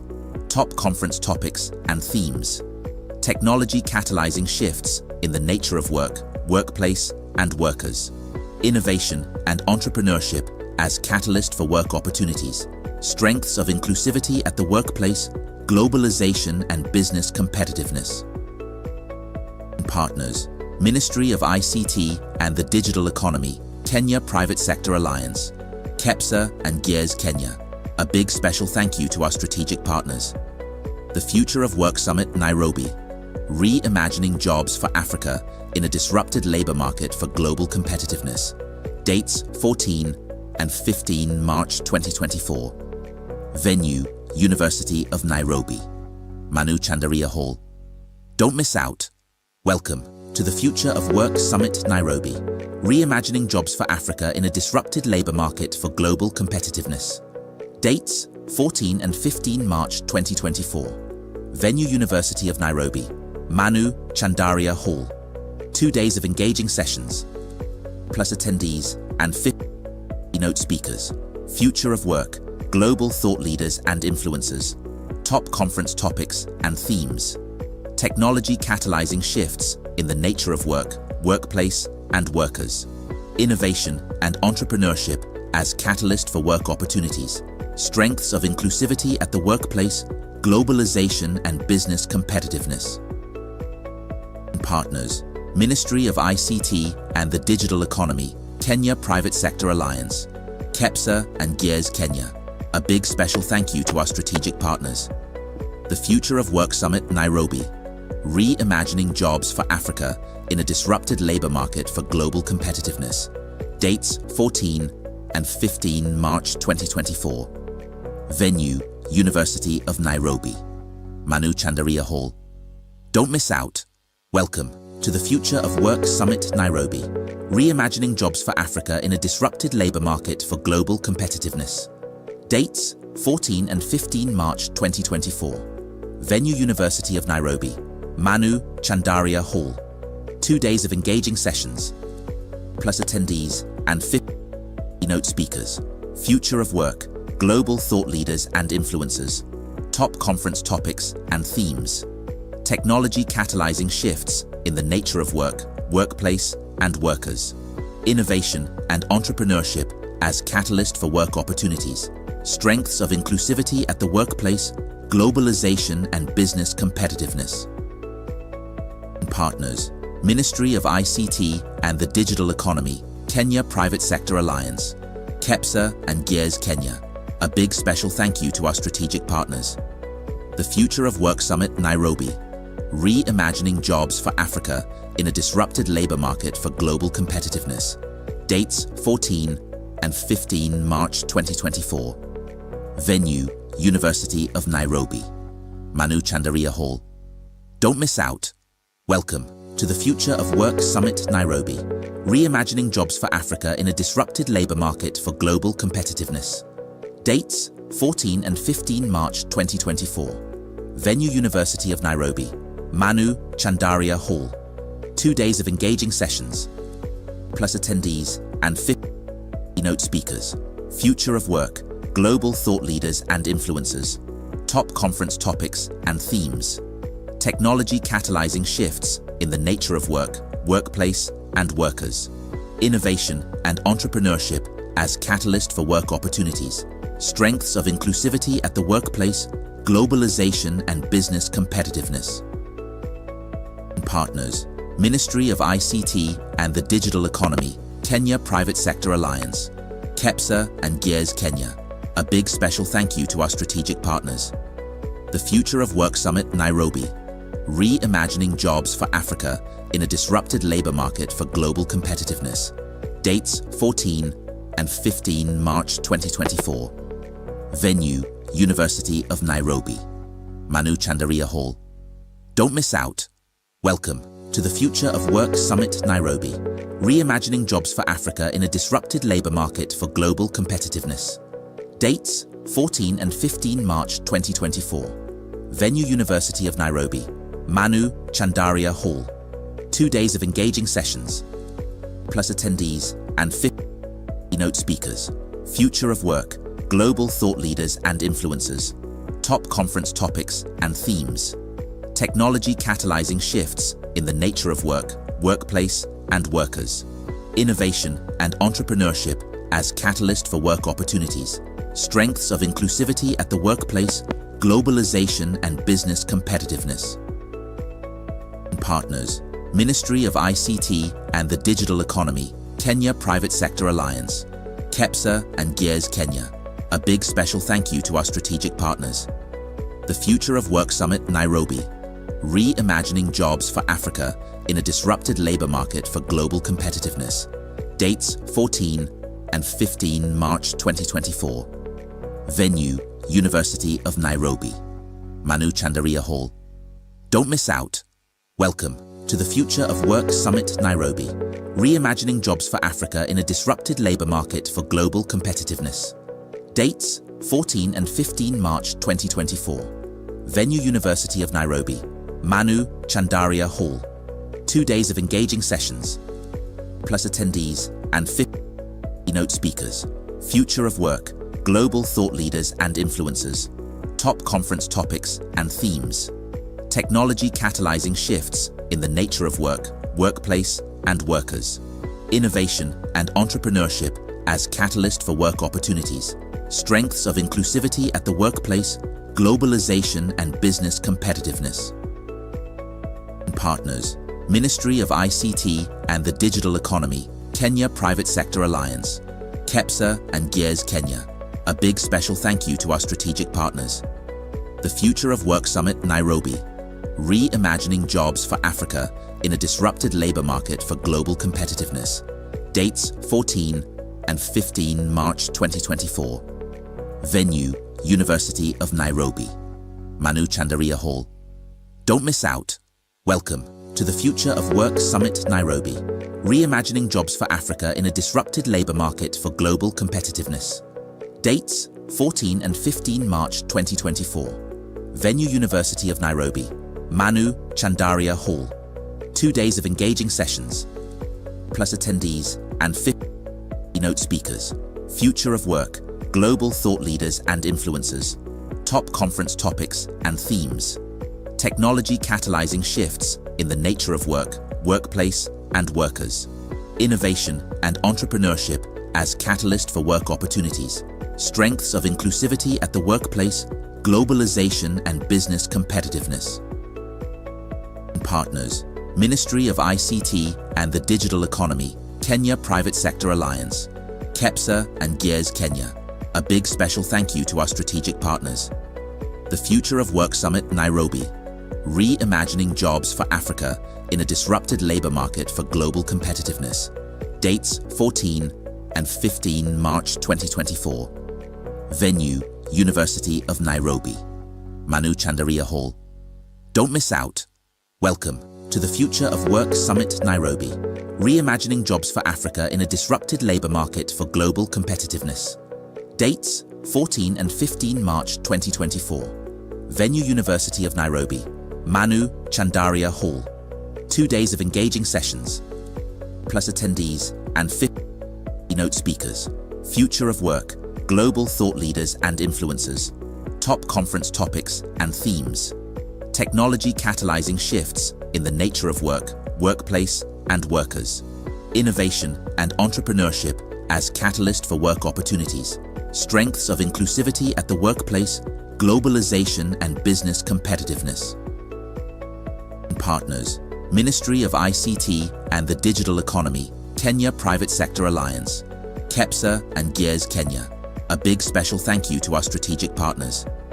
The Future of Work Summit Nairobi, Reimagining Jobs for Africa in a Disrupted Labor Market for Global Competitiveness. Dates 14 and 15 March 2024. Venue, University of Nairobi, Manu Chandaria Hall. Don't miss out. Welcome to the Future of Work Summit Nairobi, Reimagining Jobs for Africa in a Disrupted Labor Market for Global Competitiveness. Dates 14 and 15 March 2024. Venue University of Nairobi, Manu Chandaria Hall. 2 days of engaging sessions, plus attendees and 50 keynote speakers. Future of work, global thought leaders and influencers. Top conference topics and themes. Technology catalyzing shifts in the nature of work, workplace, and workers. Innovation and entrepreneurship as catalyst for work opportunities. Strengths of inclusivity at the workplace, globalization and business competitiveness. Partners, Ministry of ICT and the Digital Economy, Kenya Private Sector Alliance, KEPSA and Gears Kenya. A big special thank you to our strategic partners. The Future of Work Summit Nairobi, Reimagining Jobs for Africa in a Disrupted Labor Market for Global Competitiveness. Dates 14 and 15 March 2024. Venue, University of Nairobi, Manu Chandaria Hall. Don't miss out. Welcome to the Future of Work Summit Nairobi, Reimagining Jobs for Africa in a Disrupted Labor Market for Global Competitiveness. Dates 14 and 15 March 2024. Venue University of Nairobi, Manu Chandaria Hall. 2 days of engaging sessions, plus attendees and 50 keynote speakers. Future of work, global thought leaders and influencers. Top conference topics and themes. Technology catalyzing shifts in the nature of work, workplace, and workers. Innovation and entrepreneurship as catalyst for work opportunities. Strengths of inclusivity at the workplace, globalization and business competitiveness. Partners, Ministry of ICT and the Digital Economy, Kenya Private Sector Alliance, KEPSA and Gears Kenya. A big special thank you to our strategic partners. The Future of Work Summit Nairobi, Reimagining Jobs for Africa in a Disrupted Labor Market for Global Competitiveness. Dates 14 and 15 March 2024. Venue, University of Nairobi, Manu Chandaria Hall. Don't miss out. Welcome to the Future of Work Summit Nairobi, Reimagining Jobs for Africa in a Disrupted Labor Market for Global Competitiveness. Dates 14 and 15 March 2024. Venue University of Nairobi, Manu Chandaria Hall. 2 days of engaging sessions, plus attendees and 50 keynote speakers. Future of work, global thought leaders and influencers. Top conference topics and themes. Technology catalyzing shifts in the nature of work, workplace, and workers. Innovation and entrepreneurship as catalyst for work opportunities. Strengths of inclusivity at the workplace, globalization and business competitiveness. Partners, Ministry of ICT and the Digital Economy, Kenya Private Sector Alliance, KEPSA and Gears Kenya. A big special thank you to our strategic partners. The Future of Work Summit Nairobi, Reimagining Jobs for Africa in a Disrupted Labor Market for Global Competitiveness. Dates 14 and 15 March 2024. Venue, University of Nairobi, Manu Chandaria Hall. Don't miss out. Welcome to the Future of Work Summit Nairobi, Reimagining Jobs for Africa in a Disrupted Labor Market for Global Competitiveness. Dates 14 and 15 March 2024. Venue University of Nairobi, Manu Chandaria Hall. 2 days of engaging sessions, plus attendees and 50 keynote speakers. Future of work, global thought leaders and influencers. Top conference topics and themes. Technology catalyzing shifts in the nature of work, workplace, and workers. Innovation and entrepreneurship as catalyst for work opportunities. Strengths of inclusivity at the workplace, globalization and business competitiveness. Partners, Ministry of ICT and the Digital Economy, Kenya Private Sector Alliance, KEPSA and Gears Kenya. A big special thank you to our strategic partners. The Future of Work Summit Nairobi, Reimagining Jobs for Africa in a Disrupted Labor Market for Global Competitiveness. Dates 14 and 15 March 2024. Venue, University of Nairobi, Manu Chandaria Hall. Don't miss out.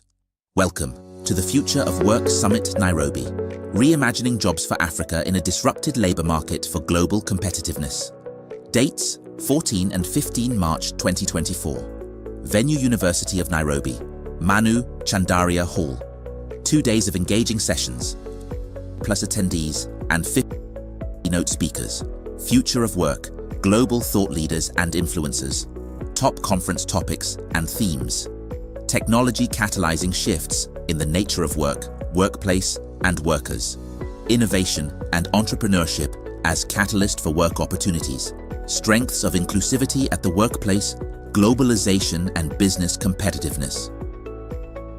Partners, Ministry of ICT and the Digital Economy, Kenya Private Sector Alliance, KEPSA and Gears Kenya.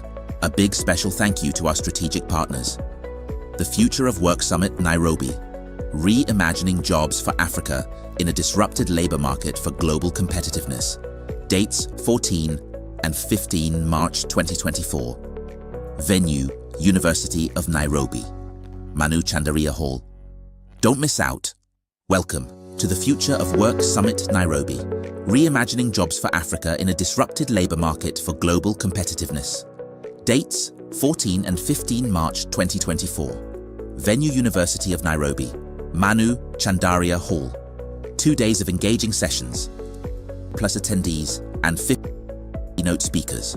Future of work, global thought leaders and influencers. Top conference topics and themes.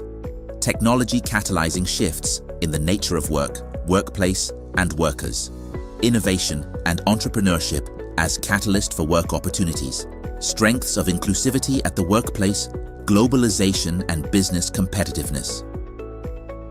Partners, Ministry of ICT and the Digital Economy, Kenya Private Sector Alliance, KEPSA and Gears Kenya. A big special thank you to our strategic partners. The Future of Work Summit Nairobi, Reimagining Jobs for Africa in a Disrupted Labor Market for Global Competitiveness. Dates 14 and 15 March 2024. Venue, University of Nairobi, Manu Chandaria Hall. Don't miss out. Welcome to the Future of Work Summit Nairobi, Reimagining Jobs for Africa in a Disrupted Labor Market for Global Competitiveness. Dates 14 and 15 March 2024. Venue University of Nairobi, Manu Chandaria Hall. 2 days of engaging sessions, plus attendees and 50 keynote speakers. Future of work, global thought leaders and influencers. Top conference topics and themes. Technology catalyzing shifts in the nature of work, workplace, and workers. Innovation and entrepreneurship as catalyst for work opportunities. Strengths of inclusivity at the workplace, globalization and business competitiveness. Partners, Ministry of ICT and the Digital Economy, Kenya Private Sector Alliance, KEPSA and Gears Kenya. A big special thank you to our strategic partners. The Future of Work Summit Nairobi, Reimagining Jobs for Africa in a Disrupted Labor Market for Global Competitiveness. Dates 14 and 15 March 2024. Venue, University of Nairobi, Manu Chandaria Hall. Don't miss out. Welcome to the Future of Work Summit Nairobi, Reimagining Jobs for Africa in a Disrupted Labor Market for Global Competitiveness. Dates 14 and 15 March 2024. Venue University of Nairobi, Manu Chandaria Hall. 2 days of engaging sessions, plus attendees and 50 keynote speakers. Future of work, global thought leaders and influencers. Top conference topics and themes. Technology catalyzing shifts in the nature of work, workplace, and workers. Innovation and entrepreneurship as catalyst for work opportunities. Strengths of inclusivity at the workplace, globalization and business competitiveness.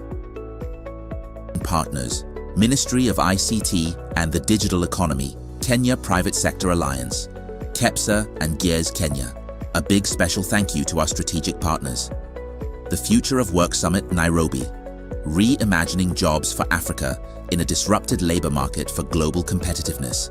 Dates 14 and 15 March 2024. Venue, University of Nairobi, Manu Chandaria Hall. Don't miss out. Welcome to the Future of Work Summit, Nairobi. Reimagining jobs for Africa in a disrupted labor market for global competitiveness. Dates 14 and 15 March 2024. Venue, University of Nairobi, Manu Chandaria Hall. 2 days of engaging sessions, plus attendees and 50 keynote speakers. Future of work, global thought leaders and influencers. Top conference topics and themes. Technology catalyzing shifts in the nature of work, workplace, and workers. Innovation and entrepreneurship as catalyst for work opportunities. Strengths of inclusivity at the workplace, globalization and business competitiveness. Partners, Ministry of ICT and the Digital Economy, Kenya Private Sector Alliance, KEPSA and Gears Kenya. A big special thank you to our strategic partners. The Future of Work Summit, Nairobi. Reimagining jobs for Africa in a disrupted labor market for global competitiveness. Dates 14 and 15 March 2024. Venue, University of Nairobi, Manu Chandaria Hall. Don't miss out. Welcome to the Future of Work Summit, Nairobi. Reimagining jobs for Africa in a disrupted labor market for global competitiveness. Dates 14 and 15 March 2024. Venue, University of Nairobi, Manu Chandaria Hall. 2 days of engaging sessions, plus attendees and 50 keynote speakers. Future of work, global thought leaders and influencers. Top conference topics and themes. Technology catalyzing shifts in the nature of work, workplace, and workers.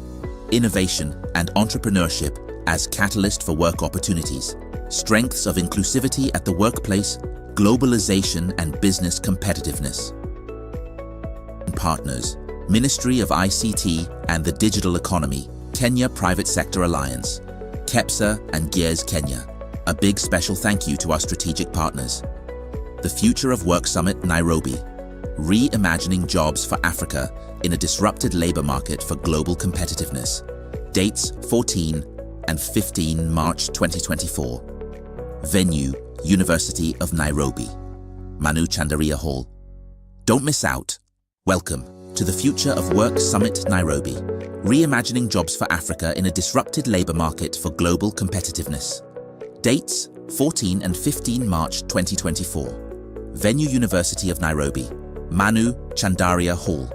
2 days of engaging sessions, plus attendees and 50 keynote speakers. Future of work, global thought leaders and influencers. Top conference topics and themes. Technology catalyzing shifts in the nature of work, workplace, and workers. Innovation and entrepreneurship as catalyst for work opportunities. Strengths of inclusivity at the workplace, globalization and business competitiveness. Partners, Ministry of ICT and the Digital Economy, Kenya Private Sector Alliance, KEPSA and Gears Kenya. A big special thank you to our strategic partners. The Future of Work Summit, Nairobi. Reimagining jobs for Africa in a disrupted labor market for global competitiveness. Dates 14 and 15 March 2024. Venue, University of Nairobi, Manu Chandaria Hall. Don't miss out. Welcome to the Future of Work Summit, Nairobi. Reimagining jobs for Africa in a disrupted labor market for global competitiveness. Dates 14 and 15 March 2024. Venue University of Nairobi, Manu Chandaria Hall. 2 days of engaging sessions, plus attendees and 50 keynote speakers. Future of work, global thought leaders and influencers. Top conference topics and themes. Technology catalyzing shifts in the nature of work, workplace, and workers. Innovation and entrepreneurship as catalyst for work opportunities. Strengths of inclusivity at the workplace, globalization and business competitiveness. Partners, Ministry of ICT and the Digital Economy, Kenya Private Sector Alliance, KEPSA and Gears Kenya. A big special thank you to our strategic partners. The Future of Work Summit Nairobi, Reimagining Jobs for Africa in a Disrupted Labor Market for Global Competitiveness. Dates 14 and 15 March 2024. Venue, University of Nairobi, Manu Chandaria Hall. Don't miss out. Welcome to the Future of Work Summit Nairobi, Reimagining Jobs for Africa in a Disrupted Labor Market for Global Competitiveness. Dates 14 and 15 March 2024. Venue University of Nairobi, Manu Chandaria Hall. 2 days of engaging sessions, plus attendees and 50 keynote speakers.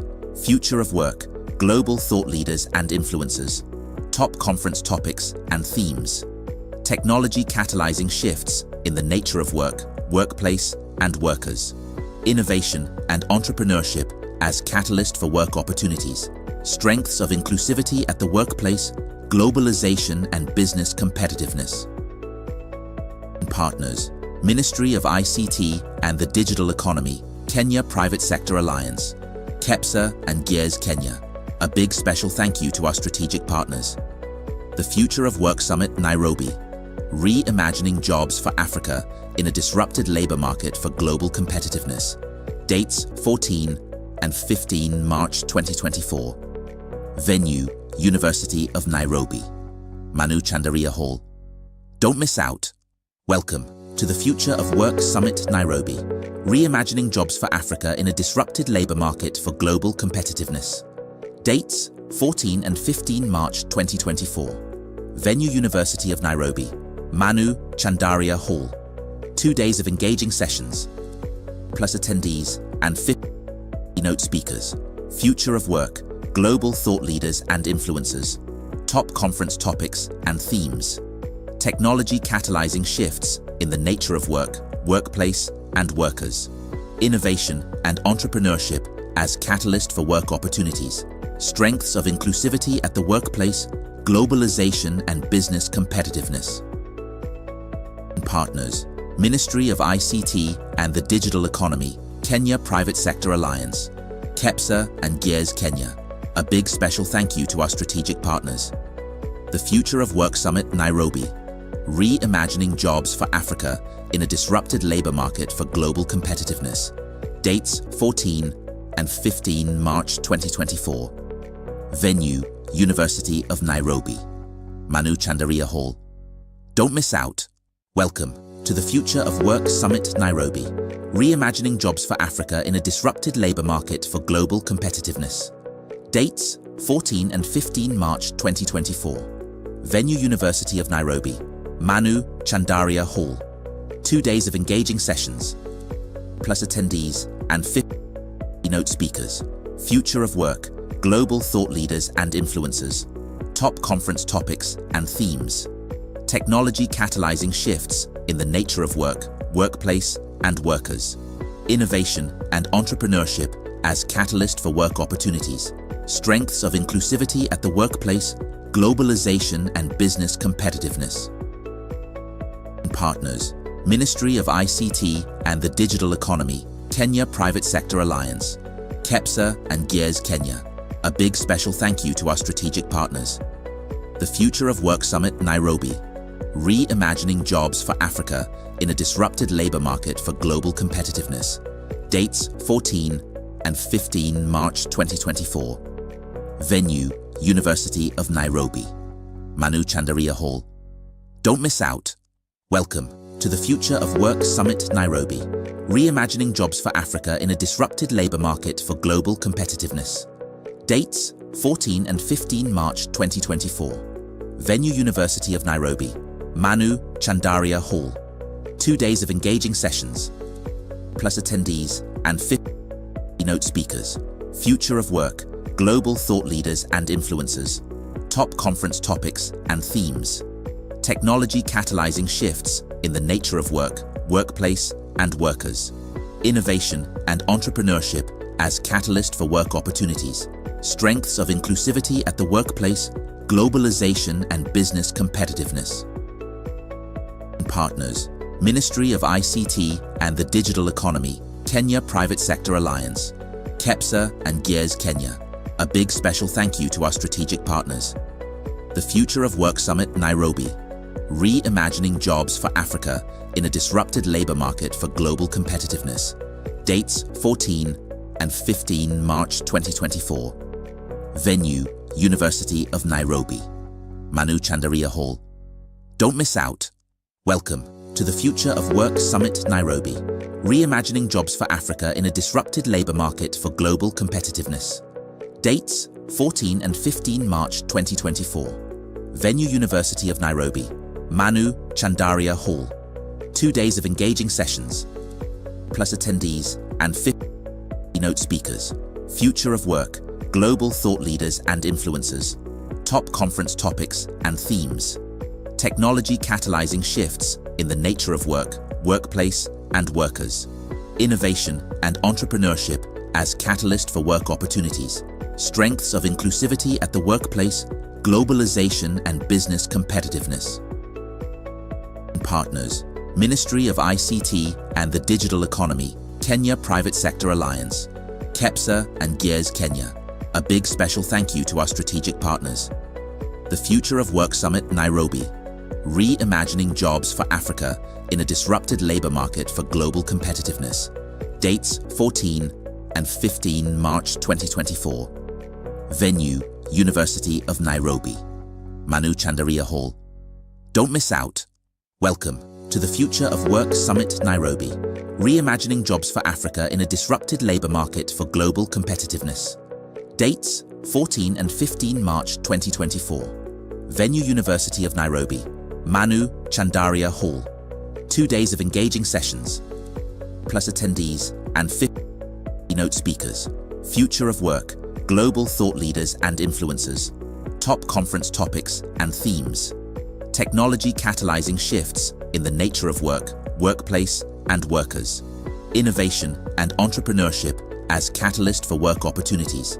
Strengths of inclusivity at the workplace, globalization and business competitiveness.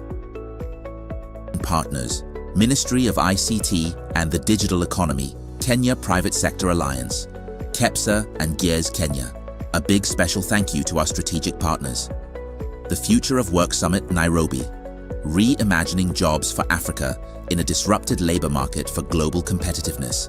Dates 14 and 15 March 2024. Venue, University of Nairobi, Manu Chandaria Hall. Don't miss out. Welcome to the Future of Work Summit, Nairobi. Reimagining jobs for Africa in a disrupted labor market for global competitiveness. Dates 14 and 15 March 2024. Venue, University of Nairobi, Manu Chandaria Hall. 2 days of engaging sessions, plus attendees and 50 keynote speakers. Future of work, global thought leaders and influencers. Top conference topics and themes. Technology catalyzing shifts in the nature of work, workplace, and workers. Innovation and entrepreneurship as catalyst for work opportunities. Strengths of inclusivity at the workplace, globalization and business competitiveness. Partners, Ministry of ICT and the Digital Economy, Kenya Private Sector Alliance, KEPSA and Gears Kenya. A big special thank you to our strategic partners. The Future of Work Summit, Nairobi. Reimagining jobs for Africa in a disrupted labor market for global competitiveness. Dates 14 and 15 March 2024. Venue, University of Nairobi, Manu Chandaria Hall. Don't miss out. Welcome to the Future of Work Summit, Nairobi. Reimagining jobs for Africa in a disrupted labor market for global competitiveness. Dates 14 and 15 March 2024. Venue University of Nairobi, Manu Chandaria Hall. 2 days of engaging sessions, plus attendees and 50 keynote speakers. Future of work, global thought leaders and influencers. Top conference topics and themes. Technology catalyzing shifts in the nature of work, workplace, and workers. Innovation and entrepreneurship as catalyst for work opportunities. Strengths of inclusivity at the workplace, globalization and business competitiveness. Partners, Ministry of ICT and the Digital Economy, Kenya Private Sector Alliance, KEPSA and Gears Kenya. A big special thank you to our strategic partners. The Future of Work Summit, Nairobi. Reimagining jobs for Africa in a disrupted labor market for global competitiveness. Dates 14 and 15 March 2024. Venue, University of Nairobi, Manu Chandaria Hall. Don't miss out. Welcome to the Future of Work Summit, Nairobi. Reimagining jobs for Africa in a disrupted labor market for global competitiveness. Dates 14 and 15 March 2024. Venue, University of Nairobi, Manu Chandaria Hall. 2 days of engaging sessions, plus attendees and 50 keynote speakers. Future of work, global thought leaders and influencers. Top conference topics and themes. Technology catalyzing shifts in the nature of work, workplace, and workers. Innovation and entrepreneurship as catalyst for work opportunities.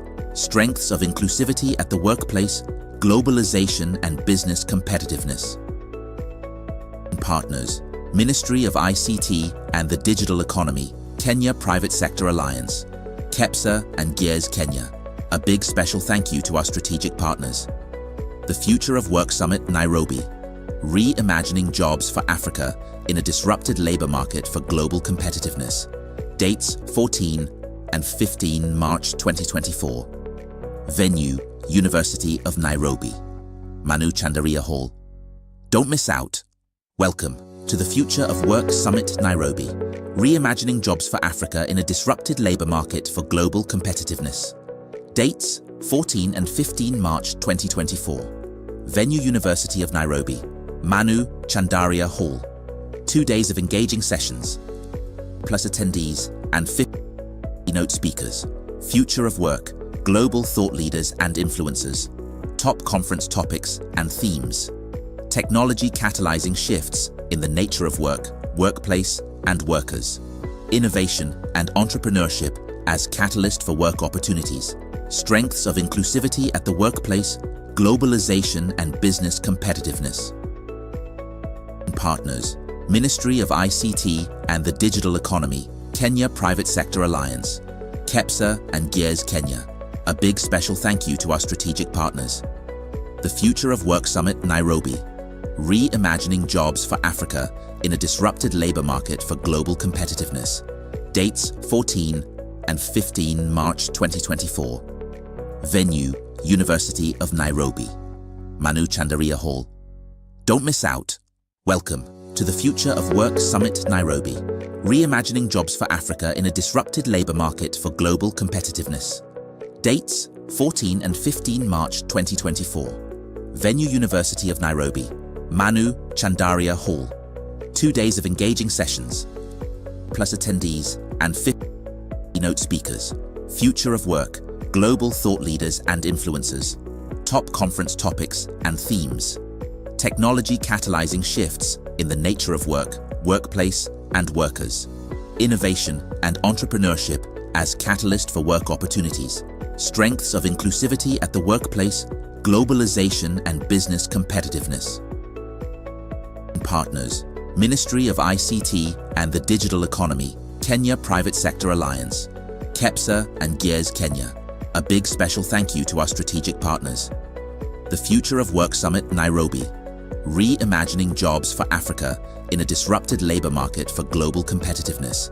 Dates 14 and 15 March 2024. Venue, University of Nairobi, Manu Chandaria Hall. Don't miss out. Welcome to the Future of Work Summit, Nairobi. Reimagining jobs for Africa in a disrupted labor market for global competitiveness. Dates 14 and 15 March 2024. Venue University of Nairobi, Manu Chandaria Hall. 2 days of engaging sessions, plus attendees and 50 keynote speakers. Future of work, global thought leaders and influencers. Top conference topics and themes. Technology catalyzing shifts in the nature of work, workplace, and workers. Innovation and entrepreneurship as catalyst for work opportunities. Strengths of inclusivity at the workplace, globalization and business competitiveness. Partners, Ministry of ICT and the Digital Economy, Kenya Private Sector Alliance, KEPSA and Gears Kenya. A big special thank you to our strategic partners. The Future of Work Summit Nairobi, Reimagining Jobs for Africa in a Disrupted Labor Market for Global Competitiveness. Dates 14 and 15 March 2024. Venue, University of Nairobi, Manu Chandaria Hall. Don't miss out. Welcome to the Future of Work Summit Nairobi, Reimagining Jobs for Africa in a Disrupted Labor Market for Global Competitiveness. Dates 14 and 15 March 2024. Venue University of Nairobi, Manu Chandaria Hall. 2 days of engaging sessions, plus attendees and 50 keynote speakers. Future of work, global thought leaders and influencers. Top conference topics and themes. Technology catalyzing shifts in the nature of work, workplace, and workers. Innovation and entrepreneurship as catalyst for work opportunities. Strengths of inclusivity at the workplace, globalization and business competitiveness. Partners, Ministry of ICT and the Digital Economy, Kenya Private Sector Alliance, KEPSA and Gears Kenya. A big special thank you to our strategic partners. The Future of Work Summit Nairobi, Reimagining Jobs for Africa in a Disrupted Labor Market for Global Competitiveness. Dates 14 and 15 March 2024. Venue, University of Nairobi, Manu Chandaria Hall. Don't miss out. Welcome to the Future of Work Summit Nairobi, Reimagining Jobs for Africa in a Disrupted Labor Market for Global Competitiveness. Dates 14 and 15 March 2024. Venue University of Nairobi, Manu Chandaria Hall. 2 days of engaging sessions, plus attendees and 50 keynote speakers. Future of work, global thought leaders and influencers. Top conference topics and themes. Technology catalyzing shifts in the nature of work, workplace, and workers. Innovation and entrepreneurship as catalyst for work opportunities. Strengths of inclusivity at the workplace, globalization and business competitiveness. Partners, Ministry of ICT and the Digital Economy, Kenya Private Sector Alliance, KEPSA and Gears Kenya. A big special thank you to our strategic partners. The Future of Work Summit Nairobi, Reimagining Jobs for Africa in a Disrupted Labor Market for Global Competitiveness. Dates 14 and 15 March 2024. Venue, University of Nairobi, Manu Chandaria Hall. Don't miss out. Welcome to the Future of Work Summit Nairobi, Reimagining Jobs for Africa in a Disrupted Labor Market for Global Competitiveness. Dates 14 and 15 March 2024. Venue University of Nairobi, Manu Chandaria Hall. 2 days of engaging sessions, plus attendees and 50 keynote speakers. Future of work, global thought leaders and influencers. Top conference topics and themes. Technology catalyzing shifts in the nature of work, workplace, and workers. Innovation and entrepreneurship as catalyst for work opportunities. Strengths of inclusivity at the workplace, globalization and business competitiveness. Partners, Ministry of ICT and the Digital Economy, Kenya Private Sector Alliance, KEPSA and Gears Kenya. A big special thank you to our strategic partners. The Future of Work Summit Nairobi, Reimagining Jobs for Africa in a Disrupted Labor Market for Global Competitiveness. Dates 14 and 15 March 2024. Venue, University of Nairobi, Manu Chandaria Hall. Don't miss out. Welcome to the Future of Work Summit Nairobi, Reimagining Jobs for Africa in a Disrupted Labor Market for Global Competitiveness. Dates 14 and 15 March 2024. Venue University of Nairobi, Manu Chandaria Hall. 2 days of engaging sessions, plus attendees and 50 keynote speakers. Future of work, global thought leaders and influencers. Top conference topics and themes. Technology catalyzing shifts in the nature of work, workplace, and workers. Innovation and entrepreneurship as catalyst for work opportunities. Strengths of inclusivity at the workplace, globalization and business competitiveness. Partners, Ministry of ICT and the Digital Economy, Kenya Private Sector Alliance, KEPSA and Gears Kenya. A big special thank you to our strategic partners. The Future of Work Summit, Nairobi. Reimagining jobs for Africa in a disrupted labor market for global competitiveness. Dates 14 and 15 March 2024. Venue, University of Nairobi, Manu Chandaria Hall. Don't miss out. Welcome to the Future of Work Summit, Nairobi. Reimagining jobs for Africa in a disrupted labor market for global competitiveness. Dates 14 and 15 March 2024. Venue, University of Nairobi, Manu Chandaria Hall. 2 days of engaging sessions, plus attendees and 50 keynote speakers. Future of work, global thought leaders and influencers. Top conference topics and themes. Technology catalyzing shifts in the nature of work, workplace, and workers. Innovation and entrepreneurship as catalyst for work opportunities. Strengths of inclusivity at the workplace, globalization and business competitiveness. Partners, Ministry of ICT and the Digital Economy, Kenya Private Sector Alliance, KEPSA and Gears Kenya. A big special thank you to our strategic partners. The Future of Work Summit, Nairobi. Reimagining jobs for Africa in a disrupted labor market for global competitiveness. Dates 14 and 15 March 2024. Venue, University of Nairobi, Manu Chandaria Hall. Don't miss out. Welcome to the Future of Work Summit, Nairobi. Reimagining jobs for Africa in a disrupted labor market for global competitiveness. Dates 14 and 15 March 2024. Venue, University of Nairobi, Manu Chandaria Hall. 2 days of engaging sessions, plus attendees and 50 keynote speakers. Future of work, global thought leaders and influencers. Top conference topics and themes. Technology catalyzing shifts in the nature of work, workplace, and workers. Innovation and entrepreneurship as catalyst for work opportunities. Strengths of inclusivity at the workplace, globalization and business competitiveness. Partners, Ministry of ICT and the Digital Economy, Kenya Private Sector Alliance, KEPSA and Gears Kenya. A big special thank you to our strategic partners. The Future of Work Summit, Nairobi. Reimagining jobs for Africa in a disrupted labor market for global competitiveness.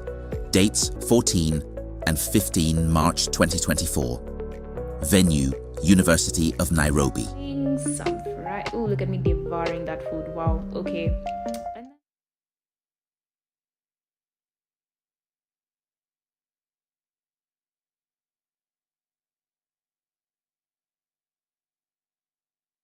Welcome to the Future of Work Summit, Nairobi.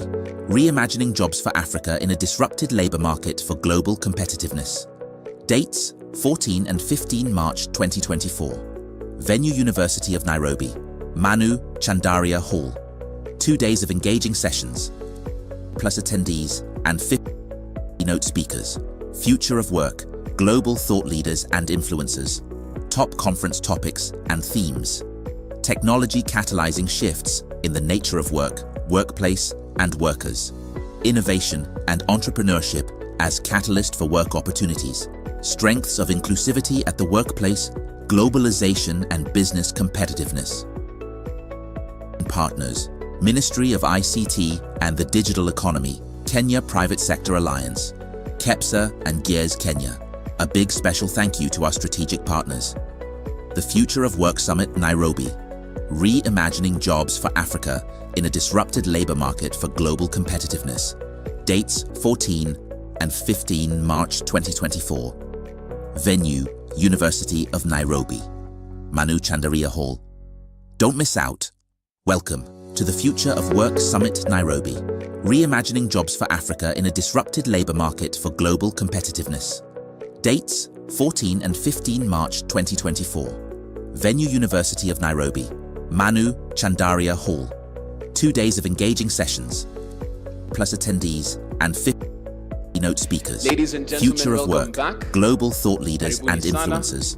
Top Hope your conference lunch break topics went well. and themes. I saw a lot of connections Technology going on catalyst. outside, a bit of networking happening as well. And of course, that happens throughout the day today and tomorrow. But because of time, we'll have to move on to our next session. And as we said right before we took the break, it's about gender and social inclusion in the future of work. Momentum, gains, and opportunities. So we'll have a panel discussion really digging into those particular issues, and we'll make sure that we have a bit more participation with you. So if you have any observations, any questions as well, hold on to them tight. Our moderators have promised to make sure you ventilate all of those. But let's start by setting the scene on this particular discussion and where we are for that. And we'll call on stage Harrison Ngatia, Head of SMEs at the Kenya Private Sector Alliance. Harrison, another applause for him as he comes on stage.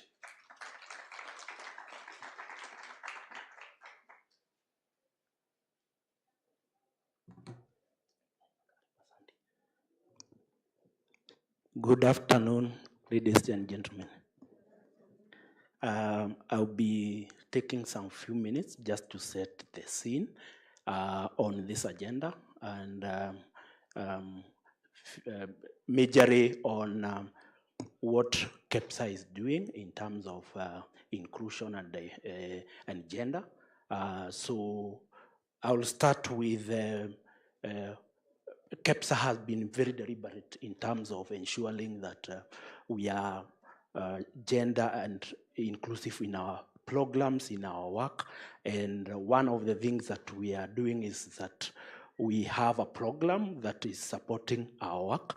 And I would want to introduce that program. And it's called Jinue Growth Program. The program is looking at empowering young people, especially young women, with financial products that are affordable and appropriate for the women in businesses. And one of the things that we are also looking at is pairing that with the technical assistance, training, mentorship, coaching, benchmarking tours, so that we ensure before the young people, especially the young women, are able to be skilled so that they can be able to take advantage of the opportunities that we have. I'll talk about the products that we have later, but for now, I would want to say probably the program is funded by Mastercard Foundation. It's a program by Mastercard Foundation and has 6 other partners led by Grassroots Business Fund, KEPSA, Kenya National Chambers of Commerce, Powered by People, then we have GROOTS and DT Global. Those are the partners that are looking at different aspects of the program, and we are looking at ensuring that young people can access funding. We have an ambitious target of ensuring 70% of the young people are women. That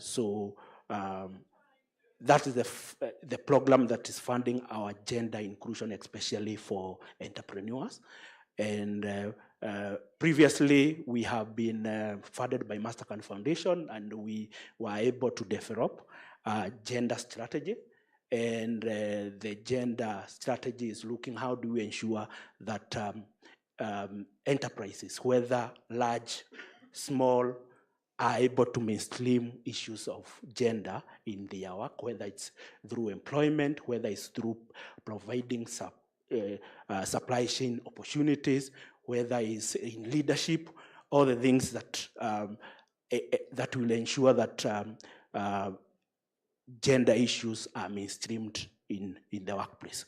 So looking at why this session is very important, and for us looking at how that is the SME development is ensured. We ensure that SME are a part of the gender discussion, because we know SMEs provide most of the jobs in the country. If you look at data from Kenya National Chambers of Kenya National Bureau of Statistics, KNBS, over 80% of jobs created in this country are from SMEs. So it's very important then, as we talk about the future of work, how do we ensure that SMEs are also part of the discussion, because they shape the employment opportunities that are there in the country. So that is one. The second aspect is on most of the SME, because of how they work, they ensure there is flexibility in terms of engaging the young people and the women in terms of opportunities that they have, whether it's through employment, whether it's through providing them with opportunities in their supply chain. If they are probably engaging farmers, most of the farmers are women. So how do we ensure that the discussion that we are having today, which is very important, look at issues around SMEs? So I would want now to go to why or the business case for gender equity and social inclusion. One, we have, based on the different studies that are there, when there is gender equality and social inclusion, there is enhanced innovation and creativity. So based on International Labour Organization report for 2019 on business case studies for change, there is a greater creativity, openness, and innovation that is reported when you ensure gender inclusivity at 59%. The other aspect of business case, why we need to ensure gender inclusivity, is you expand your talent pool when you include women and ensure that both women and men are included in employment opportunities, supply chain opportunities, all the opportunities that are available. If we ensure both genders are included, then there is expanded opportunity for talent pool. So according to also to the ILO report, there is an increase in recruitment and retention by 59% if you ensure the inclusivity is part of the processes. The other aspect is on employment, increased employee employment and productivity. So in terms of productivity, we see that when gender inclusivity is ensured, we have a 3.8% more likely to report an increased productivity and profitability by businesses and employees. Then increased profits, which ranges from 5 to 20%. Then gender diversity is also a predictor of increased profits and productivity by 62%.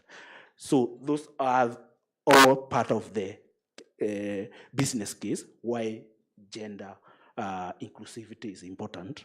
I'll talk about the last two areas that we have seen. So enhanced reputation and brand image. When you ensure that gender inclusivity is ensured, then brand reputation and brand image is also we are able to see brand organizations and private sector and everyone who ensure that there is gender inclusivity, then their blood visibility and reputation and image goes up, and this goes up by 57%. Then lastly, there are requirements on different aspects, regulatory. Like in Kenya, we have a requirement of 30% inclusive, especially for women, young people, and people with disability. So if you ensure at least 30% of the opportunities are of either gender, then you are complying with the regulatory requirements. So in conclusion, I would probably provide some of the things that KEPSA is doing through the Genuine Growth Program, and to ensure that we support especially the young women.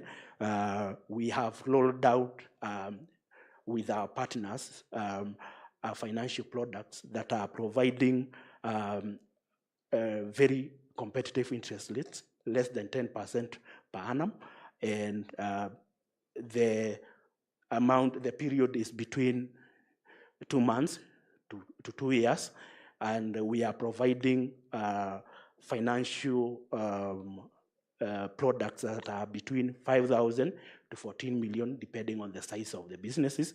So taking consideration that we are targeting 70% of young women, that ensures that we are investing in young women so that they can be able not only to create employment for themselves, but they will also be able to create employment to other young women and young men, which will ensure inclusivity as we grow, as the country probably grows, as their businesses grow. So ensuring that young women are part of the solutions in terms of the growth and shaping the future of work in terms of the SME space. The other aspect is providing technical assistance, where we are looking at ensuring that the participants are able to get training, mentorship, coaching, benchmarking tours, and so that they can not only be able to access the funding, but they can also be able to access markets. And we are looking at how do we ensure markets beyond the training and financial products. We are also working on how do we support the young women and the young men who are participating are able to access markets. So we are working on a program called Supply Diversity, where we are looking at identifying supply chain opportunities that are in the different large enterprises. And once we identify, we are able then to train the young men and the young women who are in those supply chain, then pair the opportunities with those who have gone through capacity building, then couple or pair that with the funding that we are also providing. So we are ensuring that they are getting every support that they are needed so that they can be able to ensure that they fulfill the orders that the large enterprises are. Because one of the challenges that we have gotten feedback from the large enterprises that whereas opportunities are there, most of SMEs, especially for the young people, are not able to fulfill the orders that they get because of one of the capacity, two because of financing. So how do we then, as part of ecosystem, how do we solve some of those challenges? So that's how we are looking. We are working with the large enterprises just to ensure that we are resolving that challenge. The other aspect is on ensuring that enterprises, whether small or large enterprises, are ensuring that they are able to review their internal policies to ensure that they are able to provide not only employment opportunities to young people and women and people with disabilities, so that they have some policies guiding that process. So we have just rolled out a program. It's a pilot where we are working with 5 large businesses, and we are looking at how do we ensure the policies are able to support employment for the 3 groups, but also how do they also transition to leadership positions. So do we have policies that are supporting that? Do we also have policies that are supporting issues of supply chain opportunities? So those are some of the things that we are doing, and we'll be very happy to have as many of you join us so that we drive that change. Asanteni sana.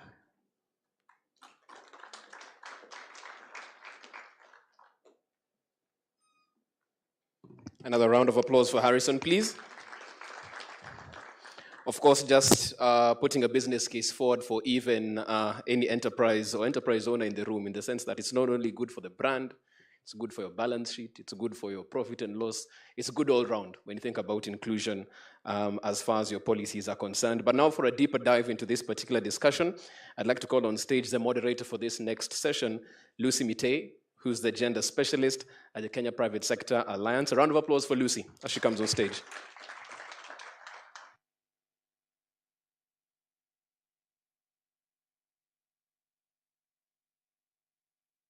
Come with me to work as a Gen Z content creator.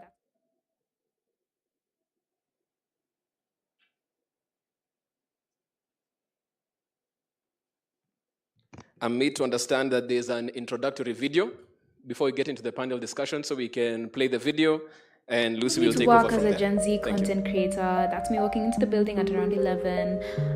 Ooh, look at that glow. My skin is skinning. That's me getting in. That's Bob Colimo in the background and some sweets. I say hi to my favorite coworker. Sit down, but I need some coffee, obviously. Get a cup, and I love mocha. Definitely my fave coffee order.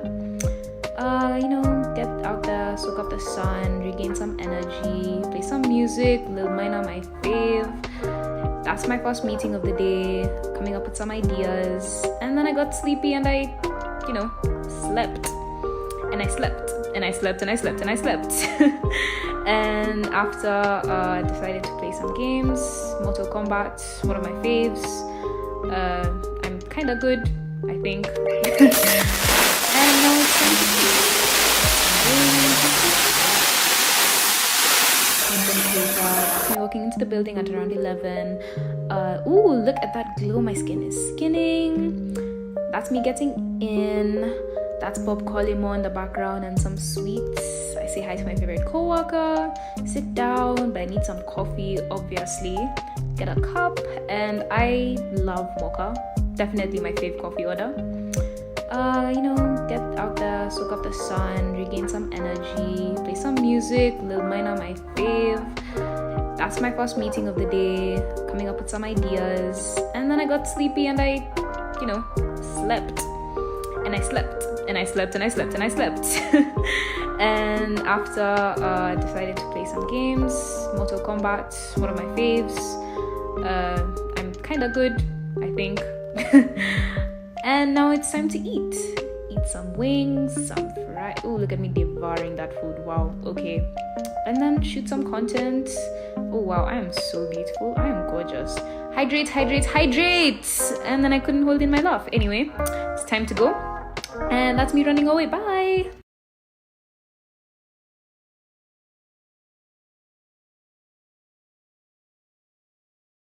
Coffee, and I think we'll be able to share that so that you can listen to that screen. But allow me to invite my panelists to the stage. I'll start right with Hiram Karibu. Hiram is the Inclusive Employment Advisor at Light for the World. Karibu. A round of applause as she comes. Alan Maonga, who is the head of People, Culture and Diversity at Next Step Foundation. Sharon Chirambos, who is the Director Policy and Partnership at Bridge International Academies Foundation. Karibu sana, Sharon. Dr. Kellen Kiambati, who is the Senior Lecturer and Coordinator at Karatina University. And lastly, Anthony Mwelu, who is the Head of Project Management, Strategy, and Business Development at Light Heart. That video you just watched, because you didn't listen, is actually courtesy of Anthony and the team. So karibuni sana. And thanks, Harrison, for setting the business case as to why we're having this discussion this afternoon. And just looking at the room, I know in the morning we had quite a number of young people in the room, maybe they've left. So as we even have this discussion, I'd like my panelists to reflect around our strategies with regards to targeting young people, how that is the case. Are we reaching them with the messaging that needs to go out there, especially when it comes to strengthening participation of young people in employment? So I'll start by giving my panelists an opportunity to introduce themselves and also reflect on why this is important, why the topic of gender and social inclusion in the world of work is important to the kind of work that they do. So I'll start with my left.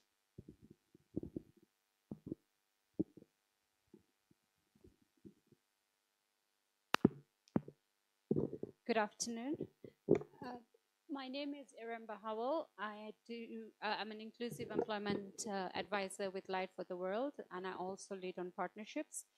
For me, this is a great agenda because working with people with disabilities is always a forgotten conversation, a conversation that is never put on the table, especially when we're talking about inclusion. A fact is 4% of the institutions globally that commit to diversity, equity, and inclusion, only 4% discuss disability. The rest of the 96% who have committed on DEI have no disability initiatives or intentions. So for me, this is great. It's also, as Harrison mentioned, there's a great contribution of persons with disability in the economy. Globally, persons with disabilities, together with their family and friends, contribute about $8 trillion. So if your workplace is not penetrating into that niche market, you have lost a bit of that, right? And when I say penetrating, it's employing, right? Because for you to be able to engage persons with disabilities, you need to have them inside to be able to know how to address their needs. If you're developing products, how do you develop products when you don't understand what their needs are? So for me, this is a very important conversation, and I'm glad to be here. Thank you very much. Thank you, Iram. Alan Maonga is my name from Next Step Foundation. I head the people function and also do a bit of corporate partnership in terms of making a workplace inclusion. Today's session is very vital to me because you're discussing about the future of work. And the future of work, what keeps us in the HR space awake is in terms of how do we manage this talent now and in the future for continuity of the business is a big thing.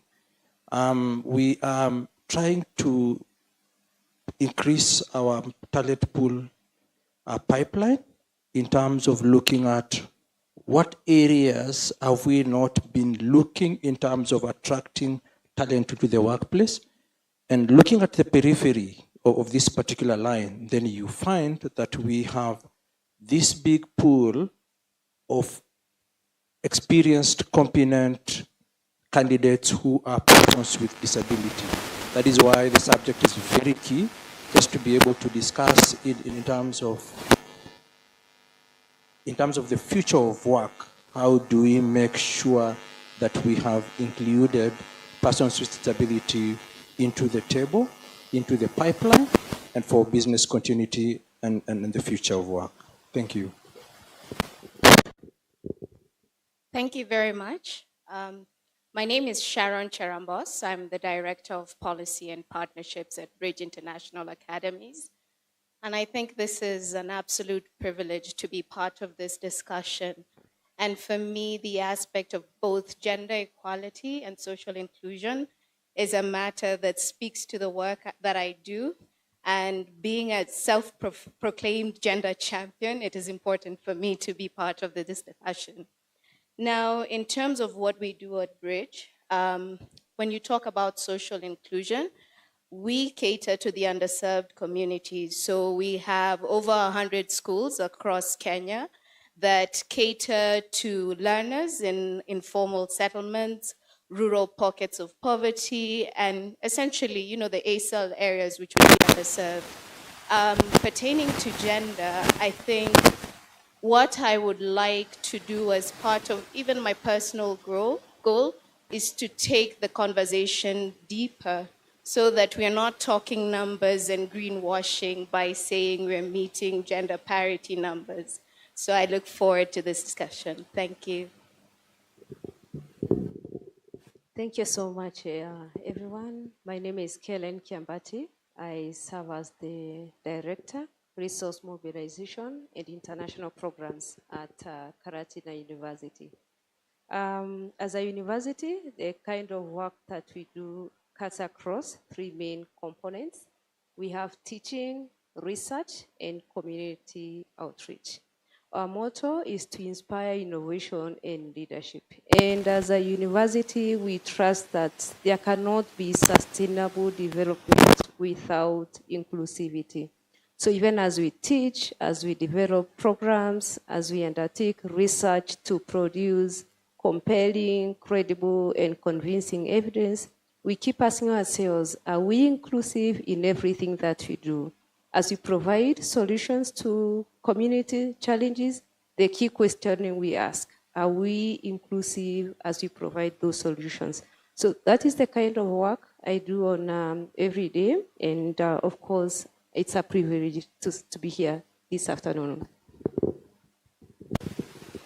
Hi, my name is Anthony Mwilu. I work for a company called Lightat. We have our company is divided into 3 different divisions. That is Lightat Production, Lightat Creators, and Lightat Club. Today, my main focus will be talking about future of work, but focusing more on how we can work with the young people. Right now, we have to know that when you talk about the future, we are talking about something which is impossible because we cannot see. We tend to predict, but we know we are also living in a world where impossible is a choice, and we have to learn and also relearn ourselves.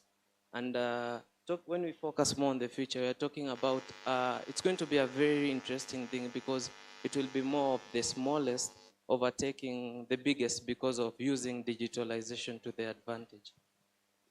Thanks. Because you're still having the mic, Anthony, tell us, because I know your company, you work with young people.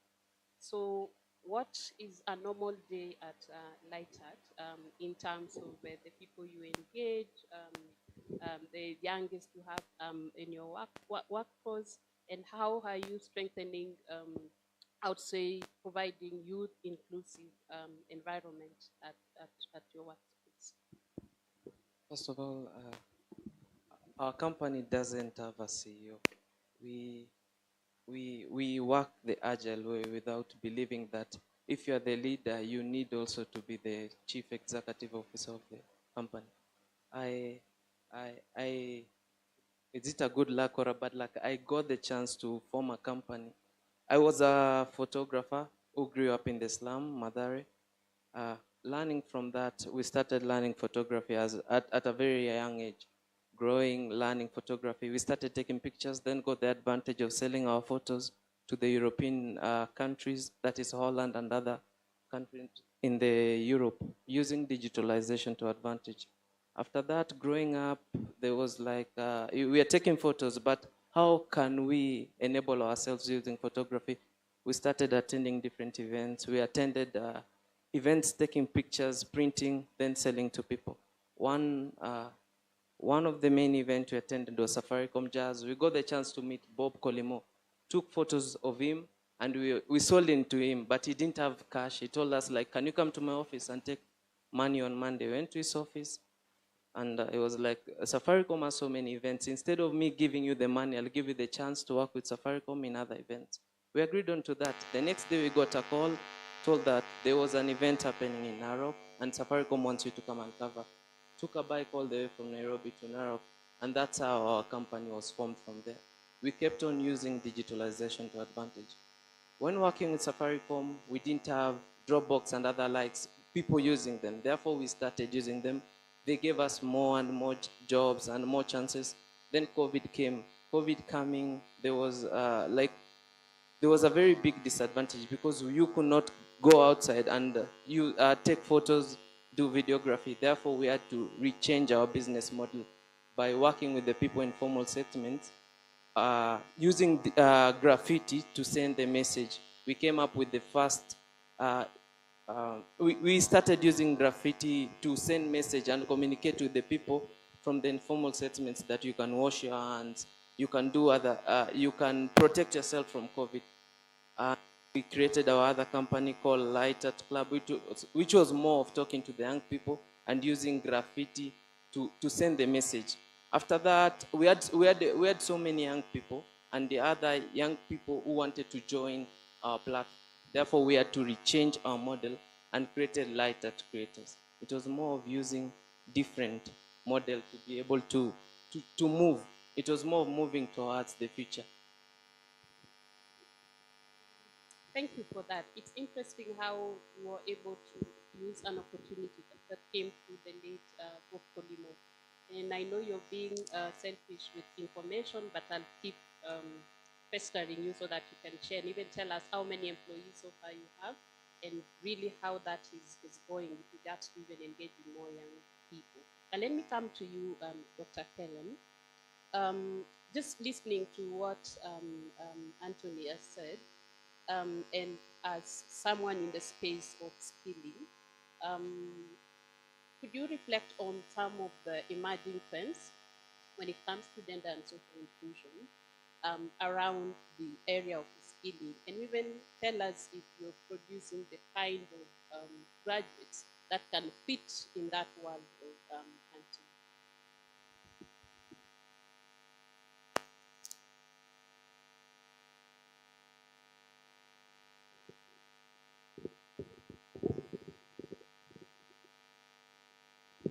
Thank you so much for that question. I think it's a two-pronged question. So I start with the first one on the emerging issues and then what we are doing as universities or not even doing.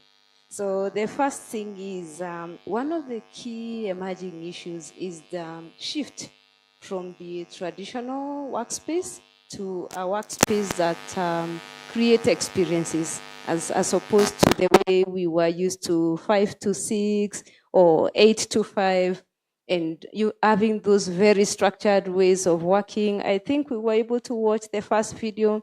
Young people are looking for spaces where they can come in, receive their targets, work from wherever, and just creating experiences for them and having fun as they work. So the question is, as employers, are we ready for that kind of workspace? And again, also, as universities, are we preparing our students to work in such spaces, or are they receiving shocks when they step out there? So that is one of the emerging issues that we must address.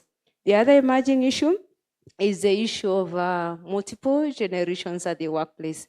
You know, universities, professors work as to 70 years and, you know, even 75. So what that means is that it's possible to find a professor and their grandchildren working in the same workspace. So the question is, do we have policies and practices that take care of the preferences of the multiple generations in the workplace so that we can be inclusive enough? That's another emerging issue that we need to deal with. And even we as universities prepare graduates for such spaces. We also have another emerging issue on access to digital tools and equipment. The key question we need to ask, and this was amplified during the COVID-19, Is there a relationship between access to digital tools and issues to do with gender and sometimes even age? And what can we do as employers, as people who are looking to engage these young people in the future to support areas where there are disparities? And I can assure you, research has shown there's disparities that we should be able to address. And even looking at it from an education point of view, access, we learned during COVID-19, rural and urban areas, access was like day and night. So those are some of the issues we also need to be aware. And finally, the last gender issue in the interest of time is the use of gender neutral language in terms of preparing policies and practices. People want to feel in a space where they are respected, and it is important as we progress, we think through how do we ensure that we make everyone feel comfortable and respected in terms of our policies and even our practices. Thank you. Thank you so much, Kellen. I like your last point on how we get to have gender responsive policies in the education space. And that straight takes me to Sharon in the education sector. And I know you manage about 100 schools. So tell us, and I know we had Moringa, we had Kenya in the morning. Education sector is a very important sector when it comes to strengthening gender equality and even women empowerment, because that's where it starts. But just talking in terms of employment, reflect upon how that is panning out in the sector, and mainly private sector schools. How are we trying to strengthen gender and social inclusion in the space, in employment, in schools that I know you take care of? Thank you. Thank you for that question. I think I'll take you from Harrison and just set the scene. Now, if you pick a statistic from 2022 and you look at the gender parity and you look at the gender representation in teachers, it will tell you that 67% of teachers are female. So that conversation should end here. We should all be clapping, done and dusted, right? But why I say that it's important for us to query the different levels, to go down a tiered level and understand. Last year, AHPRC did a study, and they found that though there's a number of women who are very well represented in the teaching profession, in private schools, 78% of head teachers are men. That number is also reflected in the head of math departments. Now let's go a level deeper. When you go to the teacher training colleges, the same study found that in a group discussion, they found that the men said that the girls are the ones who should take notes, right? And then they would say that let the boys be, or the men be the ones who will conduct the experiments. Now, go to an ECD center. You'll find that 100% in some cases of the teaching staff is women. From the cleaner, the caterer, the school leader, they're all women. This is great. We have achieved inclusion. But now here comes the question of the bias. Why is it that at ECD level, there are women? It goes back to the gender biases that were there, because a woman is naturally seen as a caregiver. So the ECD responsibility will move from the household to the school. Now, when you look at SDG 5, which is about, empowering women and girls, there's ambitions that have been set there. One of them being the importance of achieving gender balance across all levels of management. We want to see the ECD teacher becoming a head teacher. When we talk about empowerment, that's what it means. We need to empower these women who are at this level so that they can have access to the opportunities through training, through awareness, through opportunity sharing. And then finally, in terms of the other ambition, is equal pay for equal work. So you will find that, yes, you will have a board that's made up of women, but are they being paid the same? having greenwashed conversations saying that in the education sector, we have achieved gender parity. And to wind up, at Bridge, we have managed to get a good percentage. We have gender parity across our teaching staff and even in the head office. And it is courtesy of really conducting gender audits and implementing the gender and social inclusion agenda. Beyond the numbers that we, if you look at the statistics, we keep hearing and saying that with education, we're doing very well. But I think the question is, what are the nuances in those numbers? So I like that you're bringing that very well, Sharon. To you, Alan, your title has diversity and inclusion, yeah? Which means this has been your bread and butter for quite some time.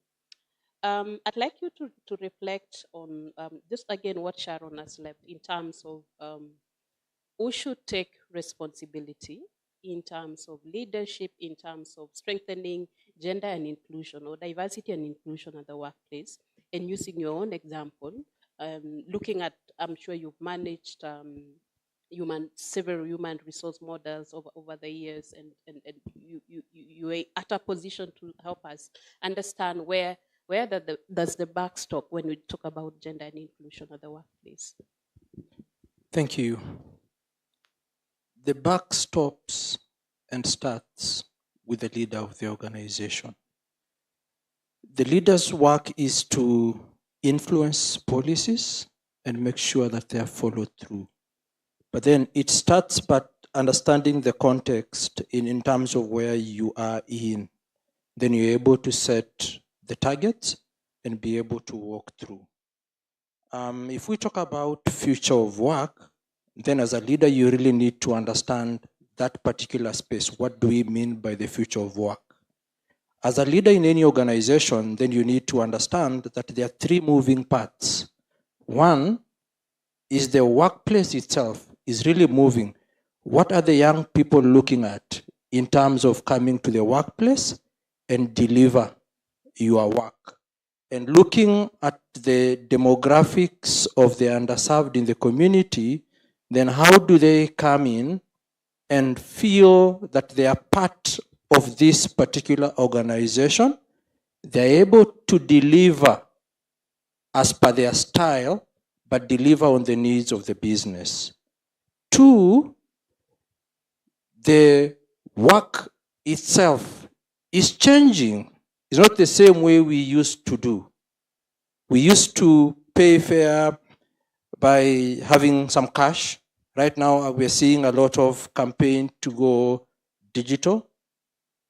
The worker, the employees in the organizations have actually changed.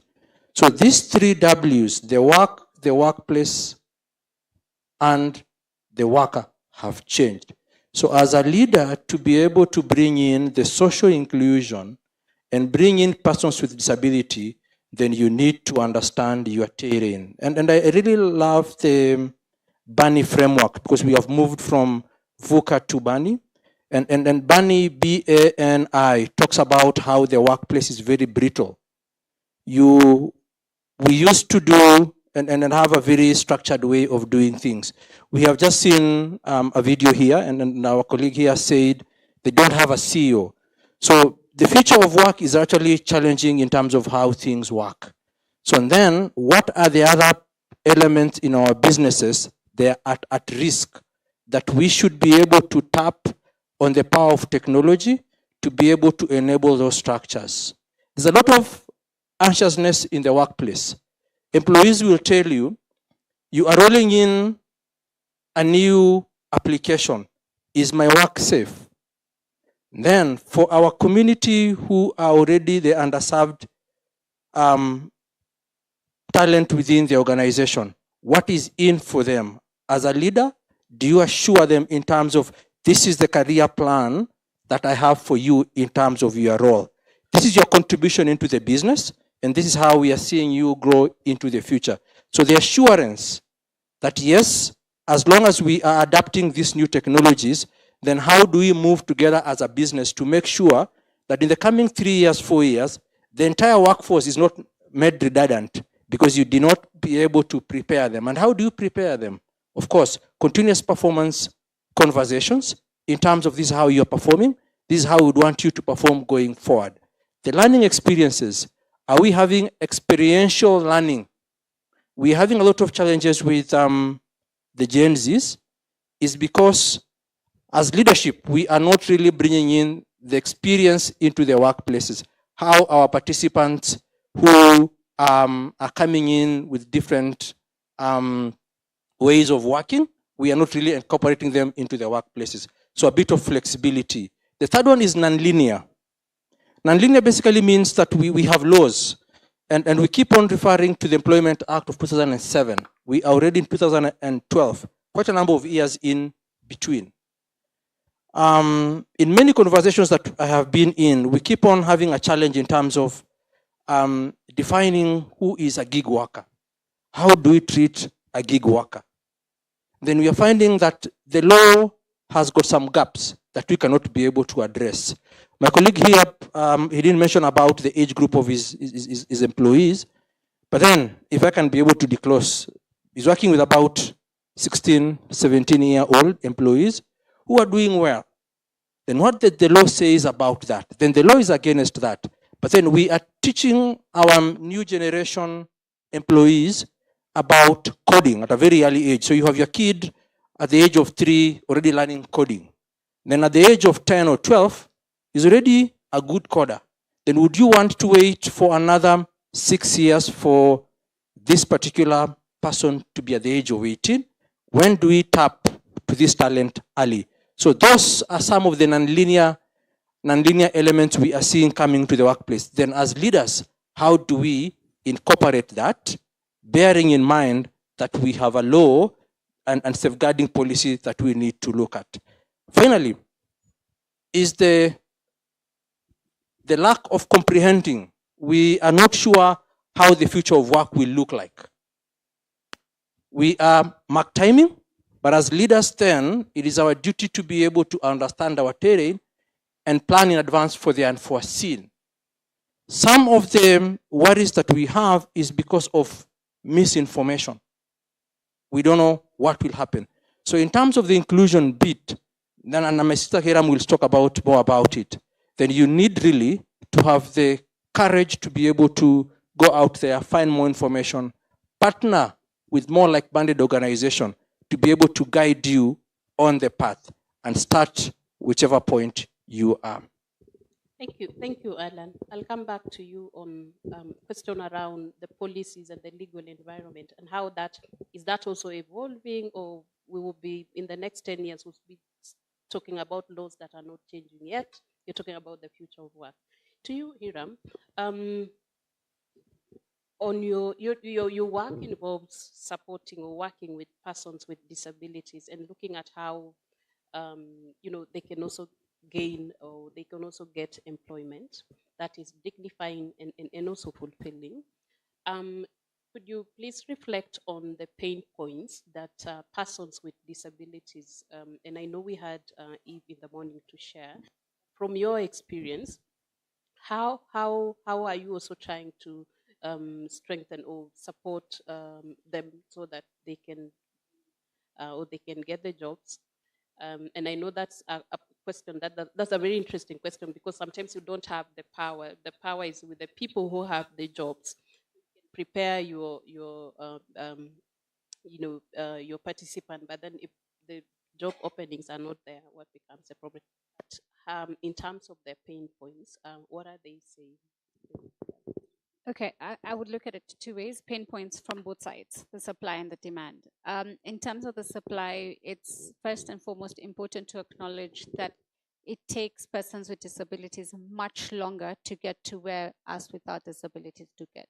So an average age of a student in university is between 18 to 23, 24. With a person with disability can go up to 28, 29. So when you're going out there and putting out CVs for an entry-level job, many times they're looking for youthful individuals, 25, 22, 20, people with zero experience. But here I am, a person with disability, 30 years, 33 years, putting up a job application at the same level.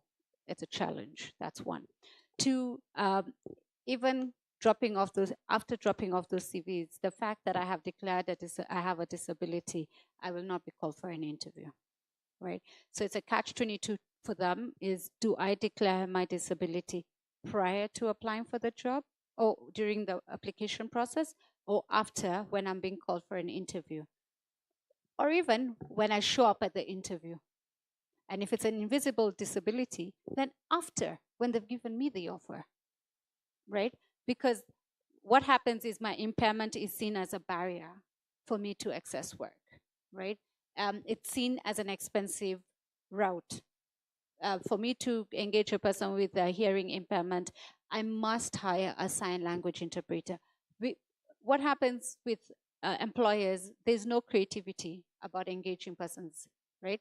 If I want this job done, can I have interviews done? Can I get the person on board fastest to reduce the cost of employment and start the job? But when it comes to persons with disabilities, I need to start thinking, how do I get a sign language interpreter during the interview? How can we accommodate them? If it's a person with a physical impairment, is my space accessible? Person with a visual impairment, if they need to use laptops, do we have the systems? Do we have tools that they can use to work? So starting to think about those things, they only think short term is it's expensive. Long term, it's not, right? We've seen the returns of investments, we've seen the profit margins grow, we've seen the transition in terms of your products going out to the market. It's immense. The returns of investment is immense. And again, they're not educated in terms of what are the benefits they get when they engage persons with disabilities. We have laws and policies that always cover them. Example is in Kenya, if you do put reasonable accommodation, so if I put up a ramp, I've got 50% rebate to the total cost of that accessibility. So if I put on by Joe's system, I'll get a 50% rebate. I also get 50% rebate to the amount I'm paying out as salary to that employee. That's a tax rebate. That's a great benefit, especially now in the era of taxation, right? So just educating these employers, making them aware what are the benefits of you engaging a person with disability. Not just that it's a good thing to do.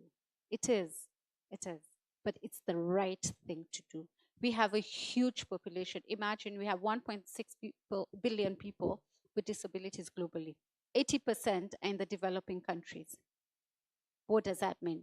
If 16% of the global population is persons with disabilities, we had 53 million in Kenya. So that's about 8 million people with disabilities in Kenya. And 80% again are of working age. What are we doing? How are we tapping into those talents? How are we bringing them on board? How are they? We're losing out. The opportunity cost of not engaging them is about 7% on our contribution to GDP. We need to start thinking, how can we bring them on board? Again, thinking the creative way, right? Our COVID showed us that work can be done from home. So we don't need them in the offices. Start thinking creatively. How do we engage these individuals? How do we bring them on board? How can we engage without you feeling it's strenuous, right? And it's a teamwork. So even if you have to meet once a month, so in our office, we have people with disabilities, we have hearing impaired, but we don't have a sign language interpreter. But we communicate, and he's an accountant, he manages a program, and we're fine. We have never had issues. We have people with low vision, no issues. Buy the big screen, put it there. And funny enough, all of us fight for that big screen when he's not there, right? So a reasonable accommodation is not only about that one person, it's about how are we all included? When I put a ramp, it's not only for that person with a physical impairment, right? An expectant lady will use that ramp. Tomorrow, when I'm experiencing an impairment because, God forbid, I broke my leg, right? I will use that ramp. Right? Many of us will choose a ramp to stairs. When we're getting into a lift and we're getting into gossip, our ears are on the voice back saying, you are on lift floor number 3. The doors are opening, right? We will not keep monitoring what floor we are on because we're busy gossiping. So it's accessible to all of us. So when we start thinking about reasonable accommodation and accommodating persons with disability, let's think from a bigger angle. And again, back to leadership. If you're the CEO of an organization and tomorrow you break a leg, can you access your office? Think about it. Good question. Good question. To that, let me take feedback comments from the audience. You want to reflect on what we have discussed so far? We have a hand up. Yes, there's a gentleman there. And the gentlemen are very active today. So, ladies, I won't allow you to let me down. Is there a mic somewhere?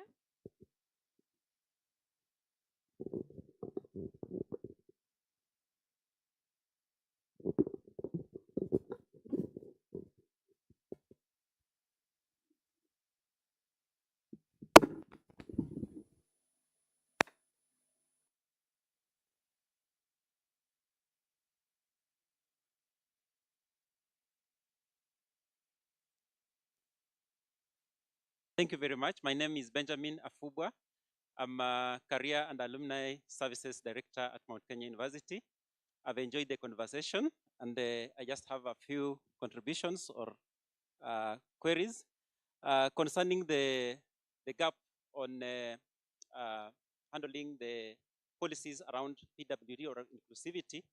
I have a feeling that probably we have been left behind as a whole country when, for example, a case scenario whereby for the hearing impairment, us who are able to speak and listen cannot be also be able to communicate in sign language to our brothers and sisters under that scenarios.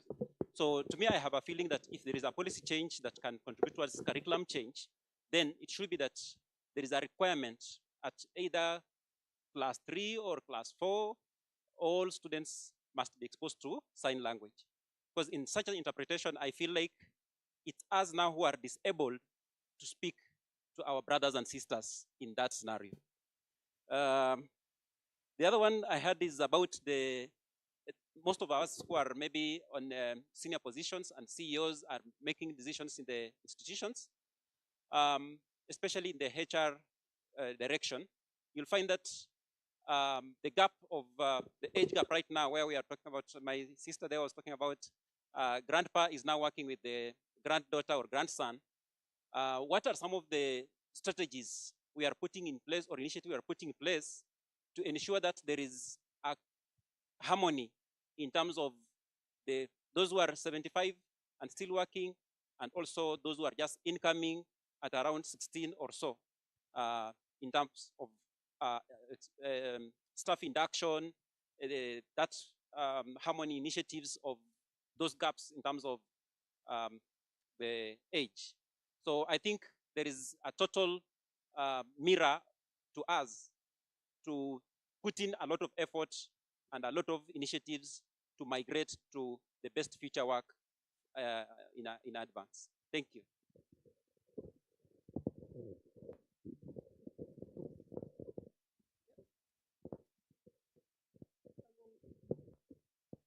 Thank you very much for that stimulating conversation around gender and social inclusion.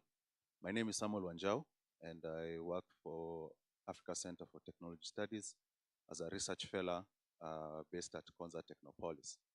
At ACTS, we are very alive to the topic on gender, specifically because we, amongst our 4 programs, I'm in digital economy, but also I also double up in gender, youth, and inclusive development. So my question from the digital economy side, which is an enabling tool towards the future of work, what does gender inclusion within the African context mean? Because right now we have models that are coming from the global north.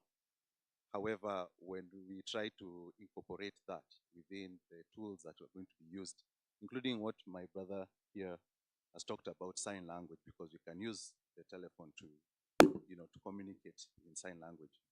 But how would you incorporate gender from an African context so that the technology remains relevant within in Africa. Thank you. The gentleman at the back, and ladies, I'll have to force a question on you. Perfect. Thank you. All right. Thank you very much. My name is Charles Modoi. I'm a founder of Adept Advisory, so we deal with employee wellness. And I'm happy with the progress that's happening in terms of gender inclusivity. However, I have a question, and might be more of HR. How do you do about the preferences? Because there's been a huge call for ladies to go into STEM. But the problem is, I don't know if it's nature or it's preference, but you find most ladies go towards something that's not related to STEM. They want something that relates to dealing with people. That's like PR, social media, and the likes. And it's even evidenced. If you've been checking TikTok of late, there's what we call lazy girl jobs. It's been really trending. It's serious. If you check it on TikTok, it's there. And it's not that the girls are lazy, but it's more about wellness, and it's more from Gen Z. They want a job that gives them autonomy, it gives them health, it gives them mental stability. It's not a matter of 9 to 5. But the third part is that those lazy girl jobs have nothing to do with STEM, because STEM usually demands a lot in terms of time management and everything, but you hardly find ladies choosing that area, despite the scholarships and the many calls and opportunities that keep coming. So how can that be addressed? Thank you.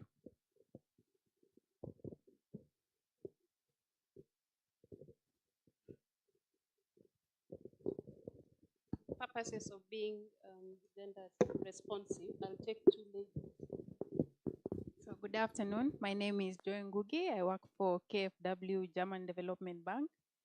And part of our work when it comes to digitization is the digitization of TVET. I had the panelists talk about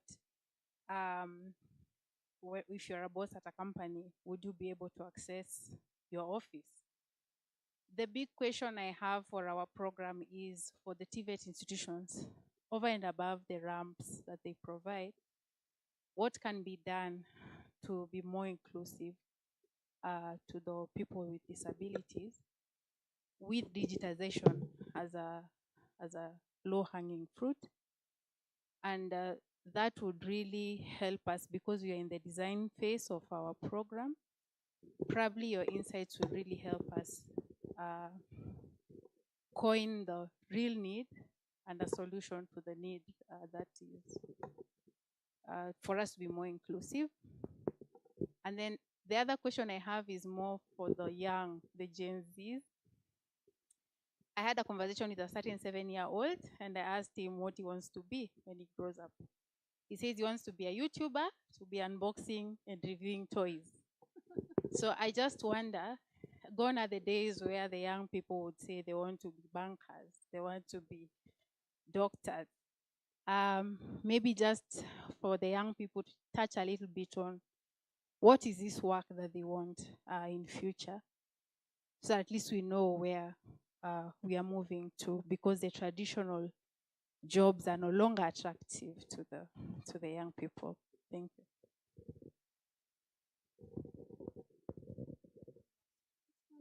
Then we can quickly.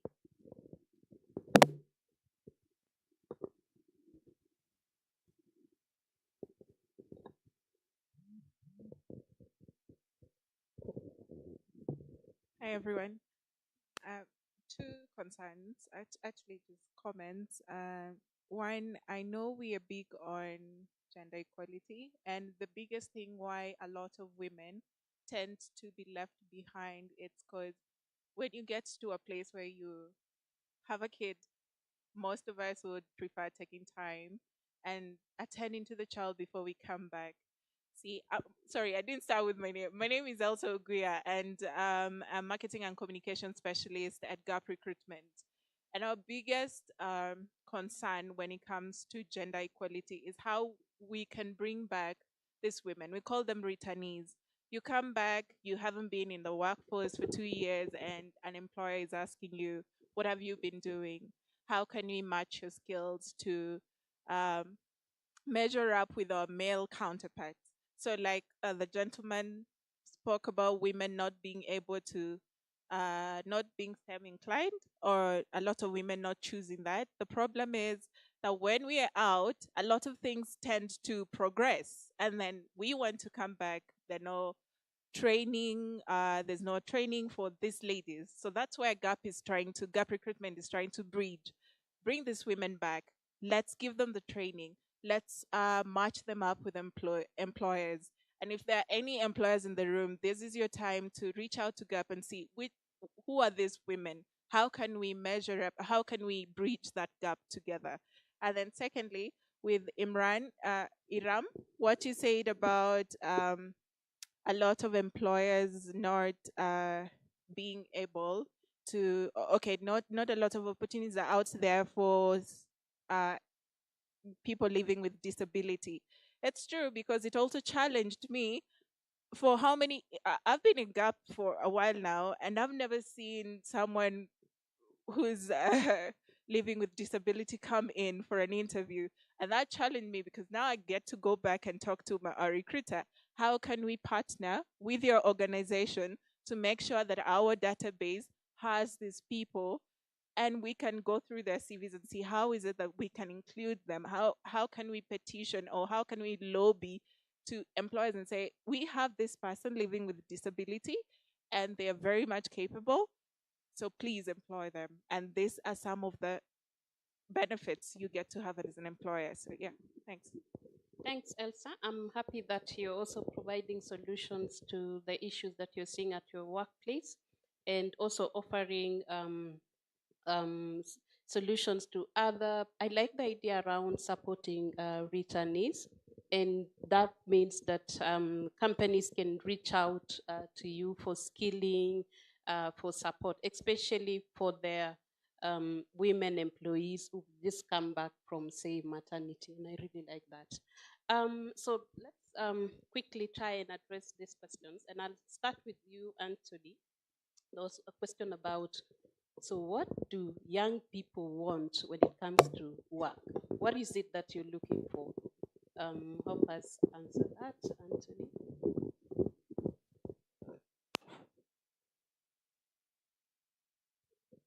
When I think right now, when we talk about young people, we need to start by looking at the top of the ladder, and we talk about leaders. We need to understand that right now, young people look at leaders and position them as leaders, being people not being a leader because of the title, but being a person who's making an impact to the people's life, and that's a very key thing that young people want. And there's also something you talk about your son being a YouTuber. I think right now, unconventional careers have overtaken the conventional careers. The unconventional careers are really paying very well. Like, this is the current thing that is happening right now. A YouTuber can wake up one day and become a millionaire, as compared to you being a doctor. It takes time and time and time. And those are the things that the current young people want. And looking at the future, it means that we'll be moving towards the digital side. And most of the careers which will be the best careers will be the unconventional career. The people will know how to use AI to their advantage. The people will know how to use data science to their advantage. Not, I'm so sorry, teacher. But if you are a teacher, how do you use digitalization to your advantage, rather than sitting down in a class with students and telling them A for apple, B for? I think the future, it's more towards that. Right now we have a creator, our creator company. We tend to make, like, let me use one of our case study. There's a small girl who started TikTok. After 2 months, she got over 500,000 followers. Then a brand will come today and they'll be like, we want to work with that person. Then they'll give her or him a lot of money. That the brother has always been going to school. The brother has always been studying this kind of course. It takes a lot of time for them to ever reach to the same bar. And I think that is really demotivating the conventional careers. Therefore, I think the future, it's more of the unconventional careers. And as a company, we have understood and we have discovered how the game works. It's more of controlling B2B and B2C. If you have a product, how can you ensure that it's reaching your customers? And the easiest way is, right now we're in an open field. We have digitalization. We all have TikTok, we all have Facebook, we all have Instagram. How can we use them to our advantage as companies? Right now, the current superstars are people whom we know from our social media. Like we'll talk about Elsa Majimbo. She's big because we knew her from the social media, and social media, it's more or less focusing on. Therefore, how can we start thinking and rethinking on how we can connect our companies towards that direction? How can we be in the digital sector? Unfortunately or fortunately, we have to change our culture. We have to change our policies. I know there are so many policies makers who have created policies, but these policies have been there for the last 10 years, yet we have changed. The world is changing, and as I had earlier said, the smallest will overtake the biggest because of digitalization, and that is the future. That's news for you, especially for parents who are here. So when your child comes back home and say they want to be TikTokers, unfortunately, there seems to be no option but to support that ambition. To you, Dr. Kellen, quickly, you spoke about grandparents and having to work with their kids at the university, and I think Benjamin is interested in how do we harmonize that? How do we ensure intergenerational dialogue between the young people and older persons, especially when it comes to issues employment? Thank you. Thank you so much for that question. For me, three key things that we need to do. First, we need to start with our transformation of our mindset. And who are we transforming here? Three categories of people. One, we, the staff, university staff. We also must start appreciating. Like he has said, tech is central and an enabler to do our work. Our students, we also must start transforming them to show them that you're stepping out there as a job creator as opposed to seeker. So that is another transformation. We also need to start having conversation with parents. Yeah, we need to start having conversation with parents so that when we introduce these unconventional academic programs, we're able to attract students and they're comfortable, they will pay school fees and learn what they're required to learn. Responding to his question, in terms of what we can do, it's a matter of being intentional with our policies. How do we create policies that are flexible and those that provide alternatives? Let me give you an example with my own institution. Young people, when it comes to welfare services, they value cars, they value trips, vacations. Older people, they value comprehensive medical care because they're aging. So it's a matter of providing options so that people can choose depending with their preferences. And finally, we have to be intentional. I mean, these things takes being intentional. We have to make up our mind. Leaders of those institutions must be intentional, allocate resources and support where they need to support. Thank you. Thank you very much, Dr. Kellen. In 1 minute, Sharon, the question around preference to Charles had a question around STEM and how the fact that we're not having so many women and girls in that space, despite all the advocacy, all the initiatives in that space. I think all of this goes down to mindset, if I'm honest. We live in a society, as we're saying, we're seeing a shift in mindset, even in terms of job preferences. But remember, the people that you're dealing with already had preconceived biases. When you went into school, someone like me, when I was in school, I had that preconceived notion that boys were supposed to be better at math and science. And once you have that mindset, which is very, very difficult to unlearn at a certain age in life, you find that that translates later. But I like what you said about how, the lazy girl agenda and the lazy girl job.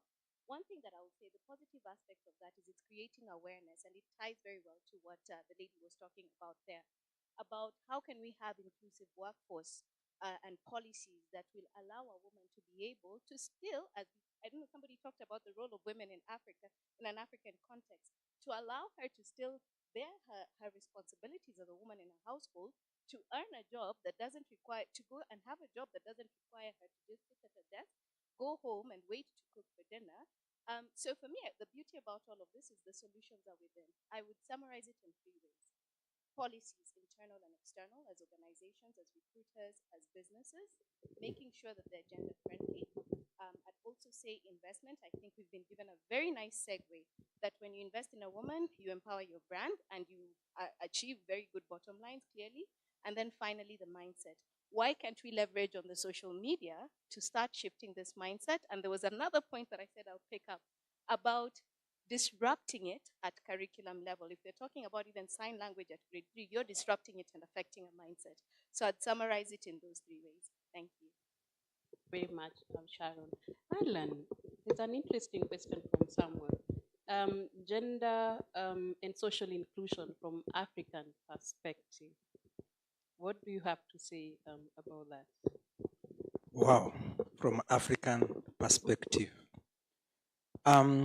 Everything that we are discussing here boils down to what we call culture. Culture is what we do on a day-to-day basis, and culture affects everything that we do. What we eat, who we interact with, how or what we aspire to be. Right now, those who have kids in this room, they'll be glued in the evening, Cocomelon, and looking about Baba Shark, all those things. You guys know them. And there's a common saying that says, you can only dream of a face that you have seen. So if I see footballers every day at my home, then I will dream to become a footballer. Way back in the villages when I was growing up, my old man, now I retired a few months ago at the age of 70, he was the one who had a blue old Volkswagen Beetle, and he was a teacher.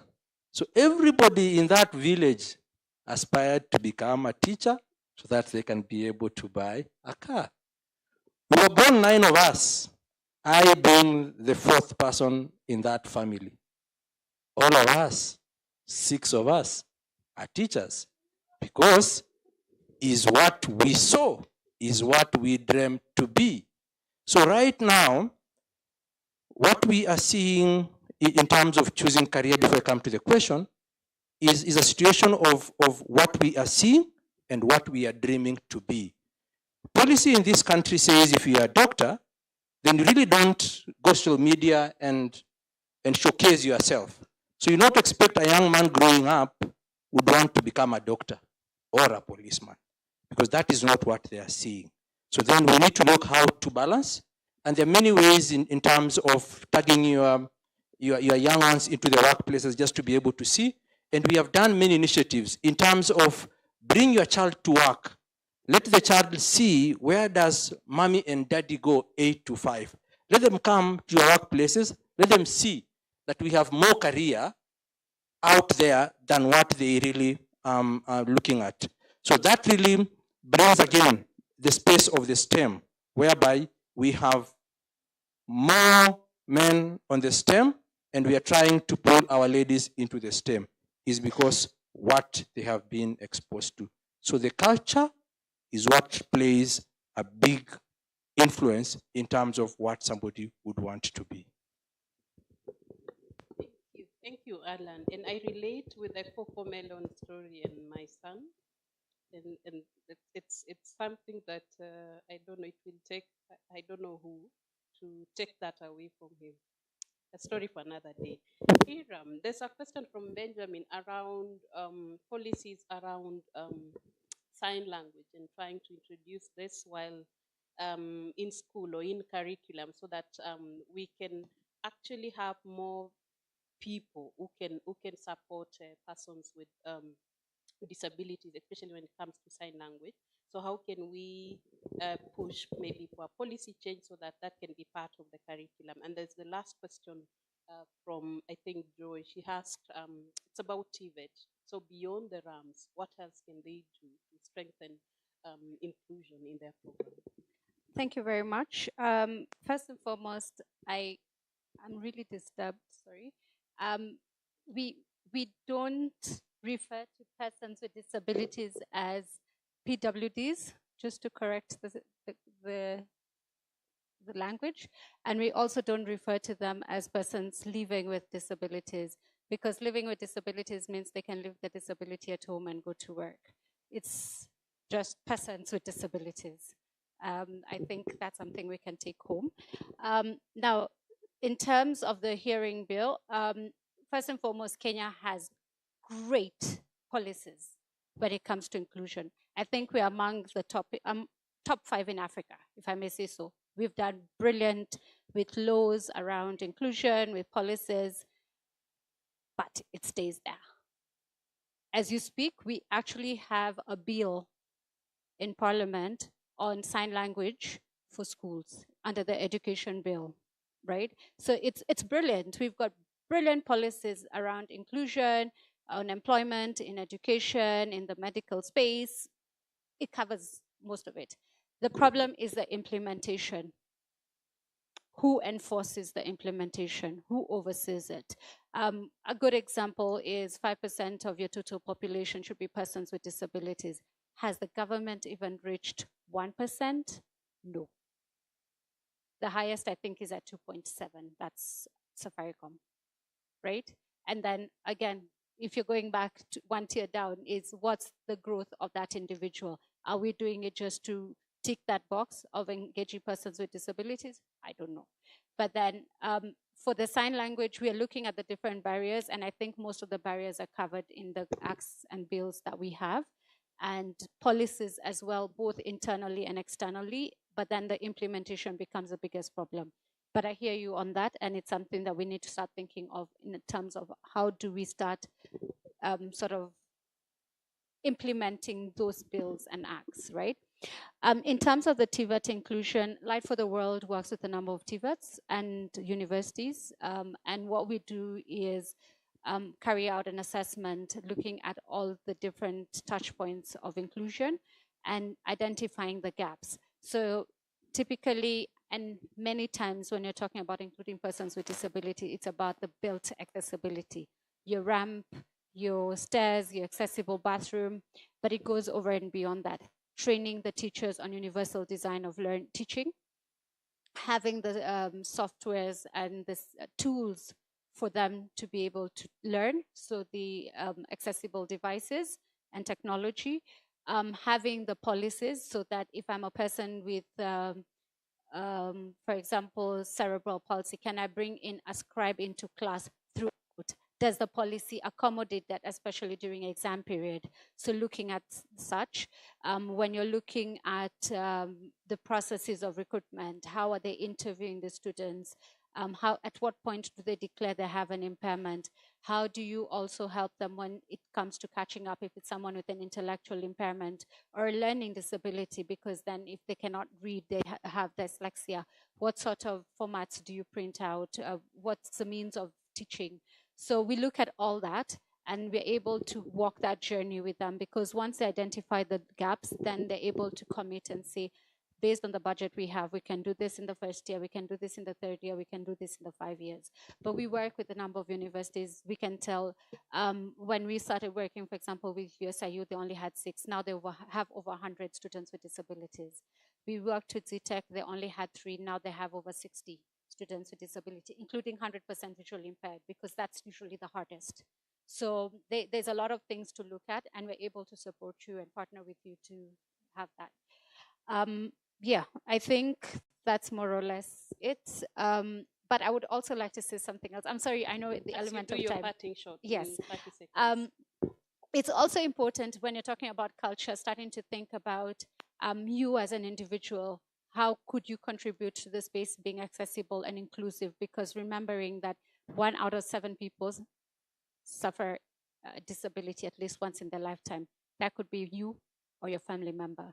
So as you do it selfishly, ensuring that the space is going to accommodate you at least once. I think for me is, if you're not going to care about others, care about yourself. Yeah. Alan, 30 seconds, question short. Thank you. As we all go back to our workplaces, study shows that 80% of our workforces are persons living with disabilities. It may be invisible, it may be visible. So it's a high time that we start having conversations in terms of how do we open up communications, a free space for everybody to feel included, and to be able to come up and declare that this is who I am, and I would want to bring myself into their workplaces. What are the available support systems in their workplaces? to make sure that all of us are pulling towards the same direction to meet the organization goals.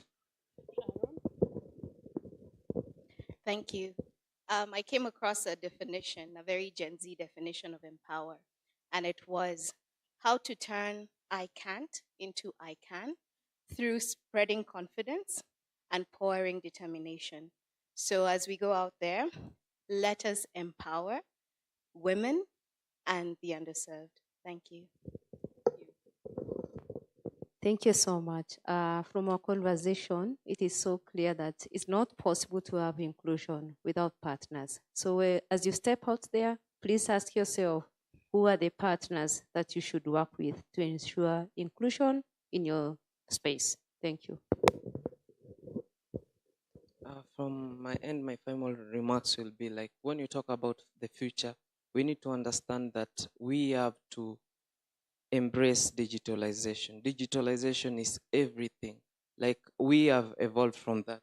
And we must envision the future we want and actively work towards making it a reality. We can't just sit down and wait for good things to happen. Time is very precious from our end, but we cannot regain the lost time. Time can be your friend and it can also be your enemy, depending on how you use it. And right now we cannot live by talking about the past. It's already gone. We can only talk about the present, of which I know majority of us are struggling, but there is a light for us for the future. Right now, I think it's more of finding ways on how can we survive. If you talk about today, you need to talk about tomorrow and the day after tomorrow. That is the future. Thank you very much to my able panelists. Let me end by saying this. And recently I was in a forum, and I think Iram, we were in the same forum, and we keep referencing Safaricom for their efforts when it comes to gender equality and women empowerment. And we asked this manager who was doing a presentation, how is it that Safaricom were able to get it right? And she said that the late Bob Colimo used to tell them three things when it comes to gender equality and women empowerment at the workplace. So one, it's a human right. Second one, he used to say it's the right thing to do. And the last one, passion, purpose before profit. So take that, and let's strive to run socially responsible businesses that recognize that we are all not at par.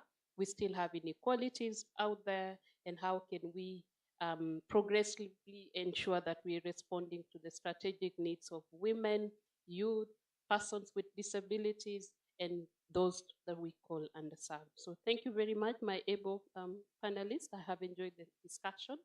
And I think we could use some serious round of applause.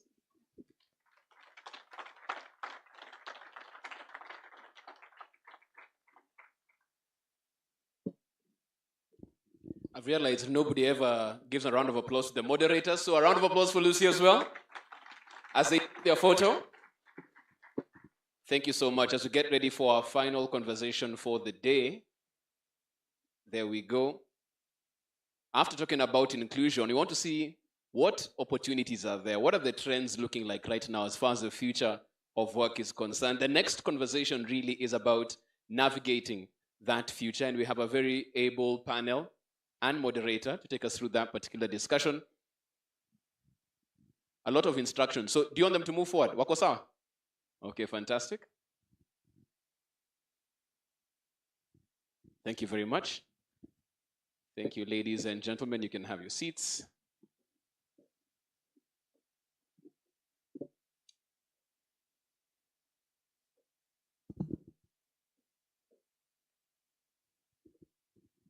So like I said, the final conversation for today is about how we navigate that particular future in terms of the opportunities and the trends that are there for us and for the picking. And to take us through that particular conversation and to moderate that discussion, I'll call on stage the Private Sector Engagement Lead from the Kenya Private Sector Alliance, Alice Kimani, to come on stage and introduce her panel as well. Round of applause for Alice, please.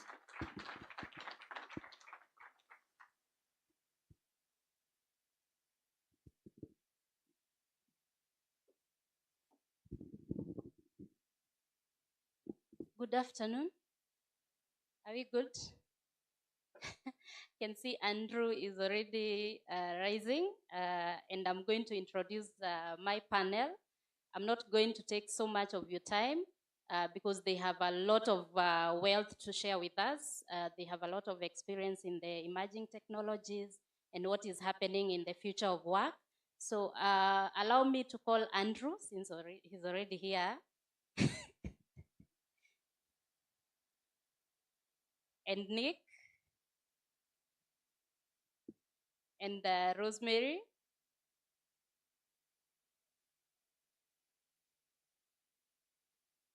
and Grace. You can take your seats.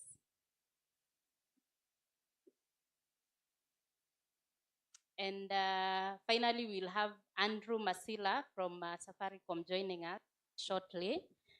Just to set the pace on what is happening in emerging technologies and how they are affecting the way of doing business and affecting the future of work and employment trends. Statistics from a study that was conducted by US Labor of Statistics shows that there are going to be 92 million jobs that are going to be created in the digital space by the year 2030. And we want to identify how we can take advantage of these jobs and how we can align ourselves in terms of preparedness. Are we prepared for this type of work? And what type of work are we expecting in the emerging technologies? And how is emerging technologies also affecting our labor market and how we work in the labor space? So allow me to introduce also Andrew, who is joining us as we take over this panel. Thank you.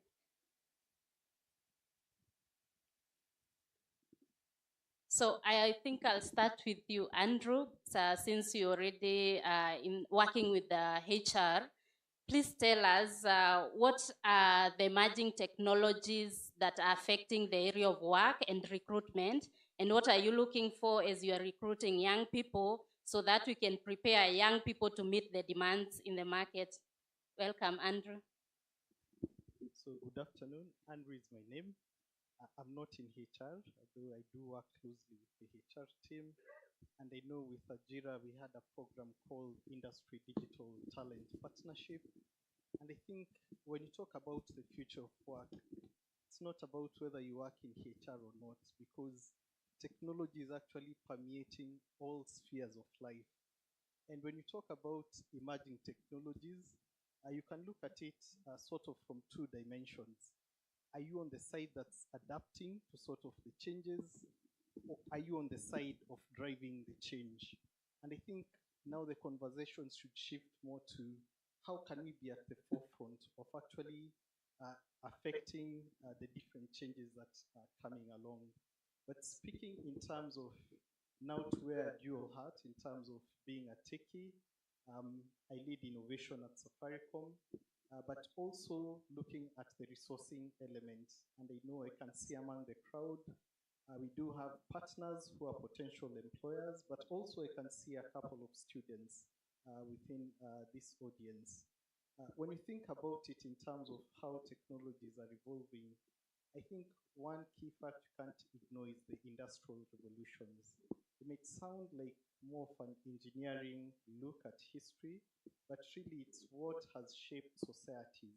When you come all the way from Industry 1.0, where we are talking about mechanization, basically getting tools, and it was targeted towards mainly agricultural industry. And there's a type of work that used to happen that time, and it was transformed through Industry 1.0 to 2.0, where we are talking about things like electricity being invented, and those were some of the key highlights. Coming to 3.0, where we have computers, telephony, and I think we used to have careers like a typewriter, and that was a premium career back in the days around the 70s. And that was disrupted by the computers.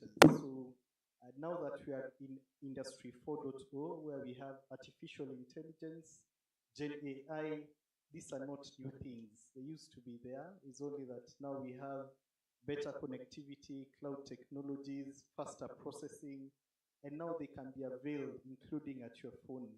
And those are the shifts that are taking place. And when you think about it, around these evolutions, revolutions, it's just a natural cycle to life. It's nothing new that is happening now. I like to also go back in history. I'm a fan of Mercedes. When you look at the first Mercedes car that was produced and what you're driving now, it's a step shift and things keep changing. But the interesting thing now that we are within Industry 4.0 and what you could refer as Industry X, we are now at a phase whereby technology is actually permeating in all spheres, including HR. I'm sure for those who are practicing HR, now we are using a lot of AI software to do your initial screening. You can actually interview thousands without meeting them and do your initial screening. But that said, now we are seeing a shift in jobs. And actually from stats, by the year 2030, 50% of the jobs that will be performed do not exist yet. They've not been invented. Another stat is by 2025, at least 80% of all employees across all cadres will need to be upskilled with technology. And some of these technologies, of course, AI is at the forefront of it. Internet of Things is becoming a big thing. But also the key shift that is happening is people need to learn how to integrate technology in their day-to-day ways of working. But going into the future, even as we automate more and more, then it becomes less about knowing how to code, to write the software. It's important to know the logic of why you write the software. And this is where skills like soft skills become very key, because probably that will be the only element of human value that will be left to do at work. Otherwise, everything else is likely to be done by machines. Thank you very much. Thank you, Andrew. And I will give a chance to another Andrew Austin, also in technology, to tell us, we have seen the emerging trends and how they are affecting work and also how the industry is working. How can organizations build resilience and also try to unlock sustainable performance for employees? Thanks very much. In answering this, I'm going to refer a little bit back to some of what Andrew said, some of which I think we have a lot of agreement on, and some of which I must disagree with you on. If you look at the current trends that exist in the market today, we have a bubble forming in the AI bubble, and it is a bubble. People are becoming more and more reliant on abstraction layers, automation, AI, etc. Here's the problem. AI hallucinates, and it's not going to stop hallucinating. The current stuff shows that ChatGPT has actually gotten less accurate, as an example, over the last while, because it's being trained off the internet and, well, bad data in, bad data out. What I see happening is that as we move towards this abstraction layer and we have taught students to think in terms of abstraction, you have less and less people who understand the underlying technologies. And this will work for a while until it doesn't. When it doesn't, you're going to end up in a situation similar to what we had in 2000, where suddenly we were all running around looking for COBOL experts, and they were making a fortune. But it's a small, limited number of people. The future of work is going to come down to, we are almost creating a divide between those who are reliant on AI and reliant on abstractions versus those who are trained to think on the underlying theory and the principles, and we are not producing enough of those. I was in a conversation with a Fortune 500 networking vendor the other day, and they said to me, Andrew, if we lose our top 30 programmers today, we close our doors because we can't replace them. The skills shortage is already there. We talk about building resilience. We have to move away from preaching this message that AI is going to be the be-all and end-all, that the abstraction layers are going to make your life easy and you're not going to need to do anything. Because at the end of the day, that stuff works until it breaks. And at that point, people still have to be able to fix it.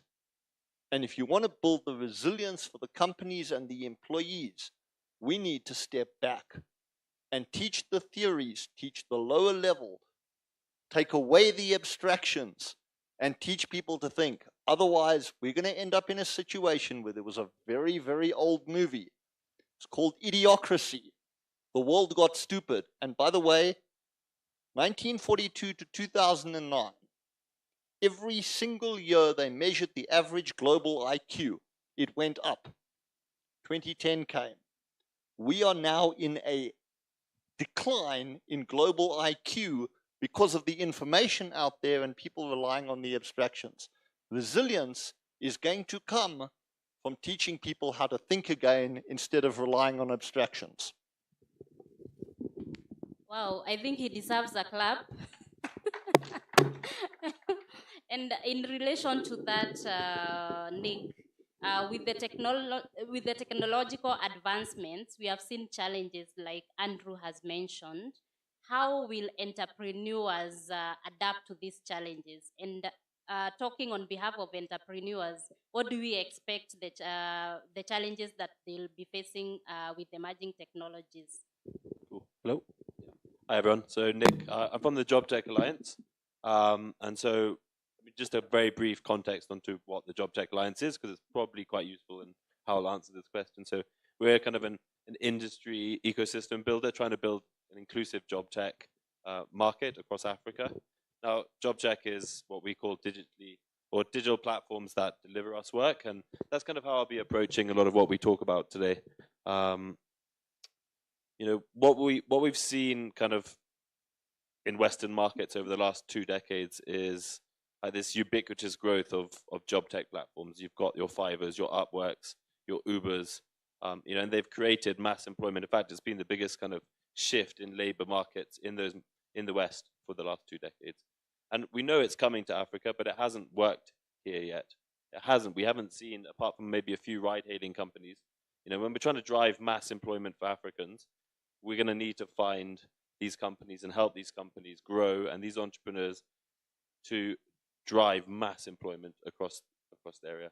And why haven't we seen that? And I think entrepreneurs see that in a number of different ways. One, there is severe market challenges, financial inclusion, literacy, skills gaps, you know, the stuff that's all been talked about constantly over the last few years.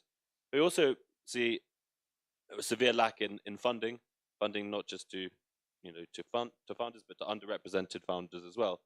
And then kind of on the flip side, what we see at the Job Tech Alliance, and we've worked now with 150 different platforms all across Africa, is platforms tend to really nail supply. There is an overabundance of high quality supply in Africa. There's loads of people here, everyone wants a job.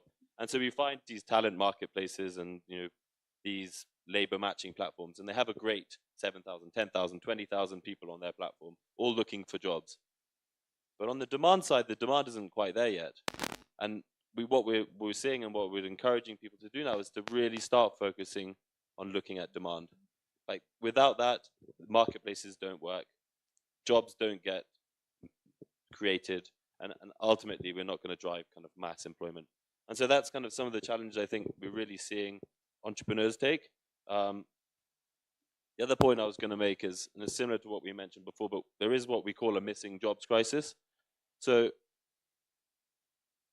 rough numbers, but every year in Africa we see about 19 million people want to enter the formal workforce, and they're met by 3 million formal jobs. So there's this huge disconnect in what formal jobs are. And I think often when we talk about jobs and the future of work, everyone is the 8 to 5. That's not what a job is, and it's not what a job is in Africa.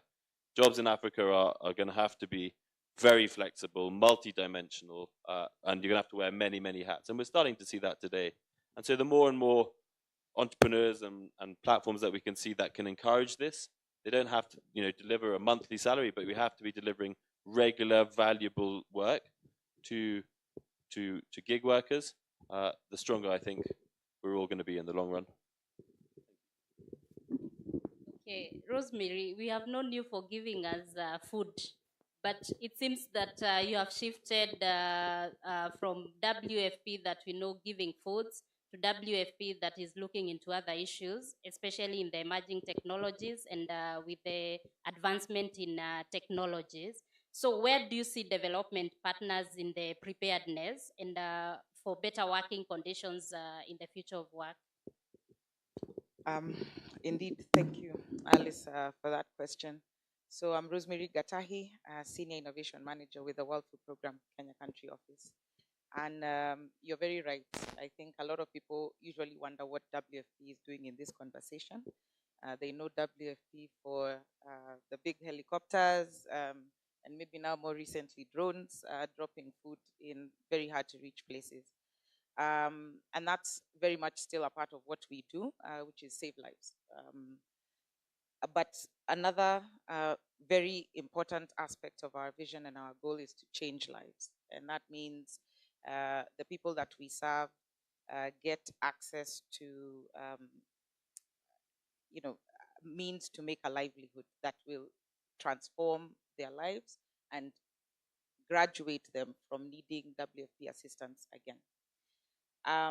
So in that respect, we as an organization asked ourselves how we could make that change, given that we have so many people who need food assistance because of the climate change.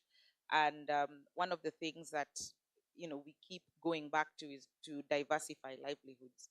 If that pastoralist in Marsabit has a flock, and then there is a 4 consecutive failed rains, that means that decimates his flock. That means he has nothing, really nothing to feed himself, to provide for his family. But if he had an alternative source of income, then maybe his situation wouldn't be so badly off. So we look at diversifying value chains, so things that aren't as affected by climate change as perhaps farming or agriculture, but also now more prominently digital work. And the capacity that WFP is coming with is actually a very deep knowledge of these hard to reach places. I keep saying this, and I hope the representatives of the government will forgive me, but you will find WFP where you will only find the Catholic Church. I don't know how many people in the room have ever been to Marsabit County. It takes a day, a full day's travel to go from Nairobi to Marsabit town. But within Marsabit County, you need to travel another day to reach a place called Loyangalani. That's on the shores of Lake Turkana. And you need again to travel another day to travel to a place called Ileret, which is on closer to the border of Kenya and Ethiopia. These are people who have perhaps not had the opportunity to come to places such as this, get exposed to the digital literacy programs that are here, get access to the digital jobs that we are talking about. And that's the space where WFP is coming in, to bring those people from Ileret, from Loyangalani, from Kalobeye, I had Kalobeye being mentioned earlier, into the fold, and to bring them into this future of work that we are talking about. Thank you. Thank you. And Grace, you have been working with a lot of development partners. Kindly share your experience on how they are advancing the agenda of emerging technologies and what to look out for as an entrepreneur, as a consultant. Thank you, Alice. So my name is Grace Kamunde. I act as a program manager consultant for some of the technology firms like Microsoft. So what I've seen really coming up, and when you're thinking about the trends, for example, we've just had the conversation on how do you relate to Gen Z for the future when you're thinking about the future of work. And it's not just about Gen Zs, but even for us at our age right now, as we are looking more into how do we find that work-life balance. And when you think about those kind of trends that are coming up, you need to, what I'm seeing development partners do is really come together and collaborate and not just run programs as silos, where you see one program is, running on SMEs specifically, and they are at least concerned about what the guys who are doing youth empowerment or youth skilling.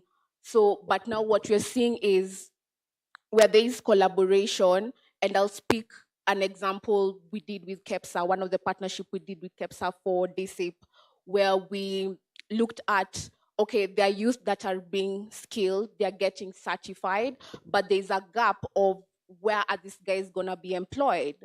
And that gap is, as a development partner and supporting KEPSA, for example, is looking at, okay, who are the recruitment organizations that we can maybe bring on board to support the people that are being skilled, for example, and they come into once they are done with their skilling and they get their certifications, they are able to get employment or from these recruitment boards. And so just looking at different ways on how to collaborate, that definitely is key for development partners when they are thinking about how do we evolve in this new future of new way of work. Then another thing I'd like to bring on board, and I see development partners thinking about now, is educating at a large scale. And what this means is moving back to digitizing content. Yeah. So before we would have a lot of the trainings happening face to face, where you will train the trainer and the trainer goes and trains the masses. But now what you're seeing development partners do right now is, can we digitize all our content so that we are able to reach through creating labs in different regions, like Rosemary has said, is can we digitize our content so that if nobody is left out and we are able to see people in literally anywhere can come, log into our platform, get access to learning content based on what they are looking into, and see that people grow and see the economy grow in the long run. A good example that I have seen is a partnership that was just launched the other day between Gebea and Microsoft. That partnership it's literally changing the scope. Like we've talked about the different panel sessions and speakers, they've talked about how there are gaps, there are very missing gaps, very many missing gaps when you're looking at, okay, where do I go to find this information? Where do I go to access the job from what I've been skilled at? And the platform that Gebea launched, it's in one platform, you're able to get your skilling. Yeah, you're able to get skilled, and this skilling is the on-demand jobs, the job that you're saying. So there's AI, there's project management, administrative assistant, all the jobs that are being considered to be on demand right now and in the next couple of years. So again, in this platform, so you get skilled. On this platform, you have access to a global community. On this same platform, you get access to jobs that are available. So I'm not going into LinkedIn, finish my course, or into PLP, finish my course, then I have to go open an account on Upwork or any of the gig economy platforms, but I can get everything from one platform. So I think as development partners are thinking about educating at a large scale, they also need to think about how do we bring all these things into one platform to make it easier for the youth. Yeah, and I'll close at that. Okay, thank you. Andrew, you mentioned about the requirement for employees to have both soft skills and technical skills. How do we strike a balance as organization between employees who are coming with soft skills without technical skills, or coming with technical skills without the soft skills? Thanks for that question. And I think to reiterate early on the start about 50% of the jobs not even being known as of today. And part of those jobs will still be technical skills. So technical skills will still be a requirement. Also, to echo what my namesake spoke about, being a practicing engineer, I actually believe in thinking from first principles and building it out. And in the future where we are going, it's going to be a lot easier with technology to do this. But really, you need that top 5 percentile to really build this technology and ensure it is up and running. And I guess for organizations, I think we're going through an interesting transition phase. Previously, it was about what you'd call an I-shaped employee, which means you have one skill. Whether you're doing typewriting or whether you're the foreman, that's the one skill that you know. Then recently we are coming to T-shaped employees, which means you have one skill which you know to great depth and a breadth of many skills. And these are technical skills actually. Now we're even talking about pi. If you know pi, the one in mathematics, so it's a T with two sort of standing legs. So it means you even need more depth in more areas. Coming to M-shaped employees, which means very many more diverse areas. And I think now if you're in the workforce, whether you're running your company or you're employed, you actually need a breadth of many skills to be able to actually give output in the current workforce. And I think to your question now, balance between hard and soft skills. And I think in future you won't be able to tell the difference between the two. We are talking about the X-shaped employee, which means you can actually do skills across a range of jobs. It's sort of your skill can be transferred. It's transversal across many jobs. And as we go into the future, the technical skills still need to be there, probably at an even deeper level as we go into more complexity, but the soft skills are coming to the fore. And as I proposition this argument in this way, as you are having more technologies, more capabilities, there's an increase in complexity. Not to ignore the fact that the demographics with the rise in Gen Zs in the workplace is creating an interesting scenario whereby actually the soft skills, in addition to just doing the job, there's the environment in which you do the job. And that's where the soft skills come in. Actually, without soft skills, you won't appreciate how to tune your technology to serve the customers. So soft skills are becoming ever more important.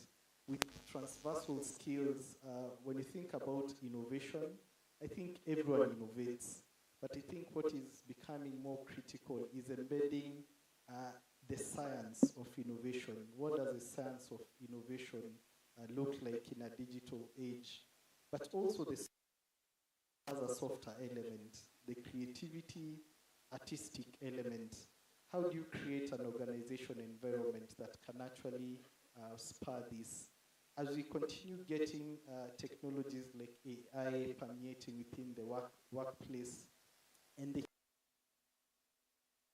orchestrate all these technologies, elements like ethics come in.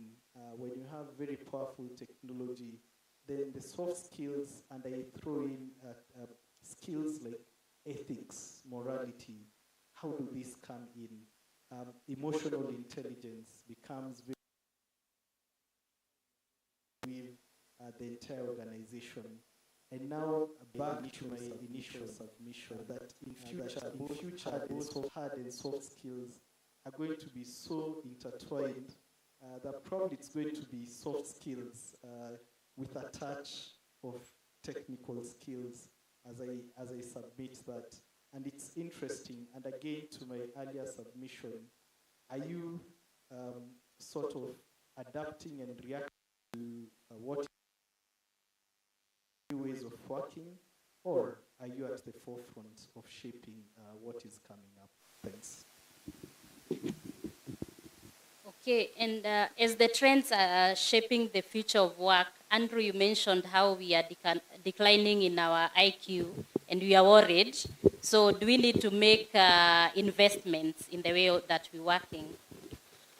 Okay, so I'm going to look at this question from kind of two perspectives. Firstly, innovation and R&D, which if we want the unicorns of tomorrow, and we want the large companies that are going to employ 40, 50,000 people, that takes R&D. R&D is expensive. There is no question about that. It requires equipment. It requires all sorts of skills. I run an R&D lab at home, and I can tell you now that just to give you an idea how expensive my power bill every month is 170,000 shillings. That's just driving that type of thing. So from that perspective, yes, there is investment. It also requires people to be able to travel, deal with other innovators, etc. I do a lot of work in the Internet Engineering Task Force. Having people at those meetings, etc., costs money. So from that side, yes, there is an investment that needs to be made in order to allow us to lead. On the other hand, though, when we look at companies and employees, what I've seen so many times is companies going, we're going to go and automate our way out of this. So they go out and they look for an automation product, and I see this in the networking world a lot. Automation suite in the networking world can cost you $5 million. You know how many people you can employ for $5 million? A lot, for a long time, and they can build it. Companies need, if they want to avoid that level of investment and enhance the number of people they're employing, to start looking at what they need and then having some faith in their own employees.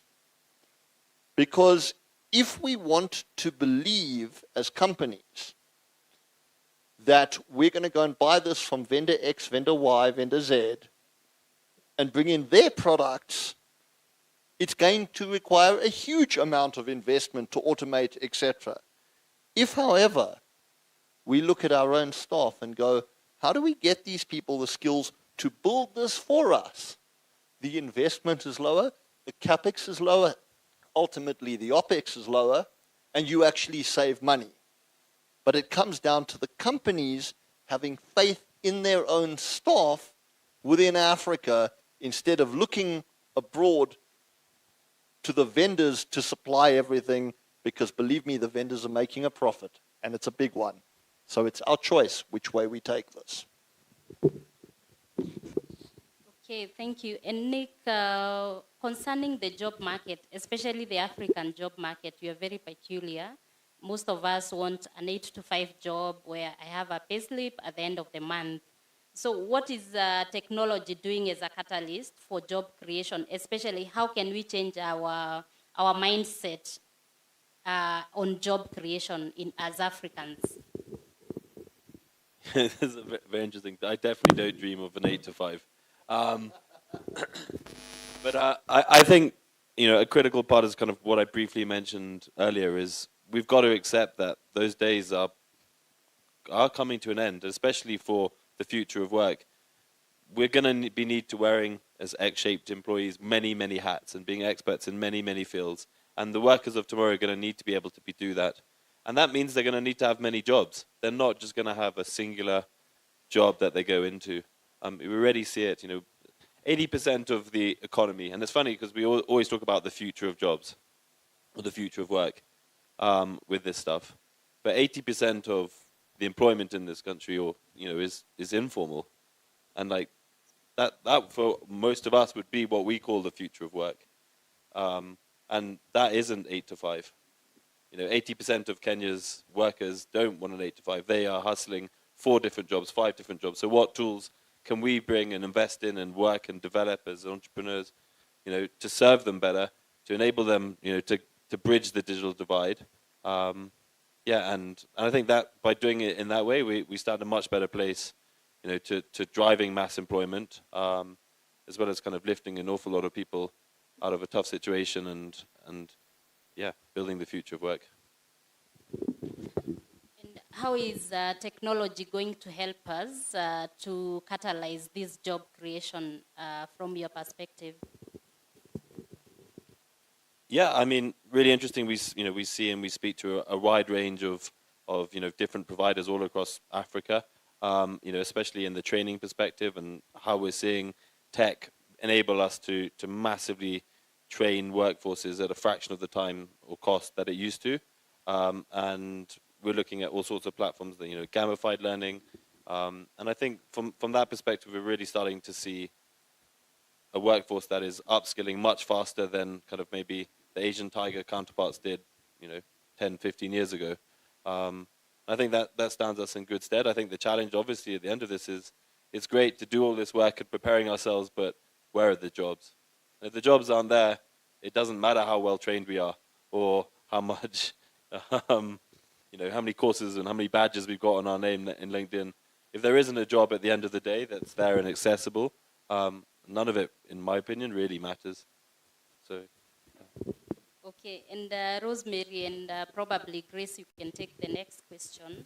Where is the place of development partners in championing preparedness and better work opportunities for the labor market?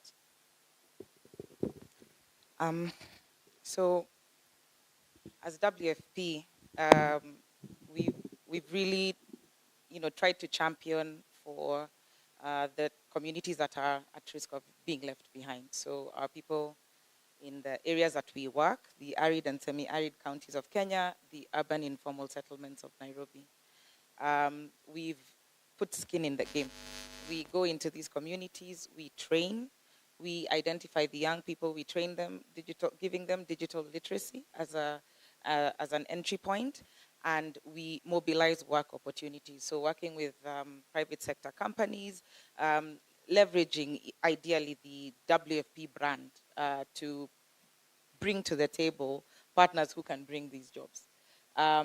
We've had varying degrees of success with it, but we are very committed to making sure that these opportunities are available to these communities. So think of it like a lot of what is being discussed on this panel in terms of what future employers or employers are doing to prepare their workforce for the future of work, we are doing for the communities that we are working with. And of course, with the generous support of our donors. So we mainly focus on the digital skills that are in demand. So that connection to the private sector is very critical, so that we are giving skills that are marketable, that are interesting to people who would want to hire.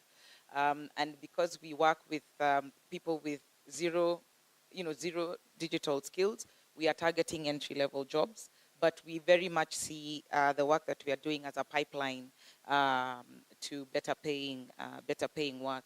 So where we started, for instance, a couple of years ago with just targeting the micro work opportunities, now we are progressing to Web3, for example. So there's a cohort of people that is getting trained on these Web3 technologies so they can make the smart contracts that are needed for crypto. So this is the role that we feel as WFP we can play, because there's so many other partners who are doing so many other things, and this is the gap that we've identified for those specific populations. Thank you. For me, I'll speak on first starting the work internally. And by internally, I mean upskilling and reskilling the employees you have internally by making them understand, for example, how are these new trends going to affect your job. For example, if I give my example, as a program consultant here, as a program manager, it's fast no longer being a pool where I'm just regional based, but being part of a pool where I can be picked for any project anywhere. I don't have to be in one specific place. And also not only that, but he spoke about being like you can do multiple things. And he also spoke about the ex-employee, where you're a project manager, but you're also a marketing expert. So how do you merge those two and also using technology in that perspective? So first starting internally with upskilling and reskilling the employees. Then when you move from that internal perspective, what I have seen development partners do, and it's also now going into the marketplace and looking into how then do we collaborate with other people. And I know I'd already mentioned it before, but also by collaboration here, I want to talk about how do you change your policies, for example, to fit into what the market needs. How do you move from being a 8 to 5, for example, for HR, they'll need to be thinking about how do you move from being an 8 to 5 job, then and moving to a more hybrid, or I can just give myself 30 hours a week and I'm good for it. And I have actually delivered on what needs to be delivered. So those are kind of like the trends I am seeing, and I am seeing development partners do, but also thinking about, once you've thought about that, also just digging deeper into, I want to give an example, especially I was having a conversation just for me to pose and so that you can understand where I'm coming from. So I was having a conversation with our CEO. 80% of his employees are Gen Z or late millennials. So they came to him and they're like, look, we want to travel. We know we're not going to be able to save up for ourselves. So how can you, as my boss, help me achieve this goal? So, and he had to sit down with his HR and be like, okay, this is what our employees want. How can we support them? And for them, they came up with a system of removing a small budget out of their monthly salary and putting into a fund for travel. So now for them, they have started that, and it's become a policy and a benefit for any new hire who comes into the company. Because again, if you're thinking about the work-life balance, those are just some of the things when it comes to organizations, whether it's SMEs, whether it's the top big 5 companies, or whether it's NGOs. Those are just some of the things they would need to be thinking about. Yeah. Okay, thank you. Andrew, you had an addition?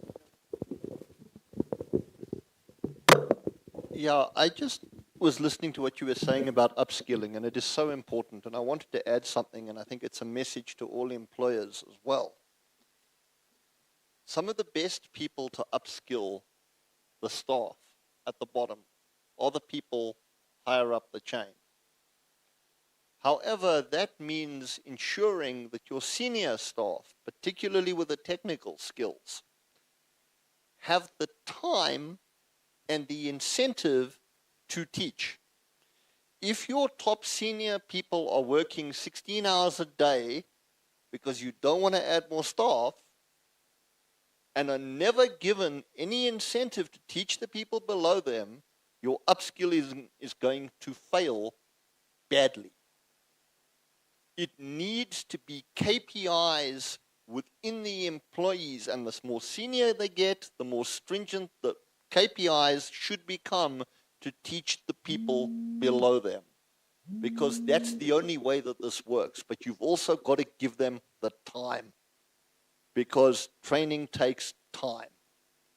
And if you don't encourage your top staff to train your people, the people below them, they're not going to do it because they don't have the time.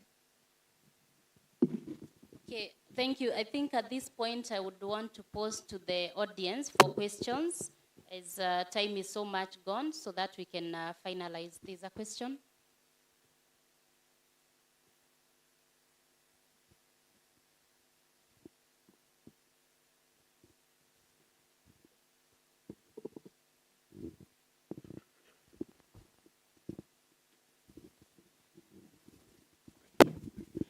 All right, thank you. Once again, my name is Evans David, and I happen to have worked in a space of youth employment, specifically in the areas of skills. And I'm going to share 2 or 3 things. First, there are a few things that I have been able to notice. First is that she's so clearly, and also reiterated by you, putting apprenticeship.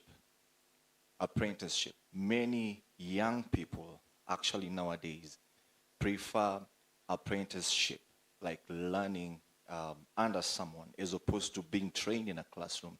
You call them for training in a classroom and they will not show up. You know, they come 1 day, 2 days, 3 days, they're like, boss, man, I need to get some money, and they're gone. But then if you put them under someone, that is how they learn. Secondly, there's a shift from, in terms of the frequency of pay, where there's a shift from many people actually shifting from monthly salary payment to jobs or opportunities that can pay them either on a daily basis or on a weekly basis. So this is just something that I'm posing over to you, maybe to give your comments on, because it's something that I've been able to notice. Secondly, something that was said here clearly is that we are not feeling the effect of companies like Fiverr, Uber, the global companies. They're doing great in the West, but when it comes to Kenya, there's a gap. And you could share with us more on that, but in that line, I just want to share something that I was privileged to be part of an IGO, an international organization that gave a lot of money, millions of Kenya shillings. But the challenge was that the money came with an already described way of doing it, So you have to do it in this way. It kind of looked more of as a research as opposed to you're helping the people. So it's coming as an investment fund, but behind the scene, it sounds like a research. So as you are deliberating on the emerging trends, you are like, this is what is happening on ground. They're like, no, follow the path. This is what is happening on ground. No, follow the path. But again, you have to do impact evaluation. You have to do M&E. What are the results? There's nothing to write about. Millions and money spent. We are hoping that this was going to be met. Nothing has been done. So maybe also comment on that. And how can the Kenyan market, in trying to create jobs for the Kenyan population and the youth, how can they go about this, specifically when it comes to donors? Thank you. I'm going to weigh in just briefly on the internships and the apprenticeships. And again, I'm going to couch this as a message to employers. We need to take on interns, and I get requests for it all the time. However, it also puts a responsibility on the employer. If you are taking on an intern to merely push paper around and you are not going to put the time and the effort and the staff into helping grow that intern, you are wasting the time of the intern and you are wasting your own time. I got an intern quite a while back. She ended up finishing university part-time because we took the time to invest, and then she never left. We said, your internship's over, you could go back and study, but we'd really rather you stay and finish part-time. I've got another staff member who I hired 6 months before they finished as well. I have a habit of stealing people really before they even finish. But it requires putting the time in. And so, yes, the apprenticeships are a very important thing, and companies do need to take on those interns. But please, to the employers, don't waste the interns' time, don't waste your time.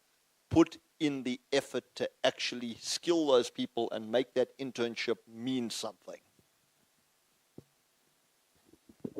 So I'd like to add, I think it's a very pertinent point regarding the apprenticeship.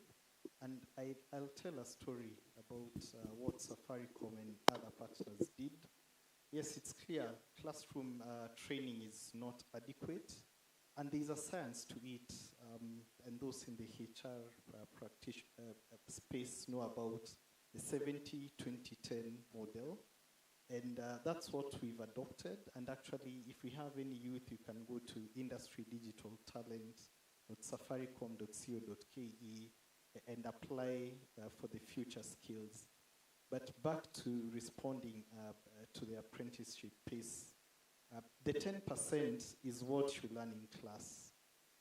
And then as part of the module, 20% is actually mentorship, which includes some master classes, some problem-based approaches where you can actually have as part of your course curriculum, you have some industry problems, and someone unexperienced, whether it's a dev or anyone in any future skill is mentoring you. And then the 70% is practice by doing. And what my namesake also has emphasized, it's doing meaningful things, investing, and ensuring you're actually growing the skills for the future.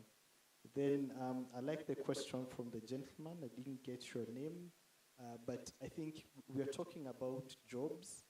But one thing which we're also advocating for is more than jobs, is to create employability. Because the truth is, and the future where we are going, it's a job, it's a personalized job, which means you can be in several jobs at once. So it's not really one job.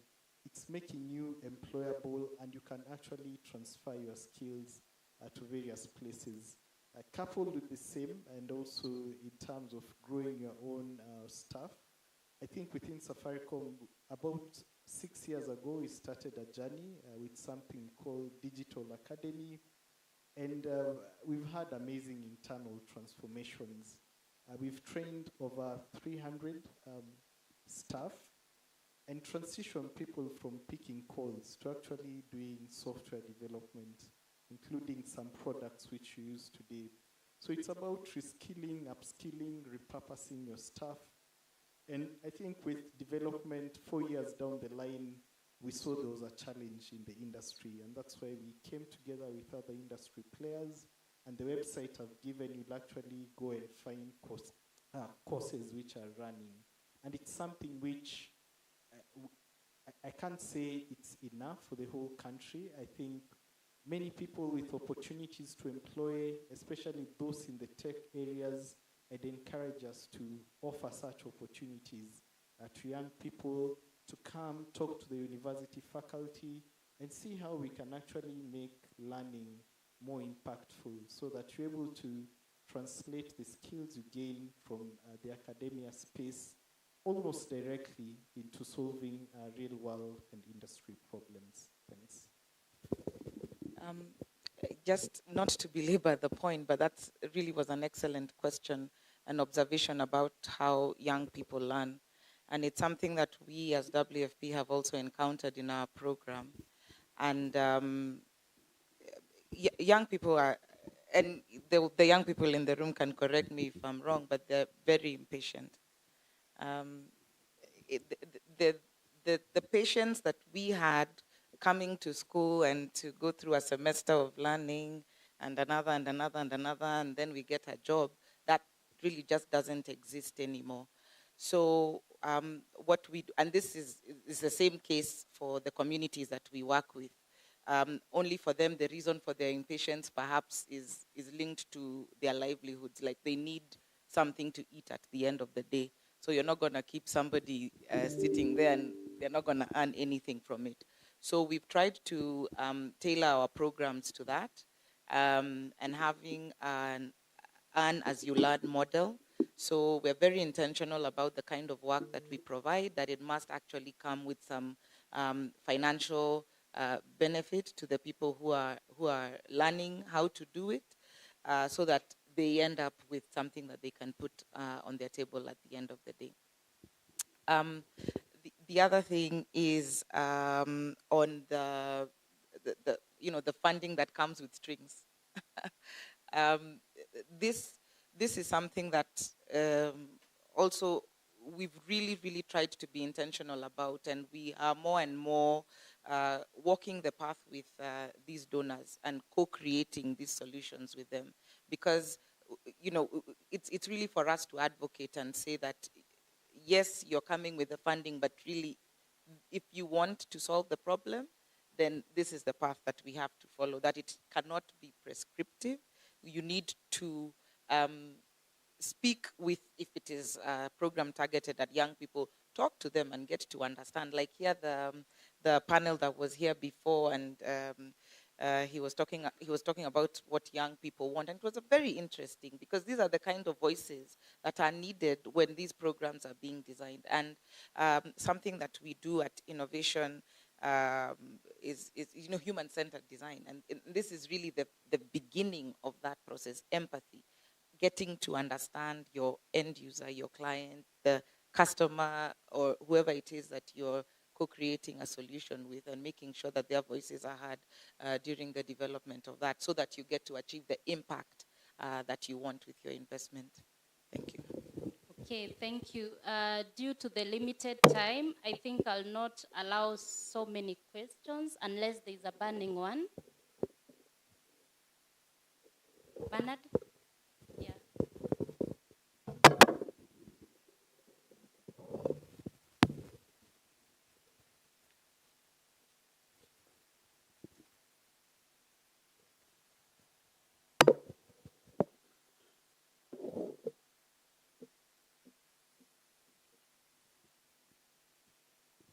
Yeah, Bernard.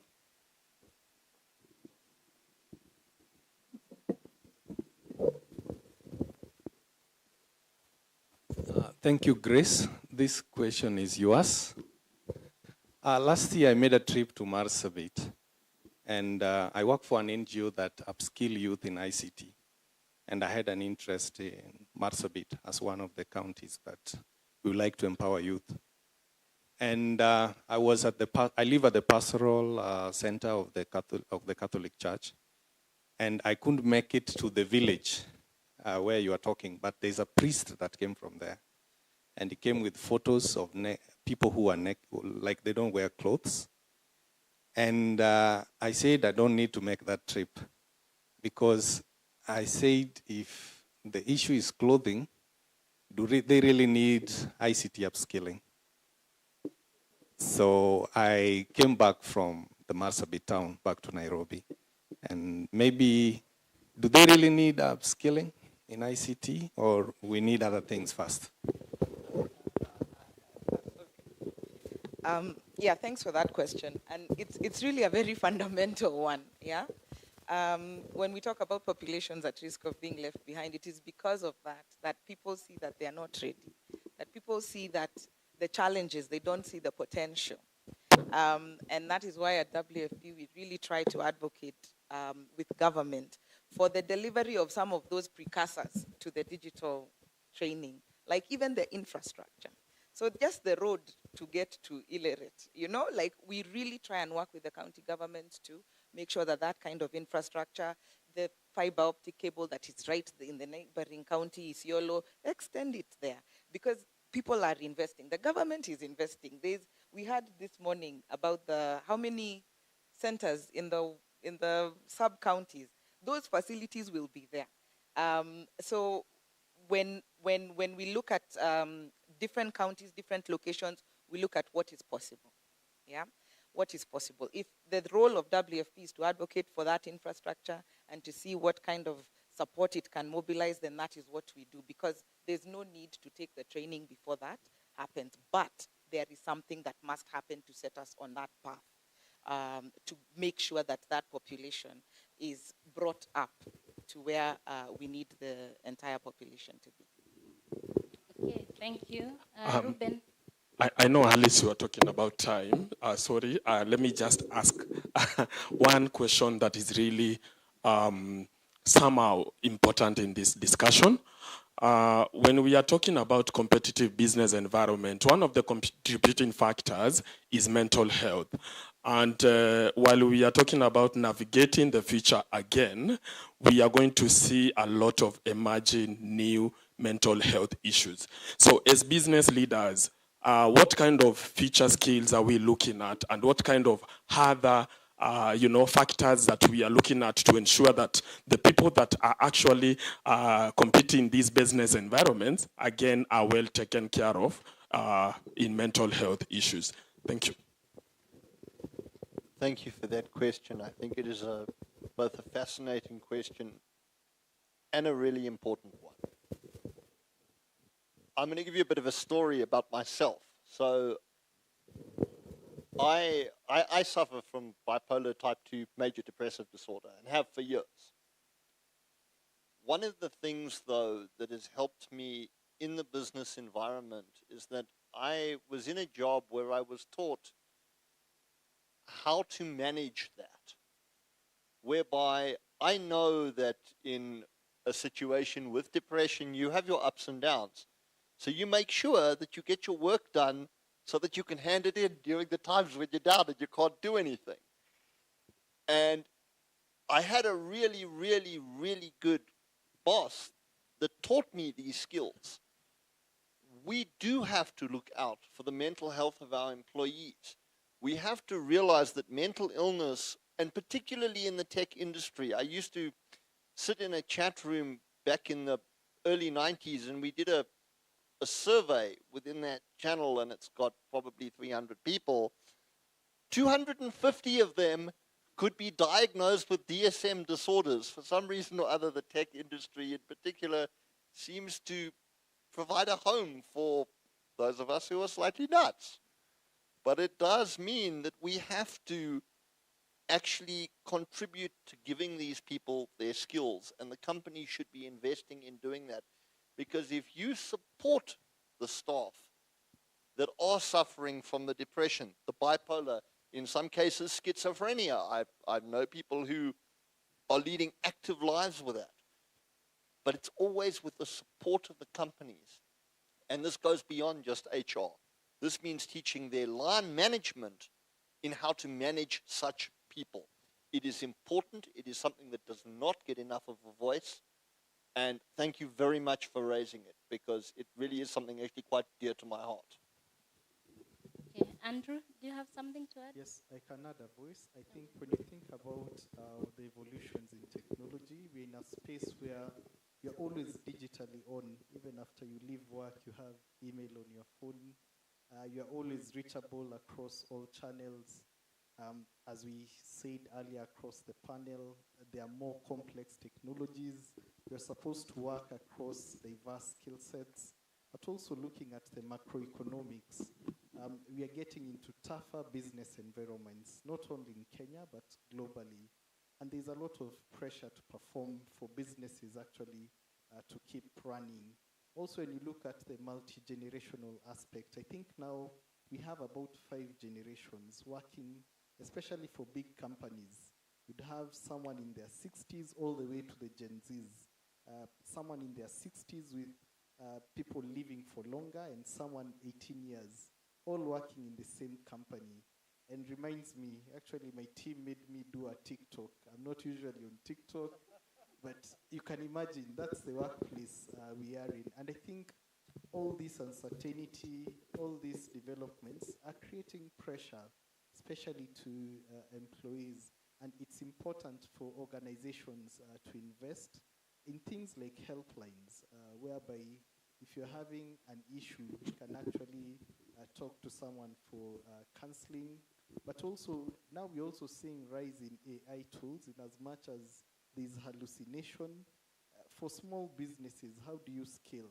There's also AI coming in for mental health. I know it's in trial phase, but the future where we are going to also technology is going to play a key role in the same. And also in terms of what was mentioned, in terms of curating jobs for the market that are fit for the market. For instance, if you take Kenya, most of people are within the informal employment phase, and yet you have a few corporates. So how do you make these jobs actually speak to the wider market?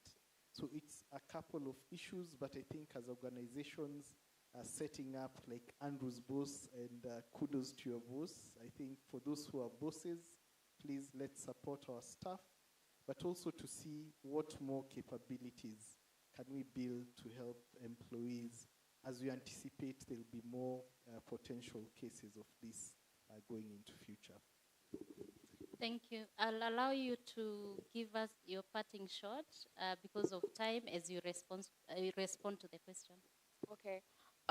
Just to add on that, on what both Andrews have just mentioned, when it comes to mental wellness, it's up to the employer to not think about their employee as an employee, but think of them as a person and build things in place where they can be able to do personal development for that individual, not just on mental awareness, but even on topics on self-awareness. Because if you look at mental health issues, they all come from maybe even perhaps someone not fully understanding who they are as an individual. So how can employers just build as they're thinking of mental wellness, but build on those different aspects on a full wholesome person, and a full wholesome person, and think on that aspect of personal development. For me, my parting shot would be when we're thinking about the future of work, we cannot move alone. We need to collaborate. We need to engage. We need to work together so that we are able to get into this new way of working, not as individuals, but as together. Yes, let me just leave it at that. Yeah. Thank you.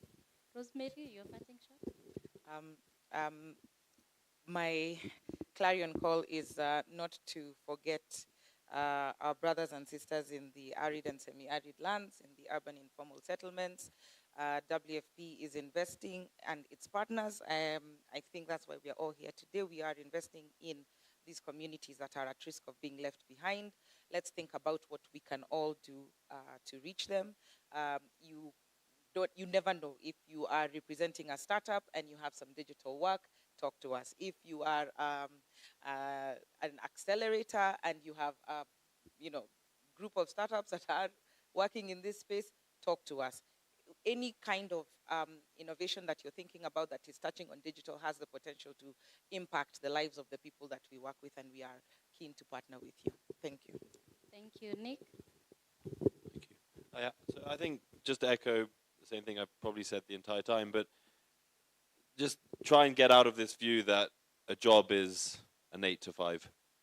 Jobs are not that, and we shouldn't refer to them as that. And when we're doing policy, when we're doing design, and we're looking at all sorts of different things, let's be inclusive with how we look at what a job is. Let's be creative, and let's make sure we are including all the underserved people in our communities. And the last thing is, when you think, and leave one thing with you, think of future of work. We think it's job tech. So just keep at it. Thank you. Okay, Andrew? I would say, firstly, to those of you who are out in the job market looking, don't panic. AI is not going to take all your jobs, no matter what anyone tells you. To the employers, I would say, please look at your staff as people, as was observed.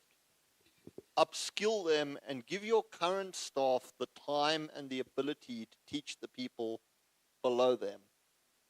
Let's go back away from the abstraction layers, the AI and the rest of it, and teach people how to think again. And that can be taught on the job, where you're actually teaching people how to do, how to think, and how to understand the theory so that they can also grow themselves. Because the key to taking people forward is to give them the skills to better themselves. Okay, thank you. And lastly, Andrew? Okay, thanks, and thanks, fellow panelists and our moderator.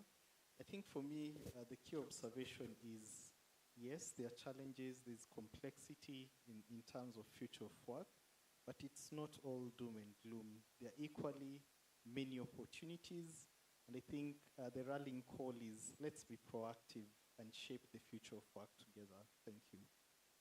Thank you. And the call for action from all of us is to collaborate, work together, so that we can ensure that we are addressing the issues and the challenges that are coming by. So as from the voice of the private sector, KEPSA, we are calling for collaboration from the development partners, from SMEs, entrepreneurs, and every other stakeholders, so that we can address these issues. Thank you for participating in this panel, and thank you for the audience that were so patient. We come to the end of the panel. Maybe we can have a group photo directed by our senior photographer. As they do that, a round of applause for them, please. Thank you so much for coming to the end of today's program. As they take that particular photo, I'd like to call upon Teresios Bundi, Gig and Data Economy Advisor at GIZ Kenya, to come on down for his closing remarks for day one of the summit. Yes, gentlemen, let us all smile. Even Andrew at the end. Yes, he knew I was talking to him. Yes, please, smile. Thank you so much.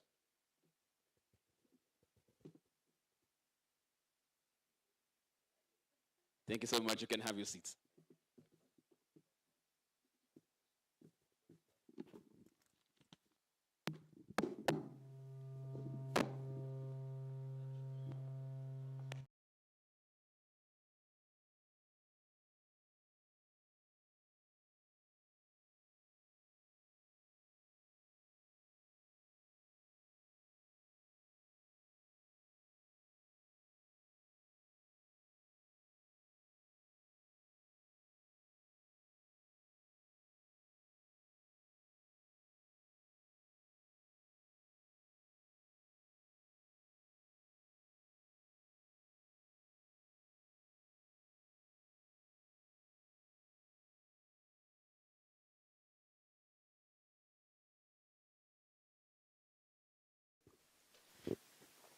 Good afternoon, everyone.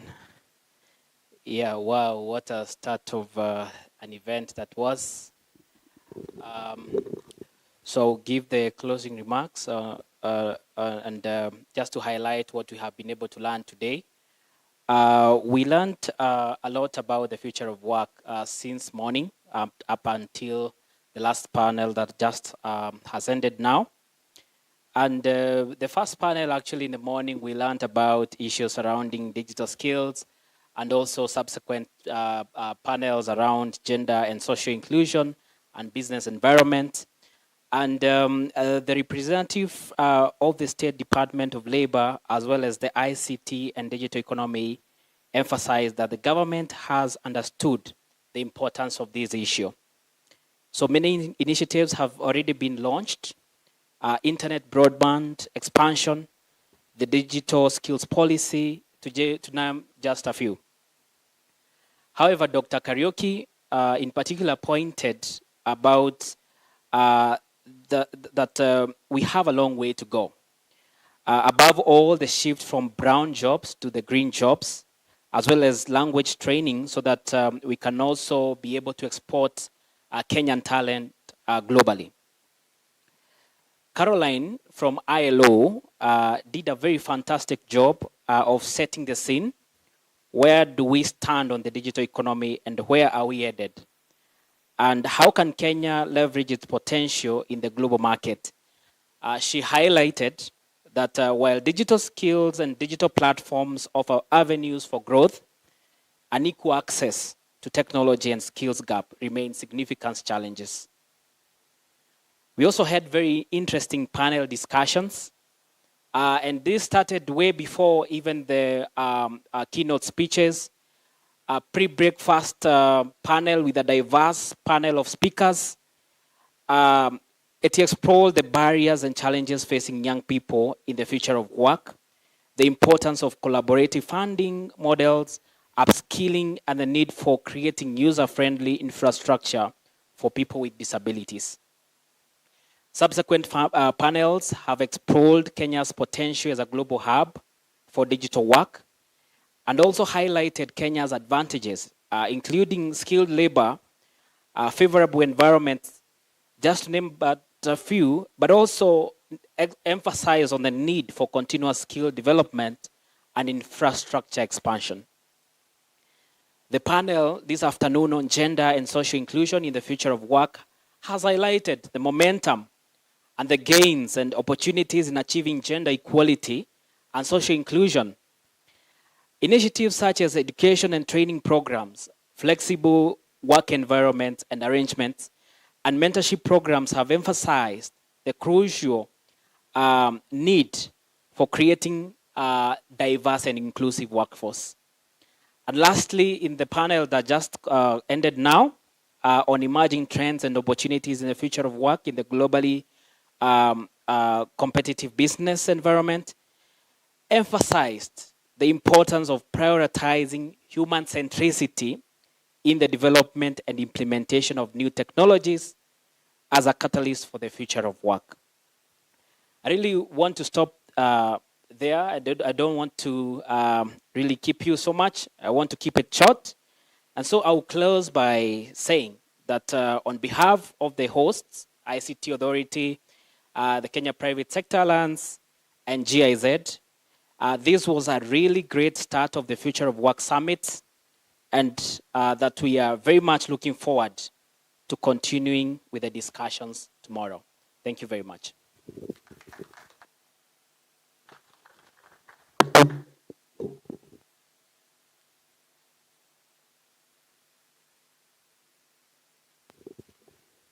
Bundi, I'm not sure there was anything left to say because I can see them still seated. So I can say we are finally done for the day. Day one is done. We shall reconvene tomorrow at 9 as we get into the second day of the summit. Thank you so much for your time and your patience. See you tomorrow, bright and early. Thank you so much.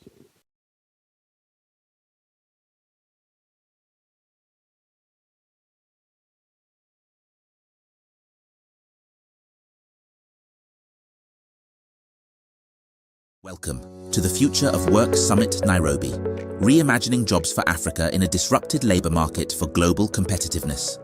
Dates 14 and 15 March 2024. Venue University of Nairobi, Manu Chandaria Hall.